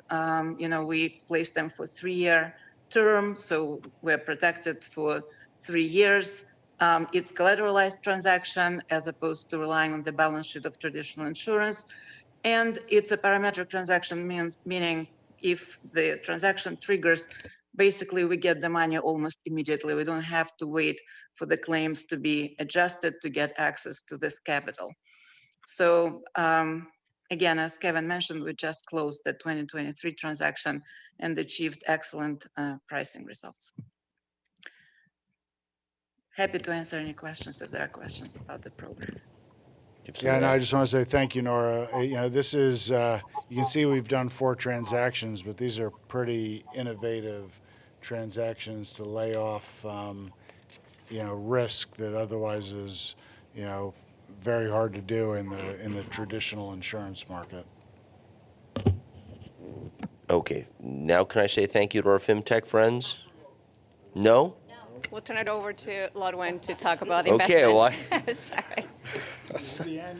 Well, Well, none of this is in my notes, so I feel like I've not been properly prepared for the extensiveness of our insurance activities. Please, sir, continue. Yes. Good afternoon. I'm Lordwin Pemberton, Deputy Director of Risk and Insurance Management, and also Contract Manager for FinTech's Investments. Today, I'll be going over FinTech's aggregate portfolio, and for this review, I'll be speaking only to the financials of the first quarter. I got this down to 90 seconds, so the net loss, the net asset value of the portfolio is approximately $839 million, comprised of 8 investment trusts. Like other insurance captives, assets are conservatively invested in high-quality fixed income securities. In aggregate, the largest allocations are to AAA-rated U.S. Treasuries at 41% and mortgage-backed securities at 23%. Rating and duration, the overall credit quality of the aggregate portfolio is AA-rated with an average duration of 4.7 years. Performance, the portfolio returned 2.55 for the first quarter and have outperformed its associated benchmark over quarter 1 through since inception with the current investment manager, BlackRock. Steve Rossiello, MTA Chief Investment Officer, is also here. If you have any questions regarding this presentation or the larger BlackRock presentation included in tab 6 of your board book. Thank you. I know I'm actually looking at the printed version of it because I couldn't read that. But any questions here about our portfolio? I'll ask a minor one, which is, why don't we just have the whole thing be AAA bonds? It's mostly AAA. So is there a reason why we don't just go all the way? Is the incremental yield that much value, that it creates that much value? Yes. Yes. That's what we get from our BlackRock, our investment manager, and that's the strategy that we have now. Okay. Other questions? I'm so shy right now of saying we're done with FinTech, so. There's 3 more slides. There's 3 more slides. That was a joke. That was a joke. Like Lizette's joke about Kavesh. Similar. Okay. That's the end of that. Thank you very much, my friends from FinTech. We look forward to the full meeting on Wednesday. Right? There's a board meeting on Wednesday, right? Yeah, you're at the board meeting, no? Okay, moving on. Your consolidated financial and operational reports are in the committee book on page 41. David Florio, take us home with our real estate items. Thank you, Mr. Chairman. Real estate has 6 action items for consideration and approval. There are 2 items for the Metropolitan Transportation Authority. The first is a lease buyout agreement with Russell Cellular for retail space at 2 Broadway. The second is the eminent domain procedures law determination findings in connection with acquisitions for 2nd Avenue Subway Phase 2. The third is for MTA New York City Transit and is a lease agreement with Khalid Hajjamed for a retail unit at 1581 Myrtle Avenue in Brooklyn, New York. The next 3 items are for MTA Metro North Railroad. The fourth is eminent domain procedure law determination findings in connection with the acquisition of property for the automotive fuel system project in North White Plains. The fifth item is an authorization to acquire property interests by negotiated settlement or eminent domain for ADA station improvements at the Williamsbridge Station in the Bronx. I note there is a typo in the staff summary. We mentioned 3 stations in the Bronx. It's a larger project involving Williamsbridge, Woodlawn, and Botanical Gardens, but this action is just for the Williamsbridge Station. And the sixth and final item is the grant of a permanent easement to the State of New York Parks Recreation and Historic New York State Parks Recreation and Historic Preservation and New York City Department of Environmental Protection for a recreational trail and bridge south of Breakneck Ridge in Fishkill, New York. Bob Paley, head of our transit-oriented development team at MTA, is here to answer questions regarding the second action item involving Second Avenue subway. Bob, do you want to give us just a brief on the Second Avenue subway action, since you've been teed up so nicely by your colleague to your left? Well, this is the remaining acquisitions. You recall last month we approved a very large acquisition on 125th Street. We now have in hand the 125th Street parcels, which are required as a precondition for federal funding. Those were the most risky. So these are more of the sort of the garden variety acquisitions that we'll acquire in due course, ranging from fee to temporary construction easements, all pursuant to New York State eminent domain procedure law. Well, it's great to hear the progress we're making on Second Avenue subway, long overdue and very clearly on track. So let me take a motion, all 6 of these items at once. Have a motion to approve these real estate items? Thank you, Jamie. Second, Hada. Any conversation, questions on these items? Hearing none, all in favor say aye. Aye. Opposed? Abstentions? David, information items, please. There are in addition 4 information items. The first is an amendment to an easement agreement with Benjamin Beechwood Retail for the installation of elevators at Beach 67th Street Station in Queens. Second is a license agreement with IQMA US LLC for retail space at the Long Island Railroad Deer Park Station. The third is our report on agreements entered into directly by the Real Estate Department pursuant to board policy. And the fourth and final item is a report on events in Grand Central Terminal Vanderbilt Hall. Happy to answer any questions. Are there any questions about any of these items, including Vanderbilt Hall's activity at Grand Central? Hearing none. Any new business for the committee? Bring back FemTech. All right, motion to adjourn then. Thank you. Second. All right, thank you very much. Thank you for your patience, and see you on Wednesday.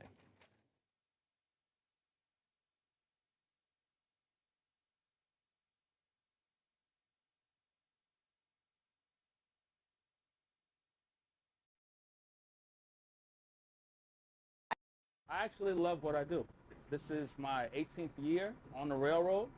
I love instructing, which is what I'm doing now. I'm instructing student engineers. I love operating as well, so when I can, I still do operate trains, and it's just a great job to have.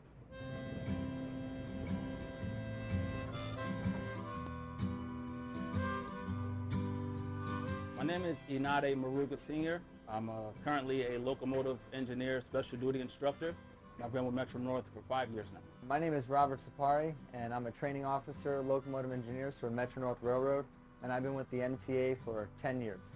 My earliest train memory is being in the train with my dad as he was operating.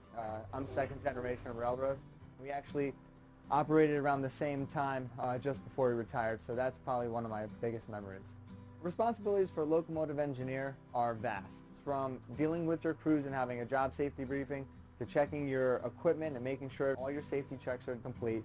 Safety plays a major role in what we do because of how many lives we're responsible for. One of the coolest things you get to see when you're up front operating as an engineer is you'll get the best views. If there's a 4th of July, you'll see all the fireworks up and down the Hudson. You'll see eagles fly in and dip in and grab fish and fly right next to your cab. It's cool to run the Yankees trains, especially when they win. See all those Yankee fans out there, to be able to bring them to and from the games. To just be operating a train through Harlem, to look on both sides and see the buildings and everything, it's just a great scene. Knowing that My work is essential to keeping this city moving is a sense of great pride. It gives me great satisfaction knowing that I'm getting thousands of people to their destination safely and they're relying on me to get to work. I'm an engineer and I run trains as an essential employee, moving essential employees. Through the pandemic, to be able to bring doctors and food workers, for us to be able to get them to and from their jobs safely, take a great sense of pride in being able to do that. I take pride in my job now and I really enjoy it. I am glad I became an engineer. It's an amazing job. You know, it's a lot of responsibility, but at the end of the day when I go home, you know, I'm happy with what I've done for the day at work. I know that I have a great job to come to and I'm grateful for it. Sometimes the public may call us train drivers. Honestly, it doesn't bother me because I know they don't know. My name is Keisha Cole. I'm a train operator, and I've been with MTA for 6 years. I work on the 7 line. It's approximately 21 stops from Main Street to 34th Street, and it takes about 36 minutes from end to end. My name is Jim Van Name. I'm a train operator for New York City Transit. I've been here about 3.5 years. I operate the train on the Q line, which end to end is approximately 44 stops, and it takes me about an hour to complete. My earliest train memory is I was a kid. I got on the F train with my mom. The first time I was on the train, I was excited. It was fun. I was raised on Staten Island, and my friends and I used to take Staten Island Ferry over to the city, and we used to ride the train all over the place. That's probably where I got my first love of the subways. As a train operator, there are 2 different ways you can pick up your train. You can pick up your train in the yard as a put-in, which means you okay your train for service and bring it into the terminal station, which is the last stop on the train line. Or you can actually pick it up from the terminal station. When preparing my train for service, I do various checks to make sure it's safe for myself and for the public. Once my day starts, I have about 3 round trips. I take passengers from Main Street to 34th Street and back to Main Street. That's 1 round trip. I start over at the yard, and then I have to do what we call a put-in. I have to prep the train for service, and then they send me out over to Stillwell Terminal, and then I go into service. I do my 2 trips up to 96th Street and back, and that pretty much completes my day. It usually takes anywhere from 8 to 8.5 hours. At the end of the day, the 2 ways of finishing the job is to just walk up the train at the terminal station at the last stop and just sign out and go home, or to do a layup, take the train from the terminal station back to the yard, lay it up, put it away for the evening, and go home from there. I love the fact that I'm moving this big machine by myself. There have been times when I'm operating the train and I think that this is the greatest job ever. The things that I get to see when I'm going down the line and I'm seeing the sun come up, it's just so beautiful. This is my dream job. I love this job. And some of the amazing moments I see in this job is when I'm going over the Manhattan Bridge, sometimes at sunrise to see the sun coming up, or even better, sunset, to see the sun setting behind the Manhattan Bridge is quite a sight. I pinch myself that I'm in such a great job and have that opportunity to see such great things. I enjoy transporting people from place to place. It's just a good thing. I feel like I'm doing something special. I love trains. I love operating the trains. I love being a part of New York City Transit. And knowing that I'm helping people get through their day and get to where they need to be gives me a lot of satisfaction.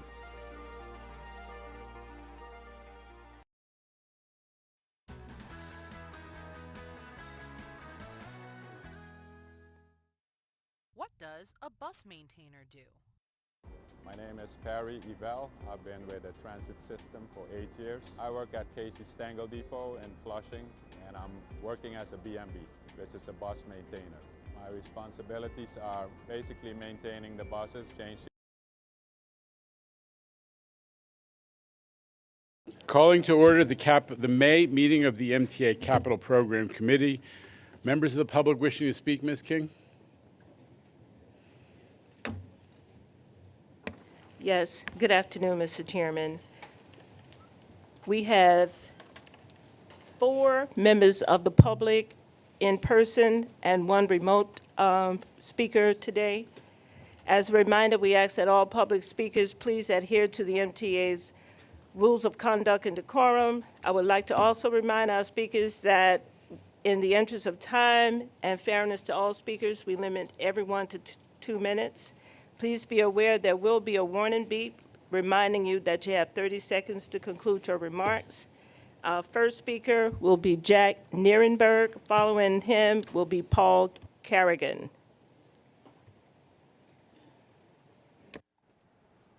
Good afternoon, everyone. I'm Jack Nierenberg, Vice President of Passengers United, the leading grassroots advocates for better public transit in New York.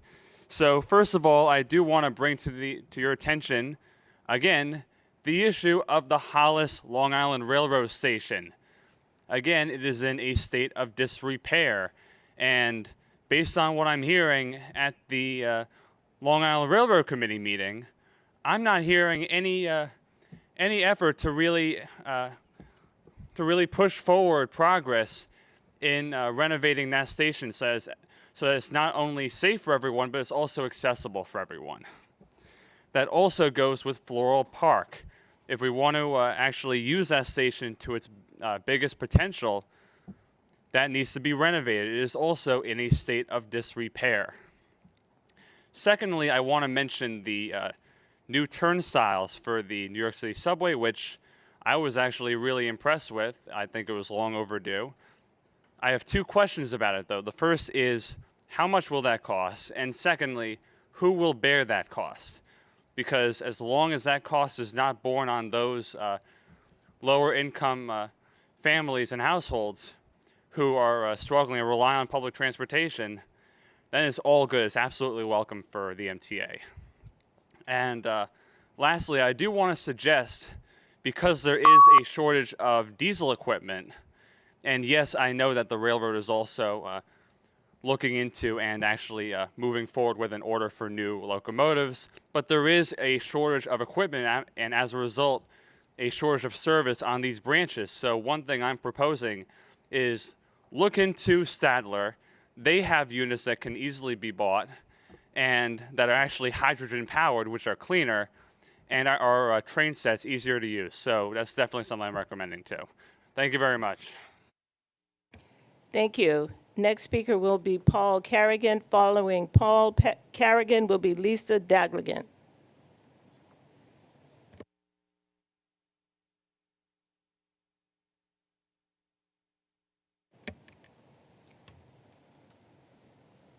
We'll have Lisa Dagligan come, please. Yes, hi, good afternoon. I'm Lisa Daglian, Executive Director of the Permanent Citizens Advisory Committee to the MTA PCAC. 3 words: congestion pricing, yay. For the letter of legal sufficiency signaling approval of the EA, issuance of the draft FONSI, and 30-day notice of public availability, accompanied by mitigation measures for potentially affected communities in the Bronx and New Jersey, we're closer to cleaner air, less clogged streets, and critical funding for the transit infrastructure that riders rely on. The state's FY24 budget included transparency and open data provisions that will help skeptics of congestion pricing see where the money is going and how it will benefit them directly. And it will. Improved signals and more accessible stations, like Metz Willets Point, expansion projects like Phase 2 of the 2nd Avenue Subway and Penn Access, along with new equipment that means less reliance on dinosaurs that should be gathering dust. Talking to you, M3s. It's a great opportunity to bring riders the system they need and deserve to provide the service they need and deserve. We're hopeful that means finally resolving the quality issues with the M9s. LIRR riders are feeling the pain of the problems at the plant, and will still be waiting for delivery of the remainder of the cars until late 23. We appreciate the oversight by Michael Baker, especially as it demonstrates that the vendors' problems could easily run into delivery of the R211s, which are needed to testing per the 8th Avenue line CBTC program mitigation plan. Less visible, perhaps, but equally as important, is congestion pricing role in MTA's debt and how that affects operations. Comptroller DiNapoli released a report last week and noted additional assistance in the state budget and federal approval for congestion pricing are positive signs that the MTA can gain greater control over its long-term finances and reduce pressure from the capital program on its operating budget. He also stated that our regional economy needs the MTA to regain its strength and win back riders to a safe, reliable, and on-time transit system. That right there is what we're all here for, and we look forward to working with you to make it so. Thank you. Thank you for your comments. We'll have Jason Anthony. Following Jason Anthony will be Alita Dupree, who is remote.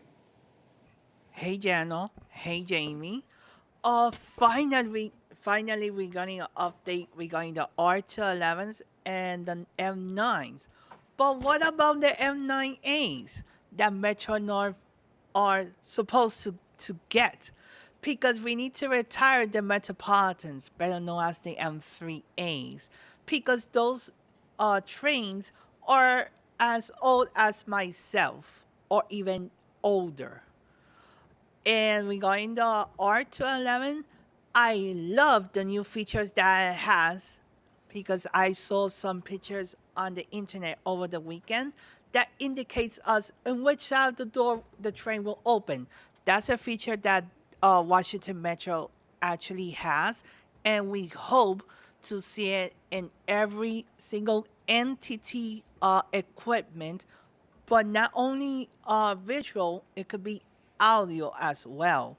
And also, guys, we should implement bilingual announcements on board trains because Sunrail in Orlando has it. Why not us? That we are the melting pot of having a huge immigrant and Latinx community in all 5 boroughs, including the MTA region north and east. And regarding stations, we need an overhaul regarding East New York that is in state of disrepair.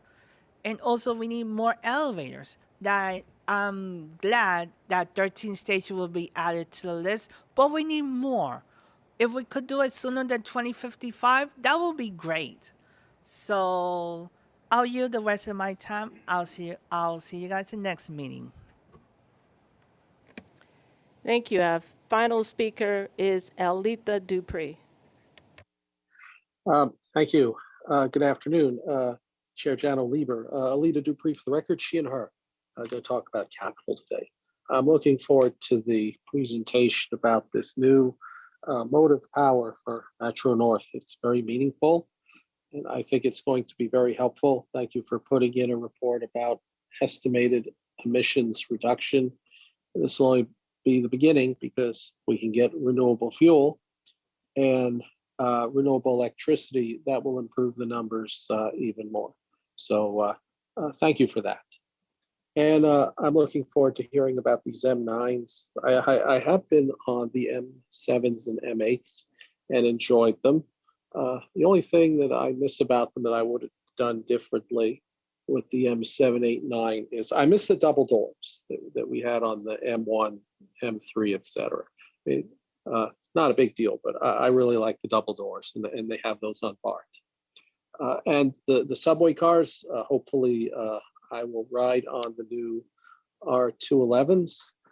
They certainly look like they hold to ideals of being legendary and stately, that we can establish some new traditions in our system. And again, Omni and ADA are very important because when I have a bad day, I'm thinking of those who can't navigate escalators and elevators. But as I reframe here in my hopes to come to New York, a 2,000-mile trip is still very daunting for me. It was one of you in a board meeting, don't remember who it was, said something like this, that the New York City subway is the greatest transportation system the world has ever seen. And I am in full agreement with that. So how do we go forward and build the best subway that we can? I think the work is in progress, and I hope to be back on the system soon. Thank you. Thank you for your comments. Mr. Chairman, that concludes the public session for today. Thank you, Liz.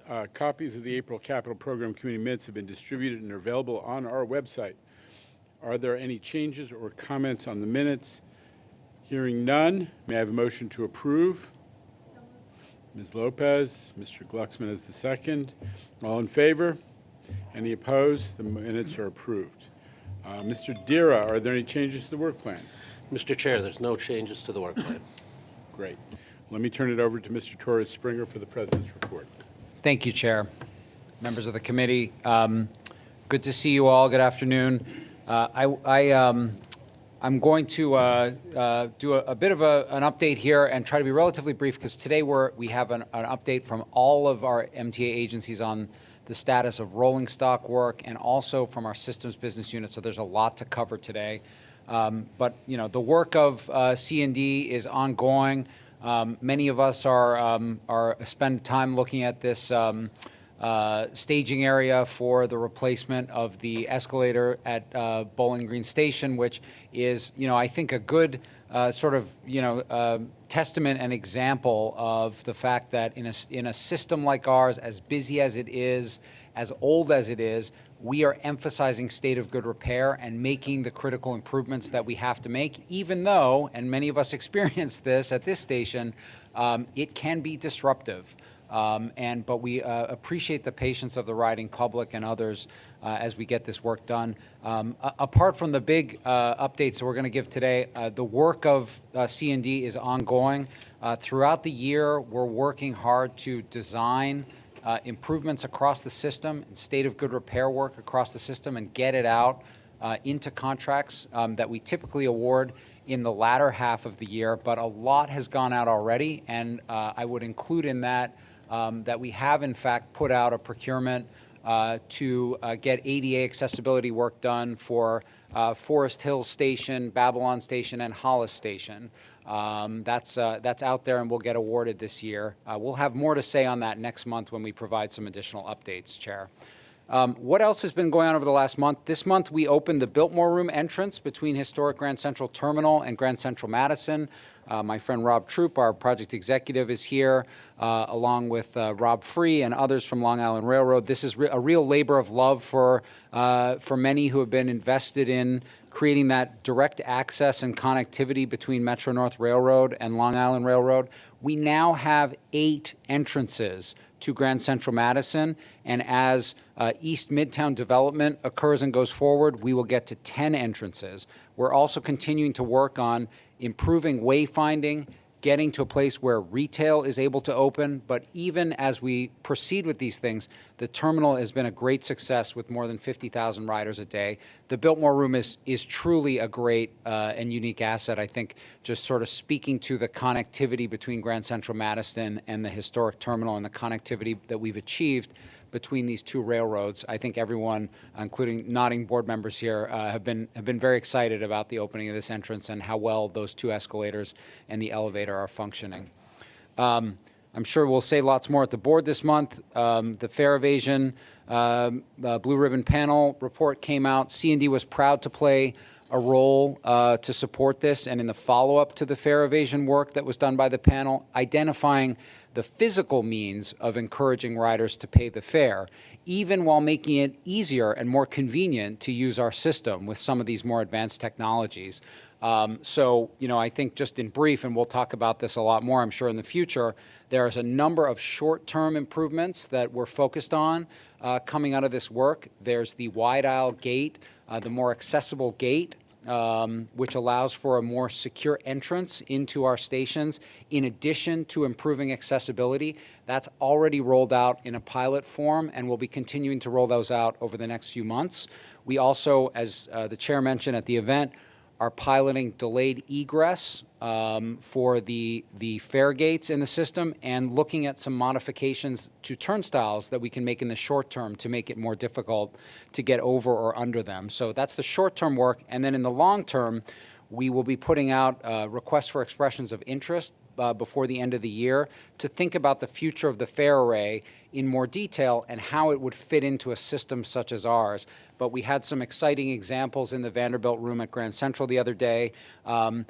You know, in sort of short form, what I would say is, in contrast or in addition to these wide aisle gates that we're piloting in the system that have the paddles that make it much more secure, compared to the turnstile, they also use advanced technology, something we'll talk about more today with our systems business unit, to include sensors for closing and opening so that fare evasion is more difficult, and data analytics that allow us to target the various enforcement techniques that have been discussed. So those physical changes are both short-term and long-term. There are going to be some immediate benefits, and then we're thinking big about the future of the system, and we'll have more to say on that in the future.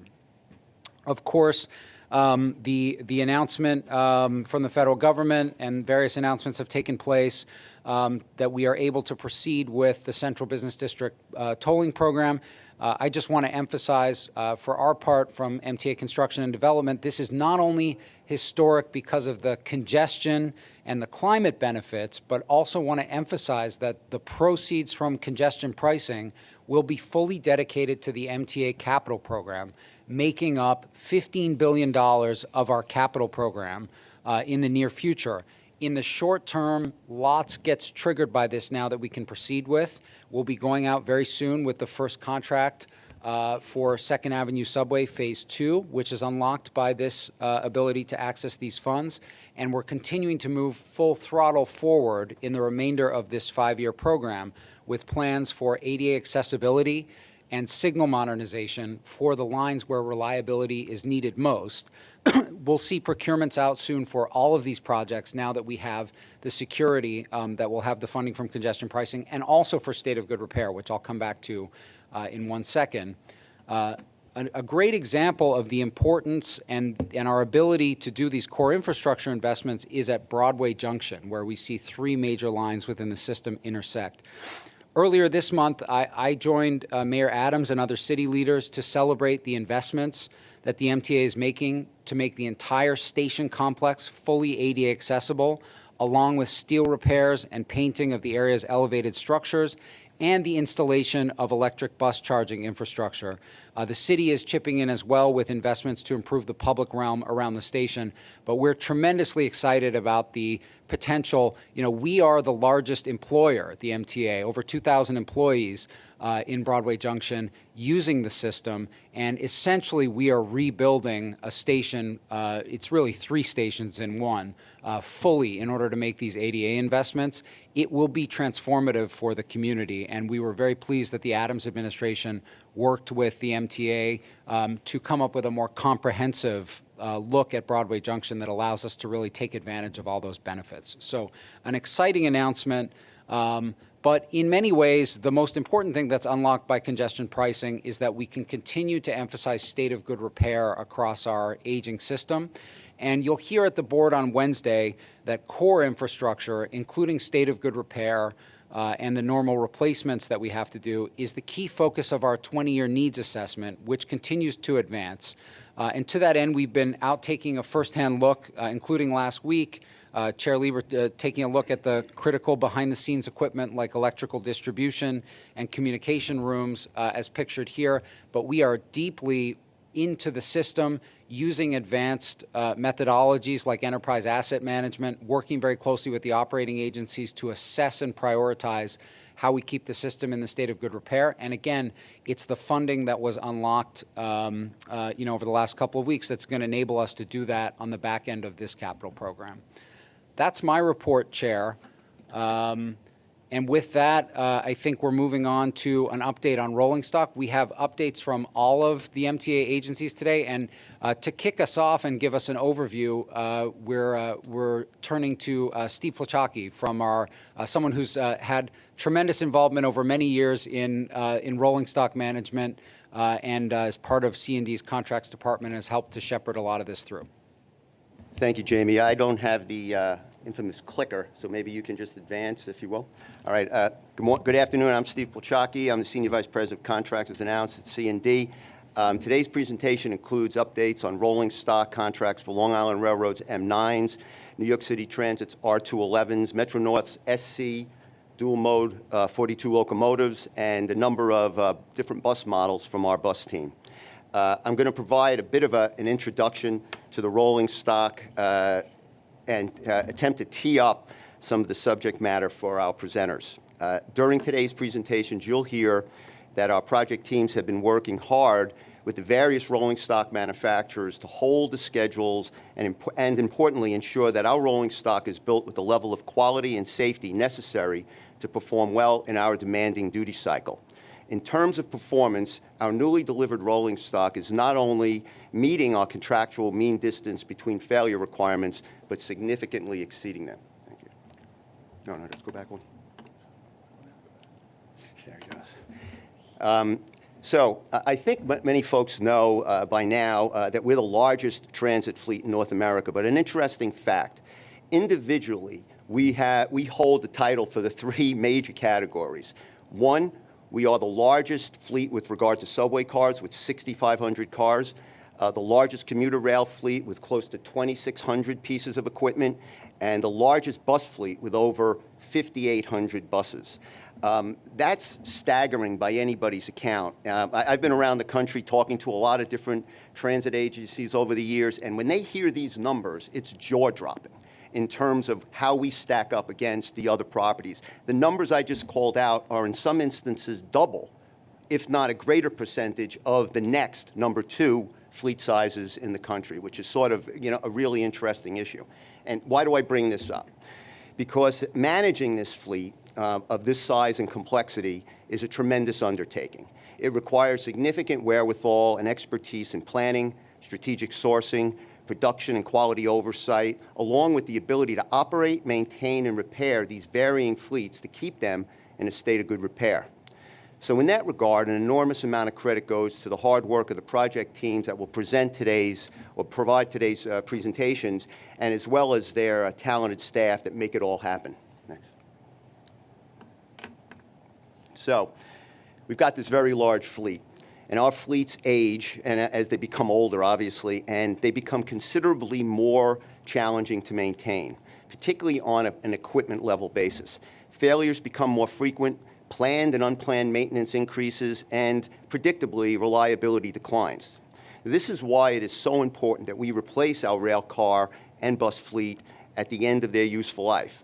Typically, the useful life of a rail car is 35 to 40 years. You wrap your head around that number, 35 to 40 years. We need to make sure that we buy these products, they last for that period of time. That's a long time. And the useful life of a bus is 12 years. The projects that you'll hear about today are replacing those cars and buses in our fleet that have reached their useful life. Next. So, new rail cars, when they come, as well as buses, they bring important benefits to our customers, as well as the MTA. In addition to significantly increased reliability, they introduce a host of new customer-facing amenities, such as digital information screens, brighter LED and more efficient lighting, additional accessibility features, new convenient electrical outlets, which we all need to charge our personal devices, improved lavatory features, and CCTV for enhanced security, to just name a few. You'll hear more in the presentations upcoming.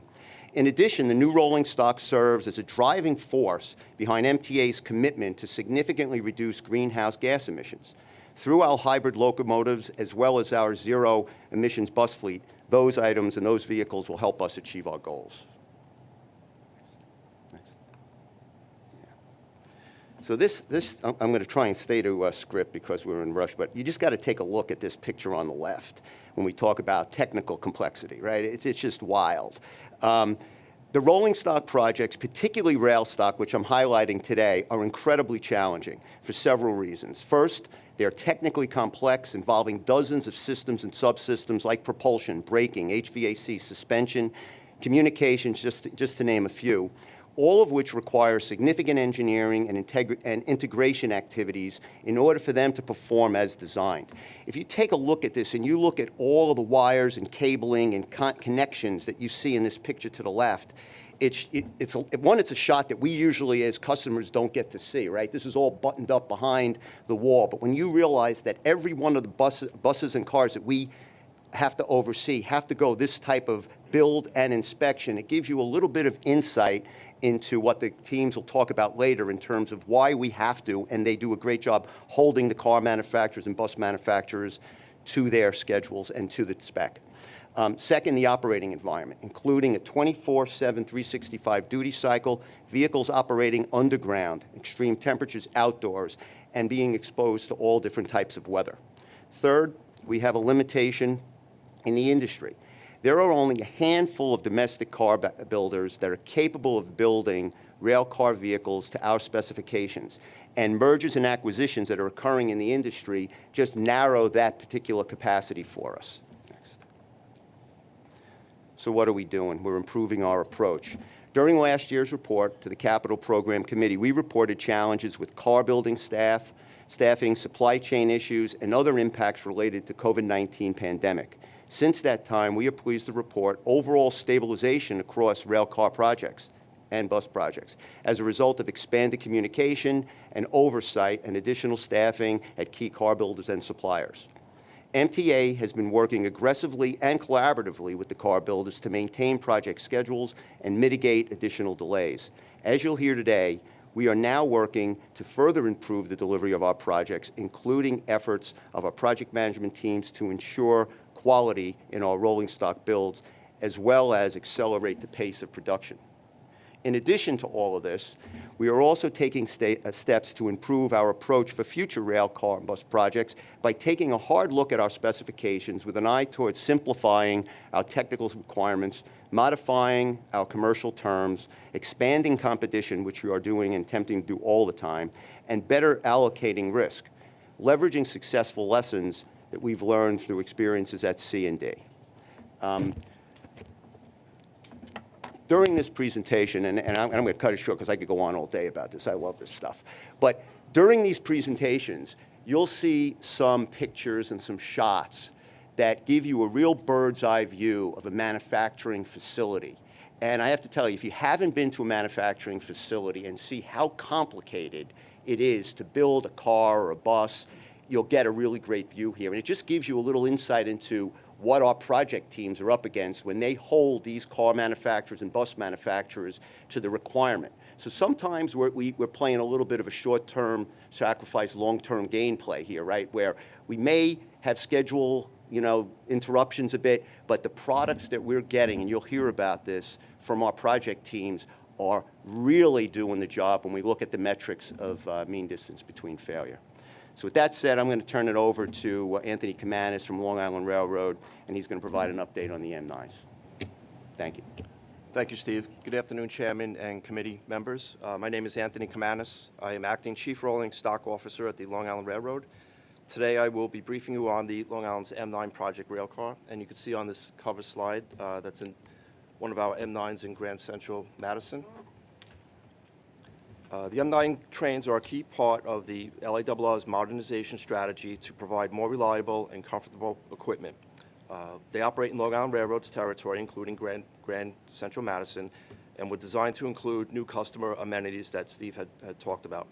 Some of those improved amenities include a closed-loop armrest, and improved bathroom features, including touchless faucet, soap dispenser, hand dryer, and improved sliding door and scratch-proof mirror.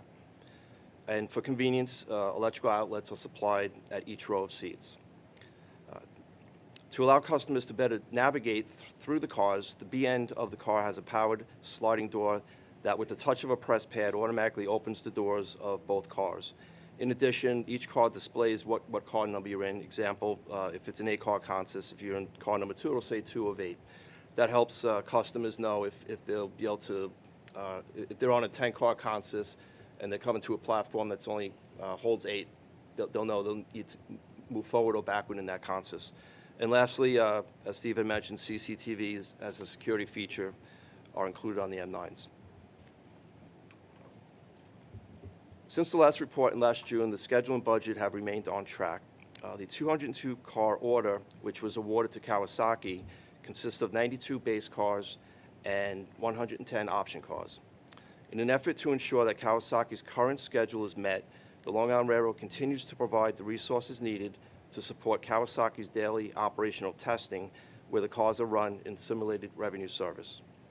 To date, as you can see, we have conditionally accepted 164 cars that are operating throughout the railroad's electrified territory, and the remaining 38 cars are in various stages of production, assembly, and testing.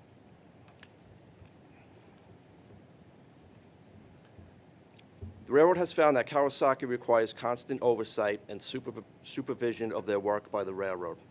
As a result, the M9 project team continues to perform rigorous oversight of all of Kawasaki's operations, whether it be manufacturing, final assembly, or testing. Our mandate is not to accept the car until it fully meets the requirements of the contract, has passed simulated operational testing, is determined by the project team to be safe, reliable, and is ready to provide our customers the quality product they deserve. Notwithstanding the delays encountered on the project, as a direct result of the project team's rigorous oversight, the M9 car mean distance between failure exceeds the contract requirement by over 86% and should continue to increase as modifications are implemented throughout the fleet. The 280,000 MTBF is an increase over last year's reported value of 260. The photo on the slide shows the car body to truck connection in the Kawasaki's Yonkers facility. Some other final assembly steps that take place in Yonkers include underfloor equipment, wiring, luggage racks, seating, and coupler. This concludes my presentation. I will hand it over to the IEC, and after that, I will be happy to take any questions. Thank you. I have a question. Yeah, let IEC know. Okay, thank you. Thank you, Mr. Chairman. Good afternoon, everybody. The IEC is reporting on 4 vehicle procurement programs, which begin on page 14 of your committee book today. On the Long Island Railroad M9 railcar program, the project is reporting the current budget to be $736 million and forecasts an estimated completion of $731 million. This is a decrease in EAC of $2.6 million since our last report. While the IEC has also reduced our EAC forecast, it is our opinion that the project will finish at the budgeted amount of $736 million. Regarding the schedule, as reported by Anthony Kamanis, the project is forecasting delivery to main cars at Kawasaki facilities in July and acceptance completion of the last of the 202 vehicles in September of this year. The IEC finds that to date, conditional acceptance has been below plan, with 32 vehicles accepted since our last report, which can be attributed to quality issues which apply to each car and require time for correction, as detailed in our reports. And so it's the IEC's opinion that due to the quality issues, risk to the project's September 23 date still exists, and acceptance will likely be by December 23, as 3 months slip since last report. It is important to note first that the IEC continues to endorse and support the Long Island Railroad practice of holding off on vehicle acceptance until they are assured all quality issues have been addressed as per contractual requirements. And secondly, as mentioned, however, despite the quality issues experienced on this project, the IEC notes that the mean distance between failure rate continues to far exceed contractual requirements. And that concludes my report on the M9s. Okay, thank you for the IEC. It's against our nature, but worth celebrating that we're getting, in fact, twice the durability and MTBF of what the contractual requirement is. But obviously we're also getting through the quality issues, and I'm excited that all these cars are finally getting to the system. What's next?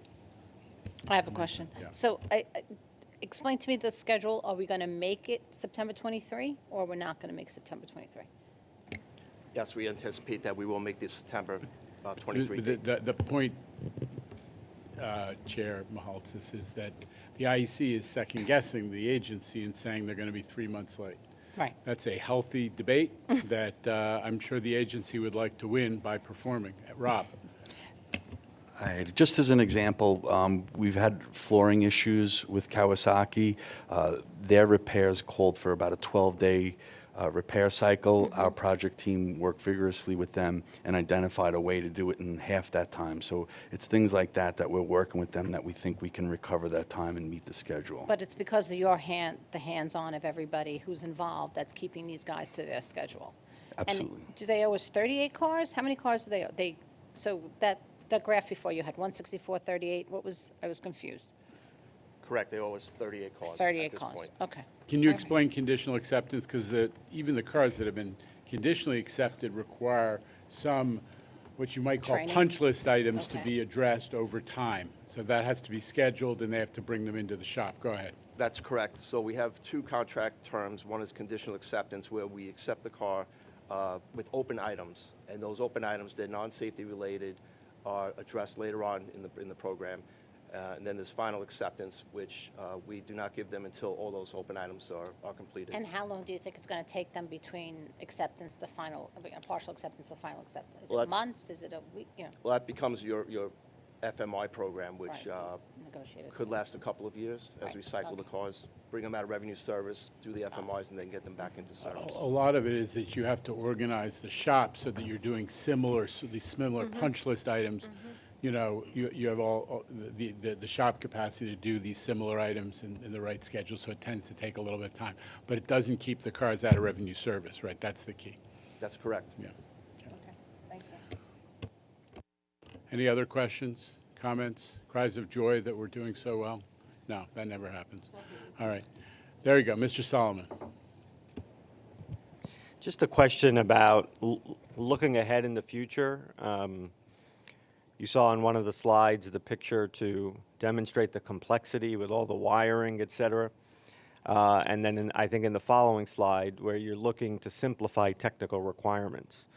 So how do you untangle that mess of wires, and what kind of thinking have you been doing so we can perhaps avoid the complexity in the future? Well, I think I don't know that you're ever going to untangle that web of wires, but the issue is for us to look at perhaps more fungible solutions that exist, you know, in the industry.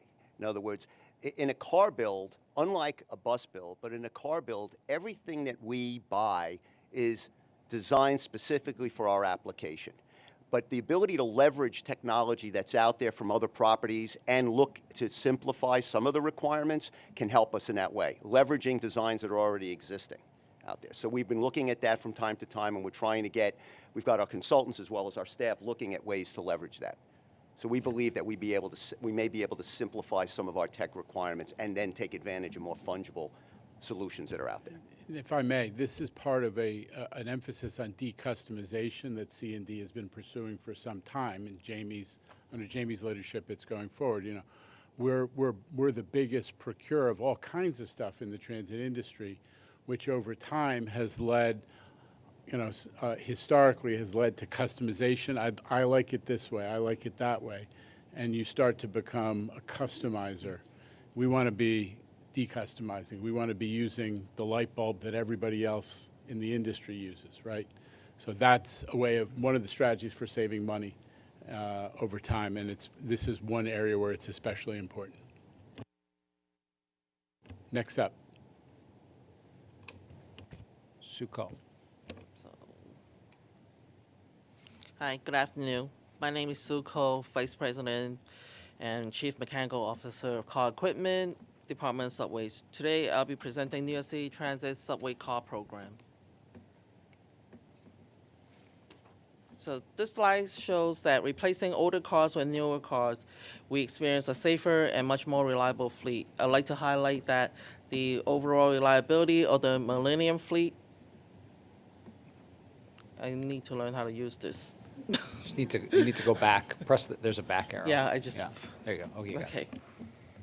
So I'm gonna say this slide shows that replacing older cars with new cars, we experience a safer and much more reliable fleet. And to highlight the overall reliability of Millennium fleet is 2.5 times higher than the legacy fleets. And the R211 project is next in fleet renewal. Okay. So the R211 contract was awarded to Kawasaki in February 2018 for 535 cars. Last November, with the continued support of our partners at the FTA, we exercised option 1 to add another 640 cars. Currently, our budget remains on track with the base order of $1.75 billion and the option 1 at $1.92 billion. We are also on schedule to complete the base order by January 2025, as we presented last year. Some interim milestones, such as the delivery of the R211T open gangway pilot cars, have slipped, but Kawasaki's primary parts facility is a year ahead of production. This ensures that the production lines in Lincoln, Nebraska will have sufficient primary parts. And the New York City Transit's R211 project team will continue to work with Kawasaki to achieve the necessary ramp-up to meet the final delivery of the base order contract. So this is, I'm sure, the picture that Steve was referencing earlier, where we're showing the facility of Lincoln, Nebraska, where it's about 750,000 square feet, roughly the size of 13 football fields. So, we're seeing right now that the two lines are populated. So Kawasaki currently have expanded to have two full production lines, and they are also at really above their staffing plans. This represents incredible progress from a year ago when they were struggling to hire and keep employees. So.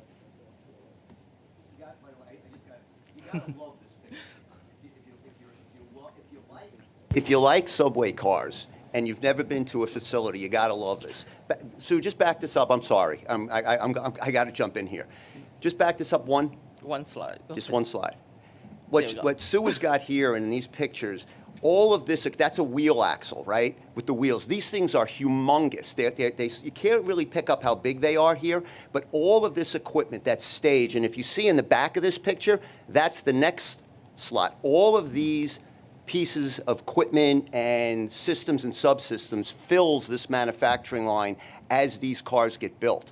So this is 13, 14 football fields worth of equipment and cars all being built at the same time.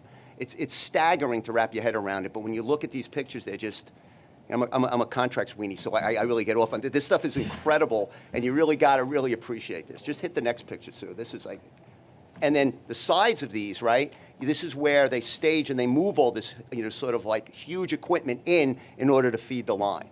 It's just a great shot. Thank you, Steve. Sorry. Are those the M9s in the Uh, background? Yes. So that everything's being produced in the same shop? Yes, different lines. Okay. Yeah. Yes. And then I'm going to suggest we let Sue go on with her presentation. Okay. So, in addition to increased staffing, there has been process improvements as well. On the left, the photo shows the materials strategically staged by the assembly line and by each workstation. On the right, Kawasaki has invested in digital displays at every workstation. This allows all employees to follow the simple and direct work instructions. This also means new employees can get up to speed quickly. So the R211A standard cars will be serving New York City Transit's B division, starting with the A and C lines. These cars will be supporting the 8th Avenue CBTC project, where we will need 300 cars by August of 2024, a critical milestone that we are aware of and working hard to achieve. As you can see in the photo on the right, the prototype train went into in-service testing carrying passengers on March 10th this year. We'll also receive 2 additional trains for training.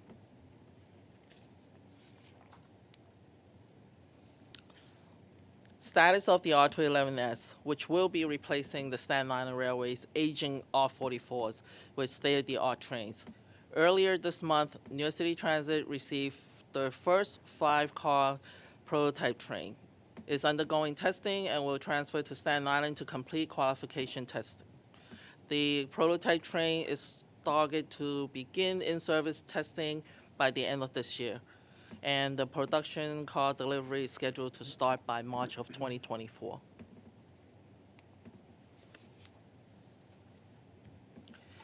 The first pilot R211T open gangway cars arrived in November of last year. With testing now underway, we'll be evaluating the hard shell and soft shell gangways. The photos to the right show both designs. The extensive evaluation process will include an in-service test, which we plan to start by the end of this year. This concludes my presentation. Thank you. Mr. Who's going to go first? Okay. Okay, Go thank ahead, you. Joe. On the R211 subway car program, with the exercise of the option order for 640 additional cars in November 22, The program budget and EAC have increased from $1.75 to $3.67 billion. The program has had no other budget changes. At last report, the R211 program had experienced an 18-month schedule slip since the award. The project schedule currently reflects between 0 and 3 months delay due to interim milestones, while holding the end date of January 2025 for the base order of the 535 cars. The IEC acknowledges that Kawasaki has made significant progress to reduce the duration of the final car assembly stage, and the IEC endorses the initiatives underway to ensure fleet performance meets requirements. Further improvement is required to achieve the necessary 23 cars per month production rate, which would maintain the January 25 substantial completion date. Regarding the 300 R211 cars needed for testing by August of 24, per the 8th Avenue CBTC program mitigation plan, it's the IEC's opinion, based on our analysis, that this date may not be met and additional ramp-up time may be required. The CBTC and R211 projects must closely coordinate and determine if action is necessary to increase the vehicle production rate. Consideration should be given to increasing production through actions such as adding more shifts, increasing production line staff, extending the work shifts, and/or working weekends. Our two recommendations are simple. Since Kawasaki has not been able to achieve the necessary level of quality at the time of vehicle delivery of the M9s to meet the contractual requirements, the IEC recommends New York City Transit closely monitor Kawasaki's quality program to ensure it meets acceptance criteria and maintain schedule to avoid the same issue from occurring on this project. In order to improve their production rate, the IEC recommends New York City Transit review Kawasaki's schedule and take the appropriate actions, as we just spelled out, to meet production requirements if necessary. And that concludes my report on the R211 fleet. Any comments or questions from the board? Ms. Mihalskis. Okay, so you said, and I remember this, I'm sorry Neil's not here to listen to it. I guess Kawasaki, Nebraska was having a very hard time hiring, so they turned their place around and was able and hired all these people, and I guess we are watching over them, and this is how we're going to meet the schedule, in simple terms? They definitely have turned that around, and they were able to hire. As a matter of fact, right now they have more than enough people that they need for the production lines, because they're gearing towards the 2 full production lines, and this is a good time to have more people because they could shadow the senior folks, and then when they're off on their own to go ahead and do the work when they expand the lines even further. Mm-hmm. So they definitely did make a lot of improvements since last year. Okay. And we watch over them the way we do for the railroad cars? Yes, we do. As a matter of fact, we follow their training program for their folks, which is very extensive. They have people going into basically almost like a lab type of environment, and then, like I said, they go and shadow the folks in the actual line that's performing the work. Okay, thank you. And Sue, just to be clear, you have people in the facility that report to you that are, yes. Yes, absolutely. I have resident inspectors, lead inspectors, engineers there. Great. And we actually go there quite often ourselves. That was my next question. Yeah, How I often? was actually there beginning of May, Okay. and I actually saw the improvements, and I was actually very happy with it. Great. Okay, thank you. Jamie, does anybody from the project team, I see Mark Roche is here, want to comment on the 8th Avenue and how they're adjusting to the risk that the IEC has identified? Janet, the team has been working together with the car suppliers to work up some particular plans, and we set some interim targets that we can keep the project going as long as they're met. So we're working close together to make sure we're integrated. I think that's probably the summary out at this stage.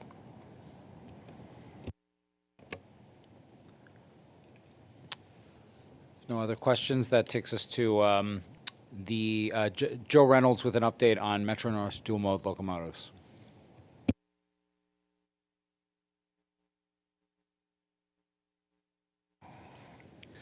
Good afternoon. My name is Joseph Reynolds, Senior Director at Metro North for Rolling Stock Delivery and Integration.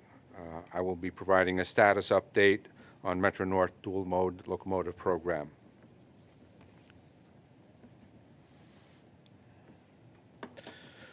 Metro North's update on rolling stock today pertains not to cars, but to locomotives.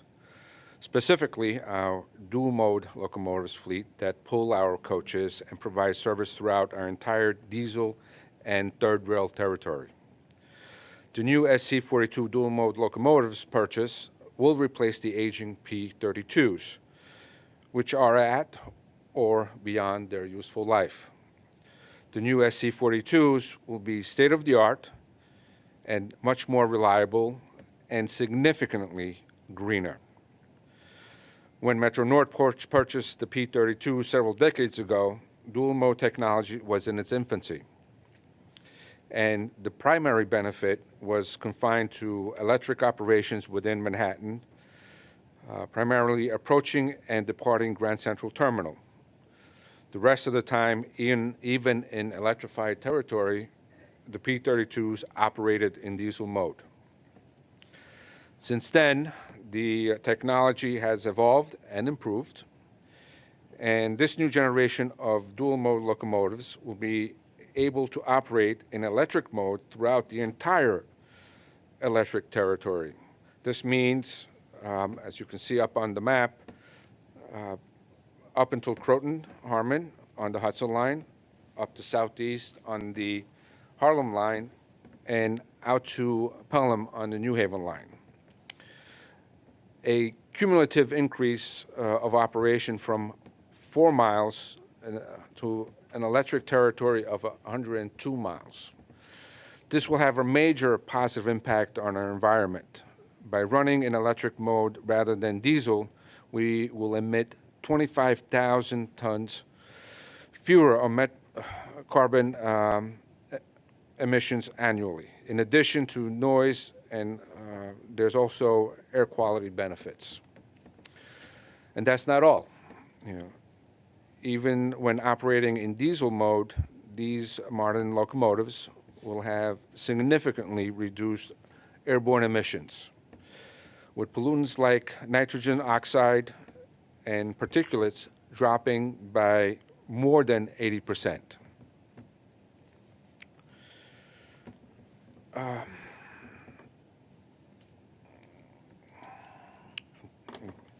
All right. Let me now update you on the status of the project. The contract was awarded to Siemens in March of 2021. It is an FTA-funded program, as such, in full compliance with Buy America requirements. The locomotives will be built in the United States, more specifically in Sacramento, California. Things are proceeding well. There are no changes to the budget and overall schedule since I reported last year.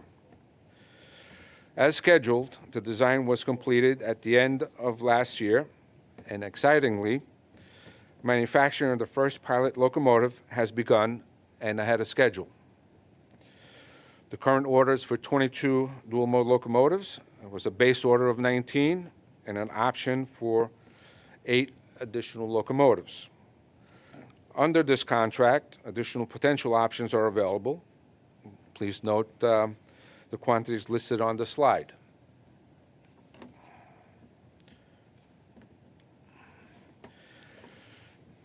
Thanks to lessons learned across the MTA portfolio, we are not resting on our laurels and will continue to aggressively manage the project to ensure that the results is a high-quality product. Examples of this have included constant coordination as first article inspections have begun in the early manufacturing process. Our manufacturer, Siemens, has heard constantly from us that we are not and will not be accepting anything but the exacting standards laid out in our contract. We have therefore partnered together to achieve our common objective, and our teams are motivated to get the job done right the first time around. That concludes my presentations. Thank you. Appreciate it. Mr. DeVito. Thank you. On the Metro North dual-mode locomotive program, at approximately 35% time elapsed, this project remains on schedule with acceptance completion of all 27 dual-mode locomotives due in April of 2027. Likewise, the current budget and EAC of $414 million remain unchanged since last report, and the IEC finds there is sufficient budget to complete the current scope of work.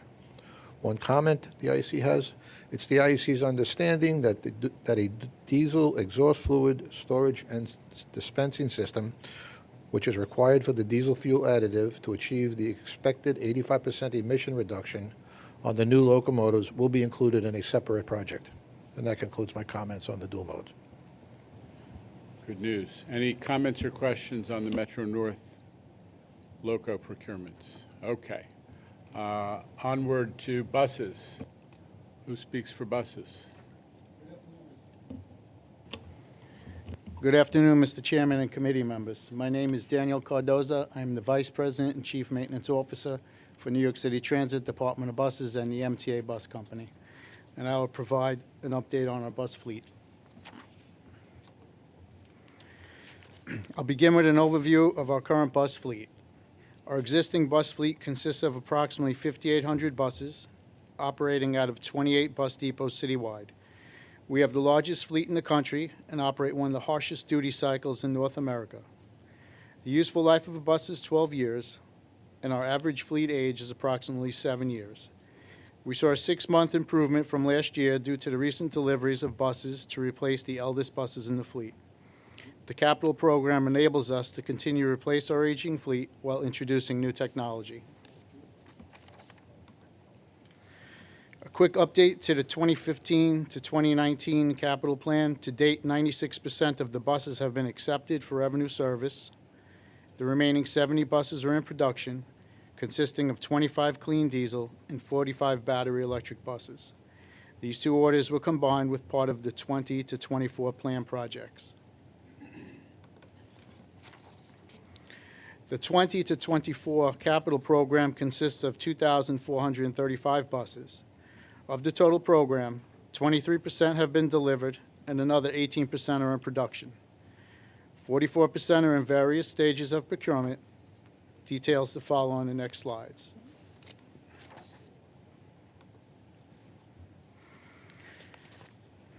In order to begin our journey towards a fully electric fleet, our recent local bus deliveries include new electrified components. These components experienced infancy failures. However, we are applying very important lessons learned to our current and future orders as we transition to a zero-emissions fleet. We continuously work with our vendors and our depots in analyzing bus performance data. We declare fleet defects when applicable, and we direct our vendors to investigate root cause of failures and develop corrective actions to both buses in service and in production. We can now say that these buses are operating consistently, and our reliability continues to improve. As we approach the 10,000-mile MDBF contract goal, the 40-foot transit hybrid and diesel buses show 100% improvement to the MDBF in the last 12 months. And our Prevost coaches, which operate in a different duty cycle, continue to excel with an MDBF average of over 21,000 miles in the last 12 months. We currently have 6 bus contracts that are all on budget and are either in production or scheduled to line enter soon. As reported last year, all bus manufacturers experienced labor shortages and absenteeism, which resulted in production rate slowdowns. In addition, one bus manufacturer experienced a 10-week labor strike last summer, and another manufacturer is experiencing delays due to a NHTSA recall. The supply chain still has not fully recovered since the pandemic, which has resulted in delivery delays. Our managers meet regularly with the principals and executive officers of each bus manufacturer to ensure their awareness and commitments to resolving the issues and mitigating further delays. We work closely with each bus manufacturer to ensure that only quality buses are accepted on a daily basis, and we continue to assess liquidated damages with every payment. Although the supply chain is volatile, bus manufacturers have worked tirelessly and are super committed to delivering quality buses on target.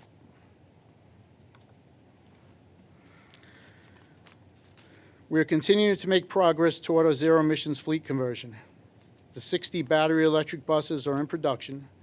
The pilot buses are expected to begin in-service evaluations later this year. To enhance safety of these buses, all future battery electric buses, the bus manufacturers will include an early warning system to detect potential thermal hazards in the high-voltage systems. Last year, we awarded a contract to Nova Bus for the purchase of 5 test battery electric buses. This pilot is expected to begin its in-service evaluation later this year in Q4. These are the first battery electric buses we've purchased from this manufacturer, thus increasing competition. We are currently in the procurement process for 470 battery electric buses, which we expect to award in the fourth quarter of this year. Last year, we were successful in obtaining funding for this bus purchase through the Low-No Grant Program. This was the largest grant awarded to any U.S. transit agency. Applications for additional funding through the same program have already been submitted for this year. As part of our strategy for the purchase of future zero-emissions buses, as well as the necessary infrastructure, we have contracted with a consultant to perform a detailed transition study. The study includes battery electric bus technology evaluation, charging infrastructure assessments, schedule feasibility studies, resiliency modeling. This study is scheduled to be completed in September of this year. And I am pleased to announce that we are a proud recipient of the FTA's Champion of the Challenge Award for our overall zero-emissions bus transition plan.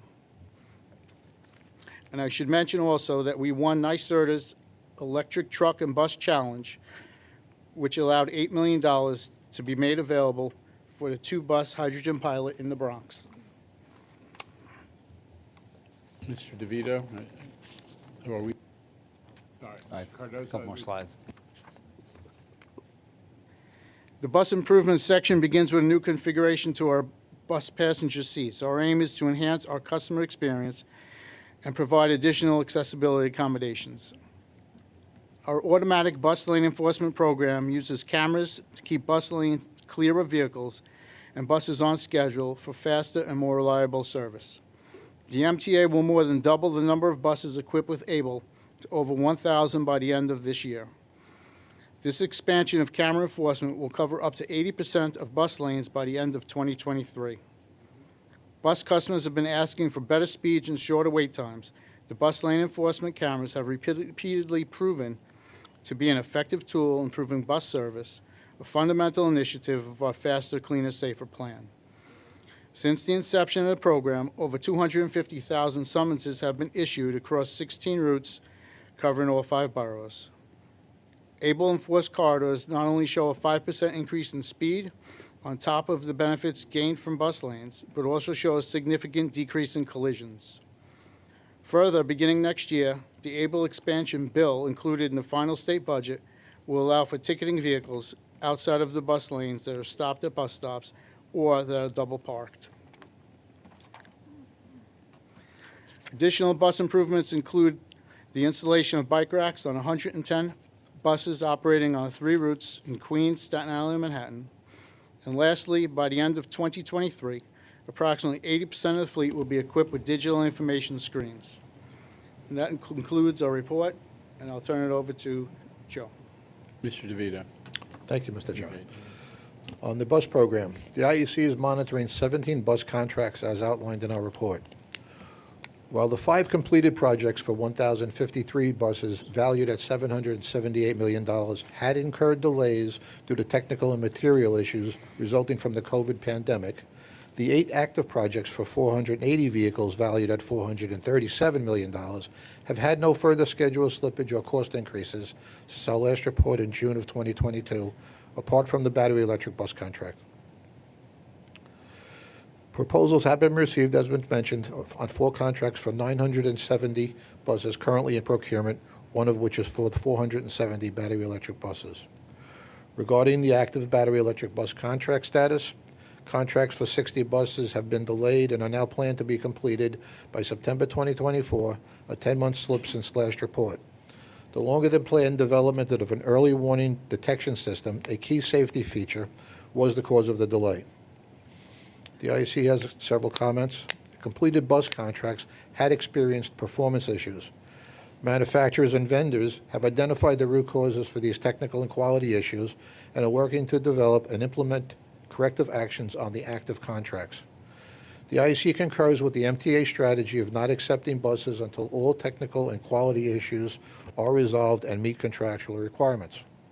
And lastly, upon receipt of the zero emissions fleet transition study mentioned earlier, the IEC will provide our assessment of the cost, infrastructure requirements, and impact of the transition from legacy to a zero emissions bus fleet. That concludes our comments. Thank you. See if there are any remaining board questions. I just like, Chair, I'd just like to say by way of wrap up, I mean, we heard an enormous amount of detail, but four agencies reporting on rolling stock programs that are on budget. And, there were probably, here and there, a month here, a month there, in terms of schedule issues, but, really successful year for these many professionals who are managing an extraordinarily complex part of our work. I mean, rolling stock, as Steve, I think, very articulately explained at the outset, there are a lot of factors in this international supply chain that are beyond our control, and seeking the performance of vendors in an industry that has been severely disrupted, and that is very complex to manage. And yet we see that this rolling stock effort is moving along quite well by each of the agencies, and as I say, on budget and largely on schedule. We know that there are challenges looming ahead. I should mention, since it was brought up earlier in questions, the procurement for M9A is still under negotiation. It is a very complex negotiation. We expect to have news on that in the coming months, but all of this shows to us that we not only have great leadership to manage these vendors and suppliers who are producing this rolling stock, but also we have to step up and figure out how to confront the long-term issues as well. But all in all, we're very pleased with what we heard today, Chair. It's a great summary. Anybody else? I just got to say, you saw on display Steve Plachaki's passion for rolling stock. But it goes broader than that. Steve's passion for procurement and for the MTA, and this is a little bit Steve's swan song, because Steve is retiring next month, and I'm going to celebrate you in another context. And I always kid Steve about so many things, and I will miss him for so many reasons. But I think the MTA, the legacy that Steve has given us is passion for delivering for the public, even in stuff that seems arcane to the rest of the world. And you are the gold standard. And I just want to acknowledge, as MTA C&D came together, consolidating all these different capital organizations around the agency, you led the various folks who had done procurement at different agencies to come together with Evan Iceland at C&D, and to create a great new capital procurement organization that really is second to none. And that every year now we're doing $10 billion plus a year of capital procurements. Nobody's ever done that before. So a big thank you to you in one of your last couple of years for what you set in motion and the legacy that you're leaving behind. And I just have to say it with all my heart. Thank you. Thank you very much. I've been here for 35 and a half years, and I have to tell you, it is an absolutely phenomenal place to work. If you're the type of person like I am that just can't tolerate being bored, this is your home. There's always something to do. There's always a challenge, and I have to tell you, the thing that I will miss the most are the people here. They are just top shelf, and they give it every single day. And I'm really proud to have been part of it. Thank you.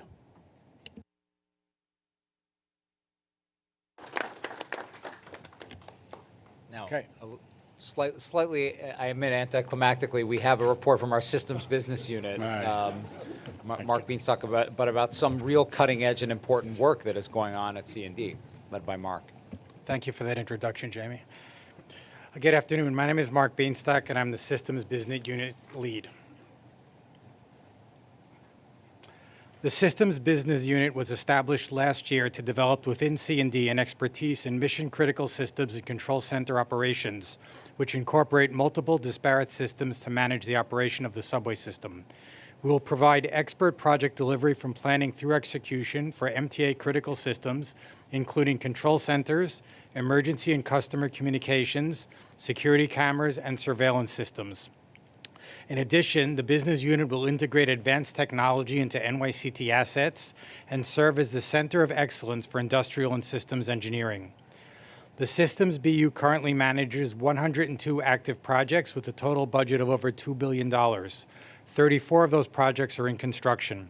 In addition, Transit Wireless, our partner in the cellular Wi-Fi $1 billion expansion, has started the installation of new fiber optic cables in the Rockaways, taking advantage of available work opportunities and contracting synergies. We plan to start work in July at the Times Square shuttle. A system is a collection of different elements that together produce results not obtainable by the elements alone. The Systems BU integrates various elements to deliver systems for our customers, both internal and external.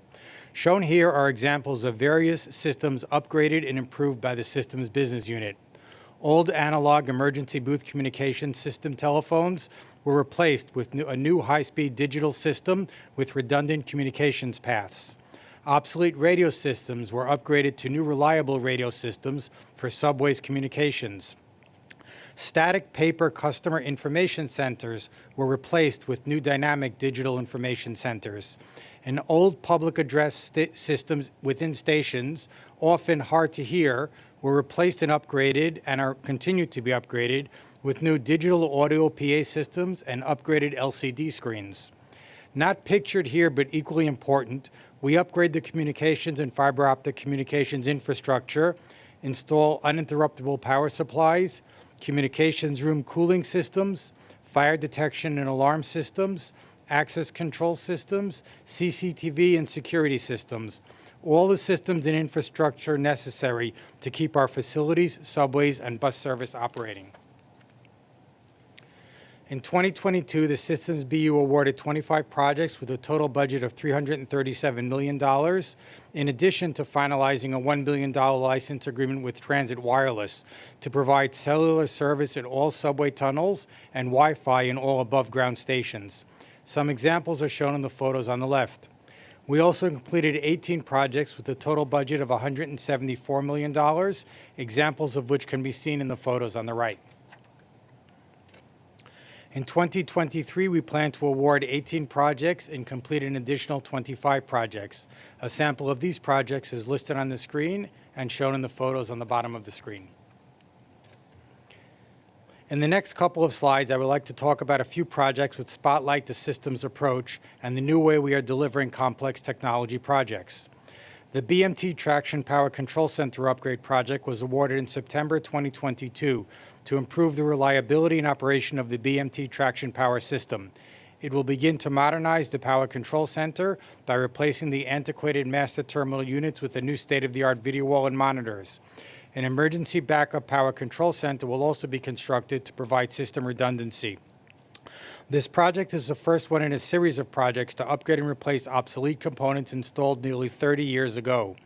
The upgrade for the IRT SCADA system will begin preparation of a design-build RFP soon, and the upgrade to the IND SCADA is in planning. In addition, we are working closely with our MTA IT partners to deliver a unified head-end for all three divisions and planning for the technology refreshes necessary to keep the system in a state of good repair throughout its operating life cycle. The UHF radio system replacement project demonstrates the approach of systems thinking to de-risk projects, significantly improve delivery timelines, and reduce cost. The original plan for this project included the construction of 10 new radio sites in New York City.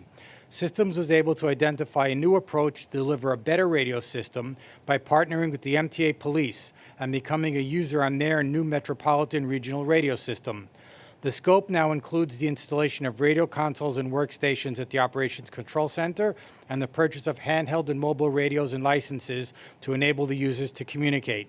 This approach reduced the project cost by $35 million, reduced project delivery schedule by 20 months, eliminated the risk of constructing new radio sites in New York City, provides for a larger radio coverage area, and utilizes more radio channels, resulting in increased system capacity. Passenger Station Local Area Networks, or PS-LANs, enable systems installed in stations to communicate with the Operations Control Center and various MTA data centers. These projects listed here expanded these networks in support of other initiatives and projects, thereby reducing the technology risk to other projects and facilitating their timely delivery. Systems is continuing to deliver enabling technologies for other MTA initiatives, including CCTV at fare arrays for security and fare evasion detection. Now I would like to introduce Paul Corrigan, who is the Vice President of Industrial and Systems Engineering and C&D and Delivery, to update you on the work being done to provide resiliency at the Operations Control Center. Okay, thank you, Mark, and good afternoon, everybody. I will introduce the Industrial and Systems Engineering practice by discussing recent plans and progress in one of our most important system areas, the Operations Control Center, and its future in the heart of a high-performance integrated operation. As a reminder, the OCC is New York City Transit's hub for subway operations. It's a large, resilient, 24/7, 365 facility. Scores of operations staff work as a team of teams leading service management, customer communication, and plant management decision-making to deliver safe, effective, and reliable service. In August 2001, an incident occurred at the Rail Control Center which resulted in a loss of power to several critical systems and severely impacted train service. To address this, we are investing in strengthening the facility's resiliency and performance. We have near-term and mid-term projects that are providing security upgrades, digital infrastructure upgrades, and facility infrastructure upgrades. This has included installation of uninterruptible power supplies on key equipment and workstations, redistributed electrical loads for power diversification, and providing additional training and developing new operations and maintenance procedures. These projects are nearing completion with many key features already in place. We also have capital projects entering procurement this year to further harden the systems in the building and provide more resilient HVAC and power. However, we're also looking to the future of the OCC with these and other issues in mind, and I'd like to discuss our approach to those challenges next. The service management, plant management, and customer communication functions at the OCC are all driven by increasing numbers of interacting systems, and they themselves interact constantly with one another. We're reaching a point where it is impossible to get quality performance through a piecemeal approach, looking at one technology at a time. Instead, it's necessary to zoom out and look at the system of systems level to ensure the proper integration of these functions and unlock the full potential of technology, people, processes, and information at the facility. So let me give one example just to illustrate the point, which is notifications. As you've probably experienced with your own emails and texts and apps, too many alerts and notifications can diminish rather than enhance your ability to be productive and stay on top of priorities. Similarly, for us, the new technologies and other systems that have been added to the OCC over the past 2 decades, we're reaching a point now where the notifications that come with this new data strain the ability of even the most dedicated staff to stay on top of them. Service alerts, customer alerts, and plant alerts all stream into the OCC. They come from our own internal staff and systems, our agency partners, and from the public. And they're presented in a wide variety of ways: audible alerts, pop-ups, notifications, phone calls, and more. This illustrates what systems thinking is about. The OCC's core need in managing routine incident and emergency conditions is accessing actionable information. To do it well requires a clear, ordered alignment of systems and information.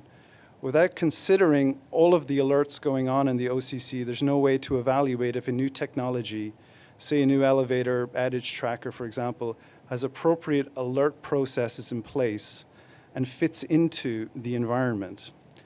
Looking across all systems is critical to manage user attention, comprehension, and stress in the real-time operation. Ultimately, a system of systems approach helps us to prioritize needs and develop the overall path forward in complex system challenges like the OCC and beyond. Earlier this month, we kicked off a shaping study to pull together a comprehensive list of system, facility, and operational challenges like these at the OCC, and started sketching out an approach to addressing them. And this will inform the creation of a strategic plan for the OCC, which will start later this year. We will keep the board informed as this planning process progresses. I hope this short introduction gives you a flavor of what industrial and systems engineering is about, and we'd be happy to answer any questions that you may have. Thank you. Thank you for that, Mark and Paul. Questions?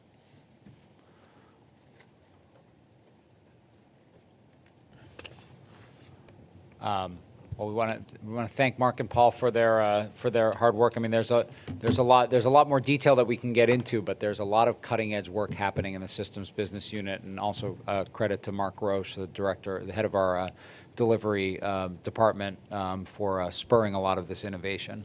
So more to come on that. Okay, I think we're going to do procurements very quickly. Mr. Eisland. Yes, sir. I'm presenting 7 procurement actions this month, totaling $74.9 million.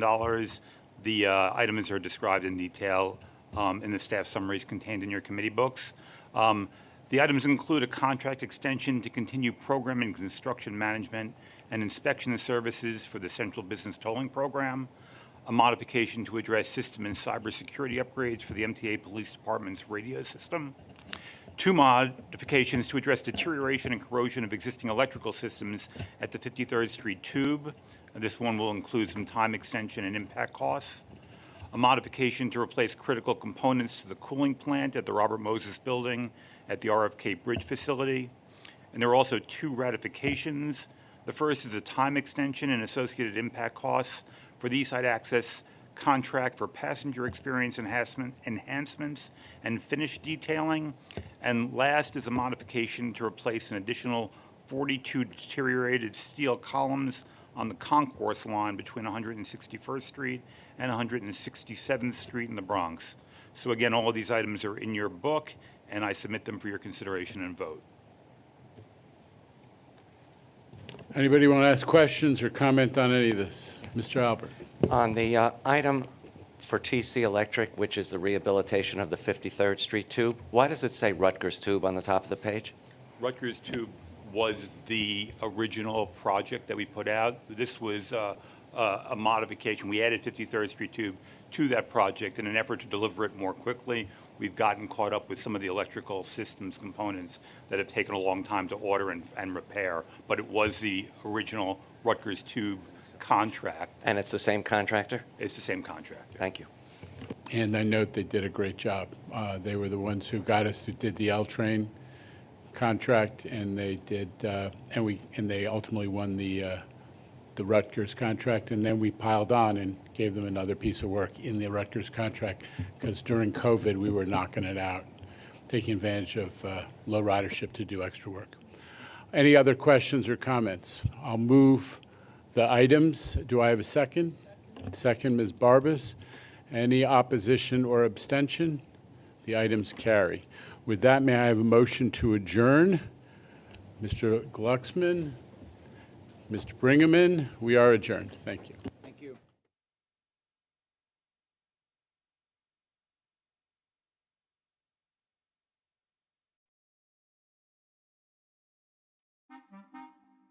Sometimes the public may call us train drivers. Honestly, it doesn't bother me because I know they don't know. My name is Keisha Cole. I'm a train operator, and I've been with MTA for 6 years. I work on the 7 line. It's approximately 21 stops from Main Street to 34th Street, and it takes about 36 minutes from end to end. My name is Jim Van Name. I'm a train operator for New York City Transit. I've been here about 3.5 years. I operate the train on the Q line, which end to end is approximately 44 stops, and it takes me about an hour to complete. My earliest train memory is I was a kid. I got on the F train with my mom. The first time I was on the train, I was excited. It was fun. I was raised on Staten Island, and my friends and I used to take Staten Island Ferry over to the city, and we used to ride the train all over the place. That's probably where I got my first love of the subways. As a train operator, there are two different ways you can pick up your train.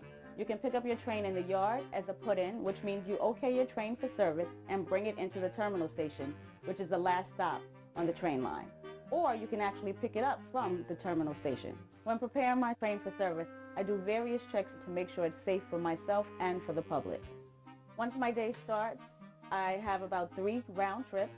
I take passengers from Main Street to 34th Street and back to Main Street. That's 1 round trip. I start over at the yard, and then I have to do what we call a put-in. I have to prep the train for service, and then they send me out over to Stillwell Terminal, and then I go into service. I do my 2 trips up to 96th Street and back, and that pretty much completes my day. It usually takes anywhere from 8 to 8.5 hours. At the end of the day, the 2 ways of finishing the job is to just walk off the train at the terminal station at the last stop and just sign out and go home, or to do a layup, take the train from the terminal station back to the yard, lay it up, put it away for the evening, and go home from there. I love the fact that I'm moving this big machine by myself. There have been times when I'm operating the train and I think that this is the greatest job ever. The things that I get to see when I'm going down the line and I'm seeing the sun come up, it's just so beautiful. This is my dream job. I love this job. And some of the amazing moments I see in this job is when I'm going over the Manhattan Bridge, sometimes at sunrise to see the sun coming up, or even better, sunset, to see the sun setting behind the Manhattan Bridge is quite a sight. I pinch myself that I'm in such a great job and have that opportunity to see such great things. I enjoy transporting people from place to place. It's just a good thing. I feel like I'm doing something special. I love trains. I love operating the trains. I love being a part of New York City Transit. And knowing that I'm helping people get through their day and get to where they need to be gives me a lot of satisfaction.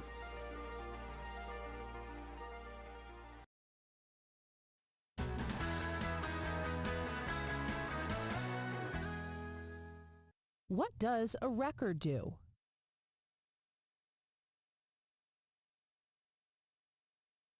Hi, my name is Devin Mullen. I'm an assistant maintainer at the Verrazano Bridge, and I've been with Bridge and Tunnel Authority for 5 years now. Well, basically, we make sure that anything that happens on the bridge, whether it's a collision or a disabled vehicle, contractors working, we make sure everyone gets on and off the bridge safely. Any 5-minute delay turns into 20 minutes of traffic. The city is busy. Rush hour is tough. Roadways are congested to begin with, so we want to make sure that we can keep those roadways clear, and that's, main function of a record driver. Every day they save the day. That little disabled vehicle, if that disabled vehicle is not removed, a lot of people are not getting to work in the morning. So their quick response is going to determine how the rest of the day is going to go for a lot of people. They are the go-to guys. We depend on them on a daily basis, and they perform their job very well. Our truck is our main tool. We make sure it works well, and then it serves us well. The light-duty wrecker is usually we use for flat tires, overheat, small vehicles. The medium duties, they're basically utility. Anything we need other than tractor trailers and heavy trucks. Anything that requires heavy boom lifting, winch outs, things like that, we're going to use the heavy wreckers. Working on the roadway, it's a dangerous condition. You have vehicles flying by you at 60 miles an hour. People aren't paying attention half the time, so you do run the risk of getting hit. So they never know what's going to happen when they're up there. I mean, there's different types of, disables. There's all kinds of different vehicles. There's trucks. There's hazmat vehicles that are carrying chemicals. So there's always a challenge when they get up there. We're first on scene a lot of the time. We just try to help people. We try to get the bridge moving, the traffic moving, get people where they got to go. And we try to get them there safely. It gives you a sense of responsibility, and it's satisfying at the end of the day to know that you are part of keeping this running and keeping everyone safe.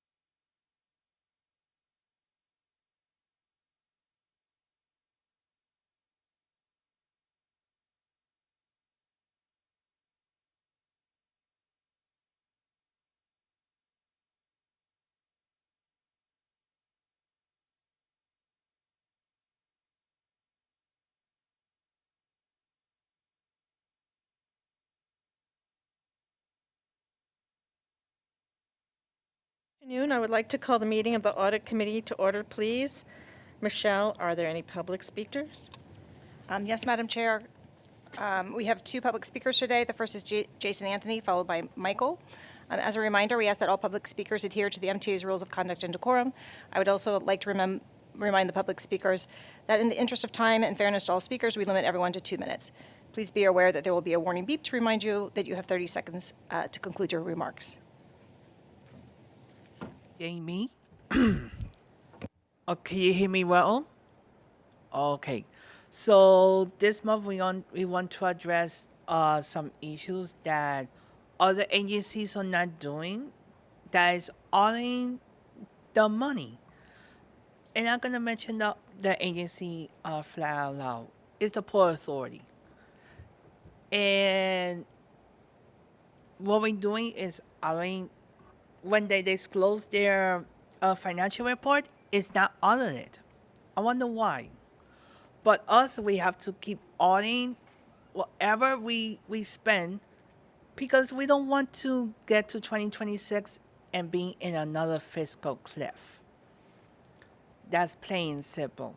Because already people are raising, I'll say, hell regarding the announced fare and toll increase in the Finance Committee.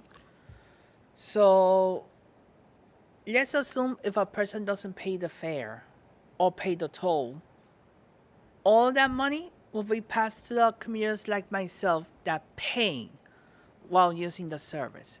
So let's keep doing the good work in the Audit Committee. So I'll see you guys on Wednesday morning. Thank you. Our second speaker is Michael, remote.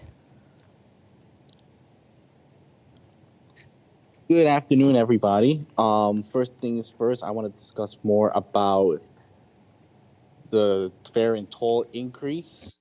First of all, all this is going to do is cause more fare evasions than what we already have.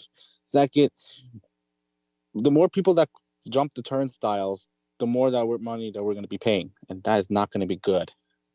And my other concern is, of course, the Brooklyn bus redesign. That being, there are a couple things that can be improved on the Brooklyn bus redesign, such as sending the B35 to JFK. The other thing I want to talk more about is rear door boarding and Omni cards for students for the upcoming school year. Why is that not a thing? And I'm really hoping that one of these days for the next academic year, we can get Omni cards for students, which is a very important step in the right direction. And of course, I understand why you're scared to do rear door boarding because of fare evasion, but there has to be more to it. I think one thing we should do is, one, hire matrons that do the school buses, hire them, and we can get them in for crowd control. And this is something that can be done.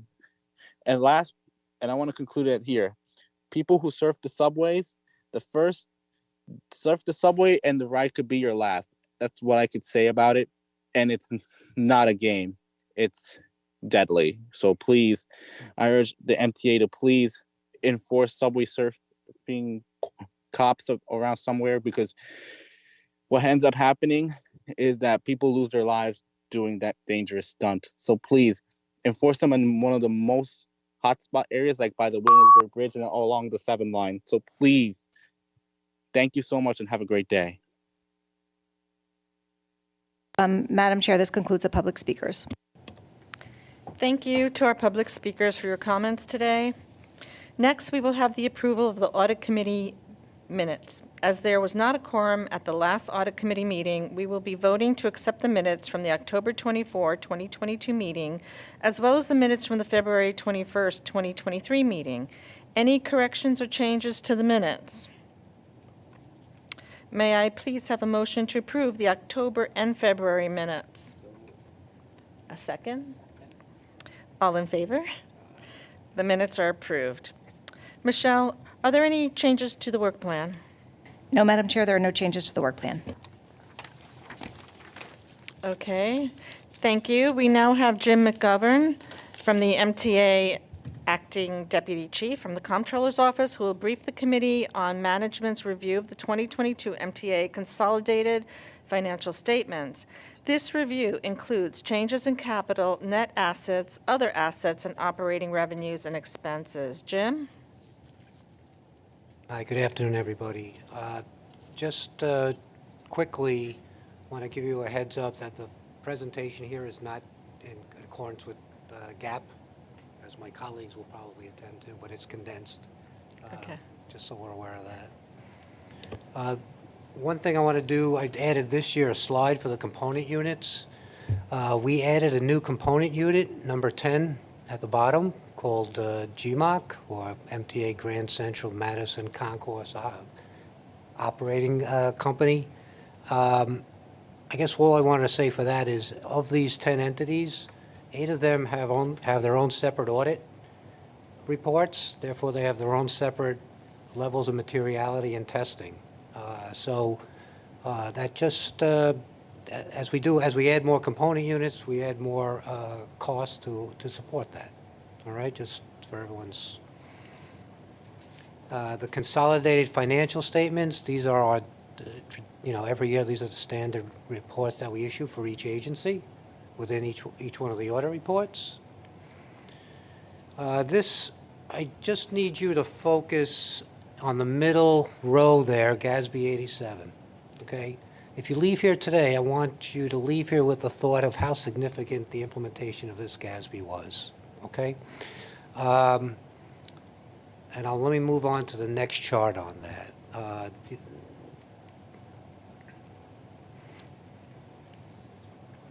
So if you look at this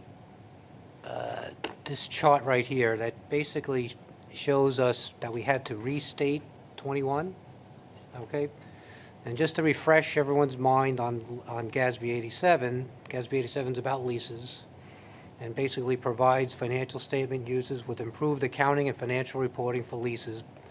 Under this statement, a lessee is required to recognize a lease liability and an intangible right-to-use lease asset, and a lessor is required to recognize a lease receivable and deferred inflow of resources.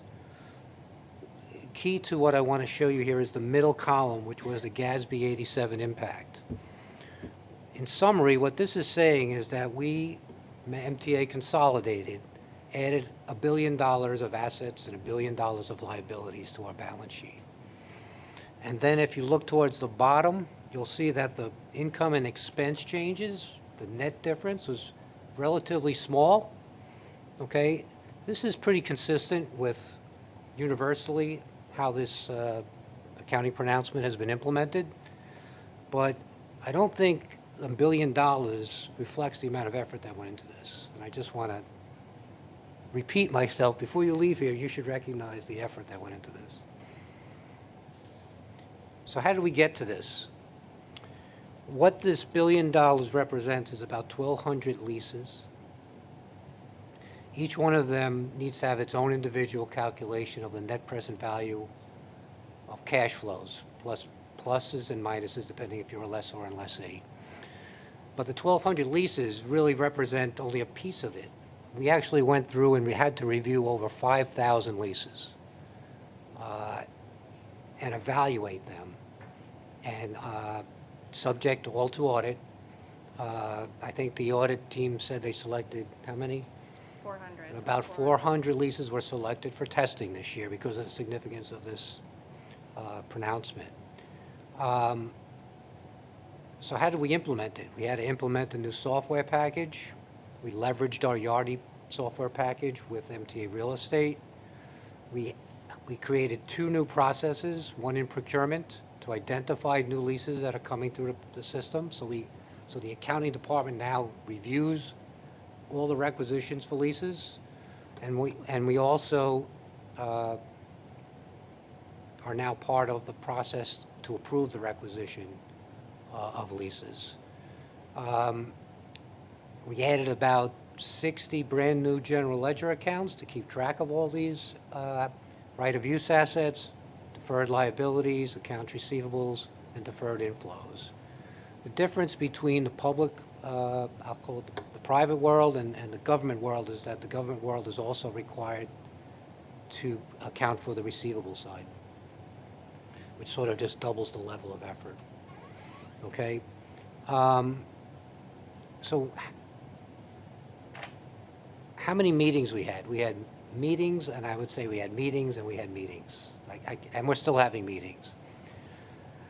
I think the difference also, one more thing I want to point out to you, historically, when we've implemented accounting pronouncements, it's only been a small group of departments involved. Usually it was the actuary and the legal department maybe, and then the accounting department. So with this implementation, we had procurement, we had MTA real estate, we had MTA IT, we had the operating units, we had MTA legal, we had internal audit, and we also had several meetings over the summer with Deloitte, our colleagues from Deloitte, to go over our interpretation of the GASB, whether we were implemented properly, just giving us some guidance to go by. So I don't have enough time to say thank you for all the people that helped. I just want to say, and she's not here because she's working on GASB 87 meeting right now, I want to point out thank you to Lisa Tan, who's been our point person and kept this together, not just for MTA Consolidated, but also with our audit folks here. So kudos to Lisa if you're listening. So that's really within time constraints, how I want to talk to you about GASB 87. The rest is sort of the standard assets and liability report. Right now, at the end of 22, preliminarily, we have $116 billion, $117 billion of assets versus $113 billion in prior year. On the change in the assets year to year, the biggest differences is cash and investment, and that's primarily due to the receipt of funds for the ARPA grants. And receivable change is primarily due to the CARISA grants last year being accrued for as a receivable and received, and monies received in 22. I'm just being cognizant of the time. Very similar changes on the liability side. All basically last year we redeemed the MTA grant anticipation notes in 2022 that were on the books in 21, and the pension liabilities, and primarily due to changes in the asset value on NICERs from year to year. Nothing really significant. Nothing in addition to the $1 billion of assets and liabilities, if I mentioned that earlier about GASB. These charts here just pretty much, it's kind of interesting. I mean, it basically confirms what everyone thinks about assets and liabilities, transit being our substantial entity on the asset side, whereas on the liability side, the agency who holds the debt is MTA and TBTA, and that's why they're shown so highly in that box there. This chart just quickly just shows you the relative assets and liabilities, and small on the capital asset side, you'll see a small little yellow sliver, which is the right of use assets, the GASB implementation. That kind of just basically tells you we did a lot of work for a small percentage of the assets at this moment, but the work that had to be done nonetheless. The final is the consolidated financial statements. The biggest significant story was the federal grant money that we received during the year, which caused primarily most of the change year to year. And the same could be said for the cash flows on the consolidated financial statements. This is just a listing of our footnotes. I don't want to, this is all, in every report of all those 8 audited reports, these footnotes are required. I think that's all I wanted to say in the time I have allotted, so if there are any questions, I'd be glad to handle them. Well, thank you, Jim. I know it was a short amount of time. I just have one question. Thank you again for all the work, especially with the Gatsby. That sounded like a tremendous lift. Do you feel comfortable that the systems are improved to go forward now? For Especially for the Gatsby lift, yeah. You know, to say we haven't had a hiccup when we were going through this process wouldn't be true, because we have hiccups in any implementation. But I am comfortable that we are attending to all the issues. Actually, in speaking with my colleagues in Deloitte, you know, they've identified some differences. We're addressing those differences, so I am comfortable that we're addressing. No, it's a tremendous effort. Thank you. Does anybody have any questions for Jim? Okay, moving along. Okay, next we have Jill Strohmeyer and representatives of her team from Deloitte, the MTA's public accounting firm, to present the results of their review of the 2022 MTA Consolidated Year financial statements. The financial statements will be issued in final form after the Audit Committee review and approval. Jill Strohmeyer, Managing Director, will give the presentation. Jill? Thank you.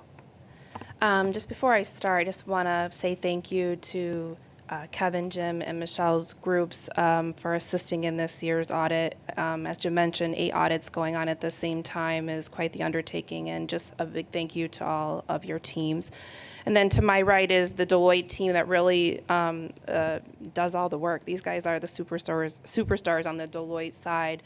Costas, Patricia, Anissa, and Darshan all play a really important role in what we do as your independent auditors. So Deloitte is in the process of completing your 2022 audits for the MTA and its agencies. We're conducting our audits in accordance with AICPA standards as well as government auditing standards. We expect to issue our reports next week. May 31st is our target date. As Jim mentioned, there was one change in accounting policies this year that relates to GASB Statement 87 and leases. We have evaluated the impact of GASB 87, the accounting practices, policies, and estimates used in determining the assets liabilities recorded as a result of this implementation. There were no uncorrected misstatements or disclosure items passed for this year's audits. We're also not aware of any material corrected misstatements that we brought to the attention of management throughout the performance of our audits. We have not had any disagreements with management. We've received the full cooperation of management throughout our audits. There was one item that I was made aware of, we were made aware of by management. So management did find an error this year during the process of their procedures. It relates to $355 million of FEMA, Federal Emergency Management Agency revenue, that was previously recorded as a third-party liability, which was corrected this year and recorded as revenue. This was not material to the prior year financial statements or to the 22 financial statements. And I do want to point out, while this does relate to FEMA and a federal grant, this was correctly reported on all of your schedules that are reported up into the Federal Audit Clearinghouse. So up to the federal awarding agencies, these amounts were correctly reported in the correct year. So this is just truly something that's being corrected in this gap set of financial statements this year. As a result of GASB Statement 87, in our auditor's opinions, we are going to include an emphasis of matter paragraph. This emphasis of matter paragraph is really just to alert the users of the financial statements that you implemented the lease standard and that there was a restatement of the 2021 balances as a result. It is still an unmodified opinion, so still a clean opinion across all of the 8 audits. And finally, next month, maybe it's July, I apologize, maybe it's at the July meeting, we will be bringing to this committee's attention some control deficiencies that we have identified throughout the course of our audits. Nothing of high severity, but just some better business practices and low-level deficiencies that we'll bring to your attention in July.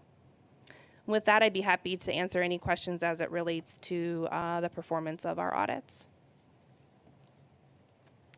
Any questions? Thank you, Jill. Any questions? May I have a motion to accept the 2022 year-end financial statements and a recommendation to accept the financial statements and move them to the full board for their final approval on Wednesday?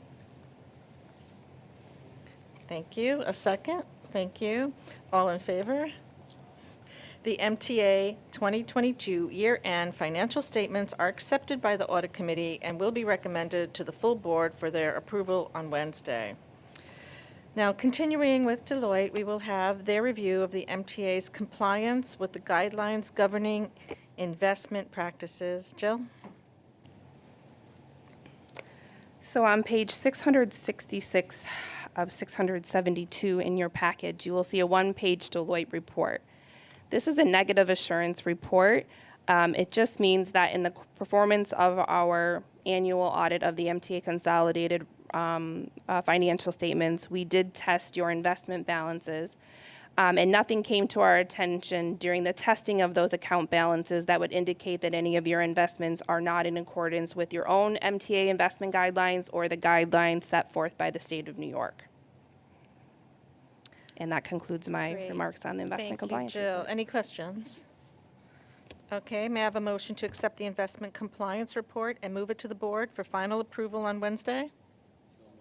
Thank you. Second? Thank you. All in favor? The investment compliance report is approved.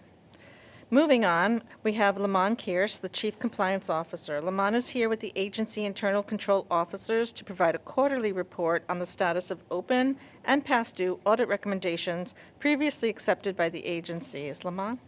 All right, thank you very much. So beginning on page 667 in your book, we have a presentation on the various situations in terms of the open recommendations. So there are currently 99 remediation plans which the departments have indicated they have implemented, but they are awaiting confirmation that they are in fact prepared to be closed. So let me explain a little bit of the process. When audit services issues a finding or when compliance does a test and that test fails, that generates a finding. As a result of that finding, compliance works with the department to create a remediation plan, and that's what, in fact, we are tracking right now, that actual remediation that's being done. This slide indicates what the departments have said they have done. However, that has to be confirmed by both audit services and compliance that, in fact, it is done and that there is sufficient documentation to support it in case that ever gets questioned. Currently, there are 84 remediation plans that are past due, of which at the time of this report, there were 20 that were high priority. As you can see from the slide, we do rank these things based upon priority, how significant they are, how impactful they will be. So out of that, there are 20 at the time this report went in the book that were high priority. I'm actually very happy to say as of today, there are now only 13. So we have closed quite a few in the last 2 weeks. Especially I'd like to thank Lizette and Kevin for their support and having that meeting with me that helped move these things along. So thank you very much for that. This slide reflects those that are high priority based upon the department. As I said before, as you can see, that rather large blue line, which was IT, is now cut by 2/3. So again, thank you, Lizette and Raf. We were able to do a really good job closing those out.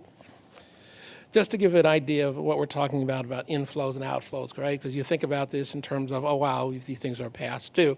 You have to understand the context. So last quarter, not this quarter, but last quarter, there were 102 new remediation plans created in that quarter alone.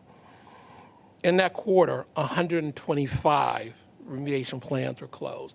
So this is a very large ongoing process, but the departments are working on, opening these up, correcting the issues, and closing them out. So I just wanted to make sure that that concept of the 84, the 20 that I mentioned, didn't get lost in the significant amount of work that's being done by everyone. So that's my presentation. If there are any questions, I'd be more than happy to answer them. Thank you, Lamont. Any questions? Yes? Lisa, go ahead. So I appreciate, those numbers sound scary. I'm sorry. Is there a timeline of when you get it to the remediation point, or is it an ongoing? Because you started your presentation saying that things needed to be confirmed, that the backups were in place. What's the timelines? So the process changed a little bit, so I'll kind of give you a little context, and I'm concerned about the time, but I'll keep it brief, which is hard for me. Compliance was asked several years ago to monitor, right? And that's what we were doing. We had Excel spreadsheets, et cetera. About 2018, we put a system in place. And as part of that system, Michelle and I met, and we made some changes to how these things were being done. So when these findings are generated, there is a time put in place at that point when the departments, based upon the discussion with Michelle and her team, believes that they can actually implement that, right? Compliance comes in, this is I guess a really bad thing to say, but kind of like a watchdog at that point. So, we've got that date, we stick to the date, right? We don't modify it, we don't negotiate it. This is the date that we report to you, and that's what we stick to. So that date is how is negotiated at the beginning when the finding is actually generated. Okay, any other questions? Okay, so we have one final topic for discussion. May I have a motion to convene an executive session to discuss proposed pending or current litigation in accordance with New York State Public Officers Law 105.1D? Second. All in favor? We will now move to executive session. Thanks. Thank you.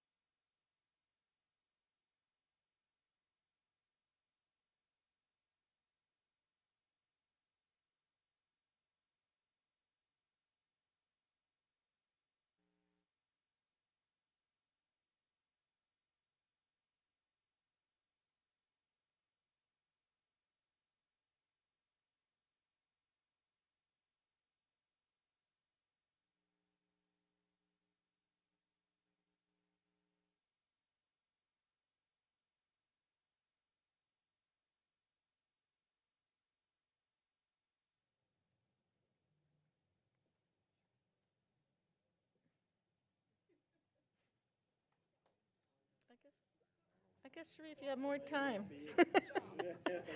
I'm rushing for you, Sharif. You have everybody on pins and needles.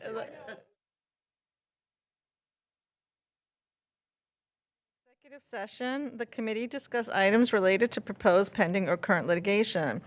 This executive session was for informational purpose only, and no action is required by the committee. May I have a motion to adjourn? Motion. Second? All in favor? The meeting is adjourned. Thank you.